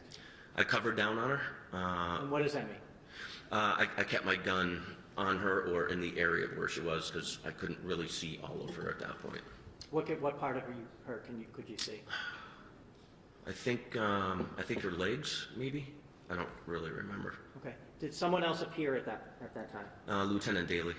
Okay. And what did you see him do, if anything? He came up, said, "Where's the gun?" I said, "She still has it. I'll cover you." And so what happened? We walked around the bed. I stayed lethal force on her. He rolled her and saw the gun. Okay. Did you see the gun? I did too, yeah. What happened with the gun? He put it on the bed, and she was still conscious, alert, moving. I grabbed the gun. I moved it to the other side of the room. Okay. What did you do next? We immediately started first aid. Okay. How so? Putting pressure on the wound. We wanted to see if there was an exit wound, which there was. So we were trying to stop the bleeding. Officer Houston came running upstairs with a med kit. Lieutenant Daly started to wrap the wounds in gauze. And then Officer Karp came into the room, and I ordered him to secure the weapon. Okay. And did you see him do that? I did. Did you hear the defendant saying anything after she was on the ground? It hurts. And I said, "Just keep breathing. You have a baby to live for." What happened next? The medics showed up, fire department, and we all got out of their way so they could start work in Kelsey. Did they transport her out? Yes, they did. Did you look for anything after she was removed from the house? So before she was removed from the house, I walked out of the bedroom just to give them space. It was a very small room. There was a lot of stuff everywhere. Right to the right, there was some sort of, I don't know, end table where she lunged, and it looked like a wooden box of some sort, and the lid was open on that. Did you look for any damage out in the hallway at all, or the other room? When I got out into the hallway, the baby's room had a door with little glass panes, and we noticed, Officer Karp noticed it first. He said, this is damage. Did she get a round off on you? And I said, geez, maybe she did. Okay, hold on. Sustained. Did you notice the broken glass? Yes, I did, but there was nothing on the floor, so. At some point, did you... Excuse me one second. Broken glass, where was it? So on the baby's room, there's a door. I believe it was on the baby's room, and it had little glass panes. Right. One of them was damaged, But there was no glass on the floor, Your Honor, so I chalked it up as old. Why did you shoot twice? She wouldn't stop. Do you know if you hit her with the first one or the second one? I didn't know. The second one, I could visibly see her flinch. The first one, no, she was still getting ready to raise her arm.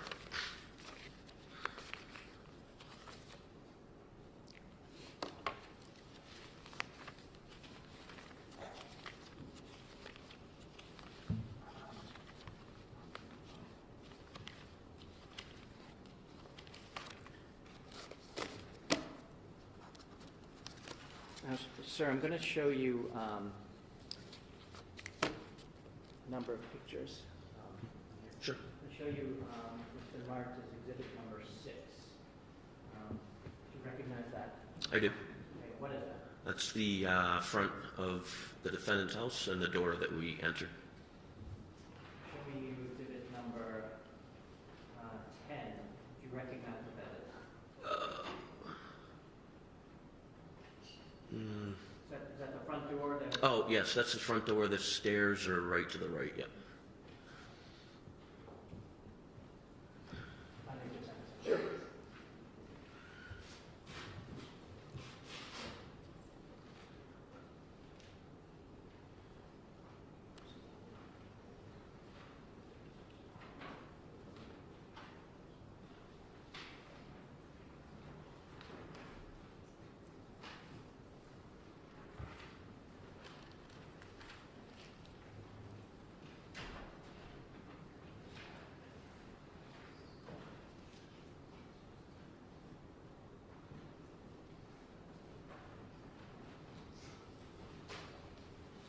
Show you what's been marked as exhibit number 36. Do you recognize what that is? The stairs leading up. The stairs leading upstairs. So right to the right would be the master, and if you took a quick little left, the baby's room. I'm going to show you what's been marked as exhibit number 39. Is that the baby's room that you were talking about? Yes.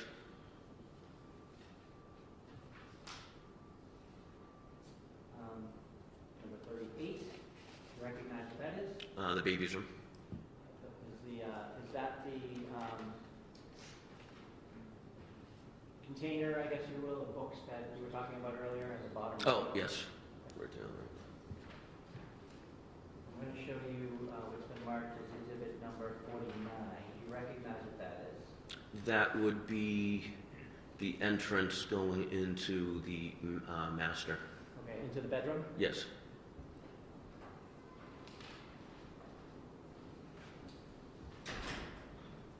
I'll show you what's been marked as exhibit number 51. Do you recognize what's in that photo?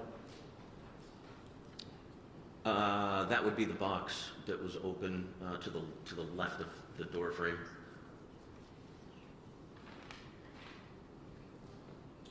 Number 50. Do you recognize what that is? Yes. Where were you, in relation to this picture, where were you when you first observed Miss Fitzsimmons pull out the gun and aim it at your face? Right before the door frame. Okay, so you backed up a little? Yep. Okay. Probably right, whoever took that picture, probably right there. And where were you in relation to the door frame when you shot your weapon? I used part of the door frame as some sort of cover, and I was leaning up against it with both my hands. So my gun and my wrists would have been in the room. I'll show you what's been marked as exhibit number.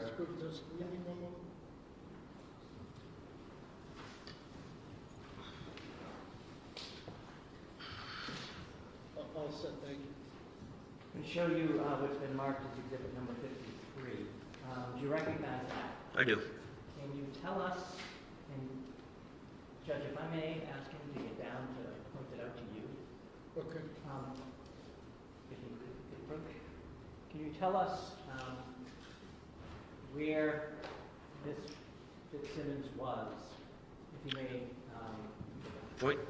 to show the judge where Ms. Fitzsimmons was when she first tap-racked it, if you can. Right about here.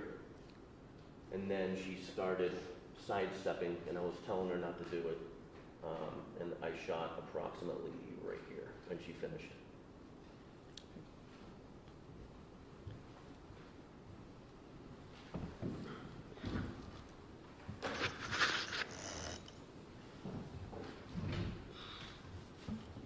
I have nothing else. All right, so makes sense to stop for the day at this point. And we'll pick up at 9 a.m. tomorrow morning. And witnesses, the folks that are on the witness list should continue to follow my order and rule. And that is not to watch any of the other folks' testimony. And we will pick up tomorrow morning. All rise.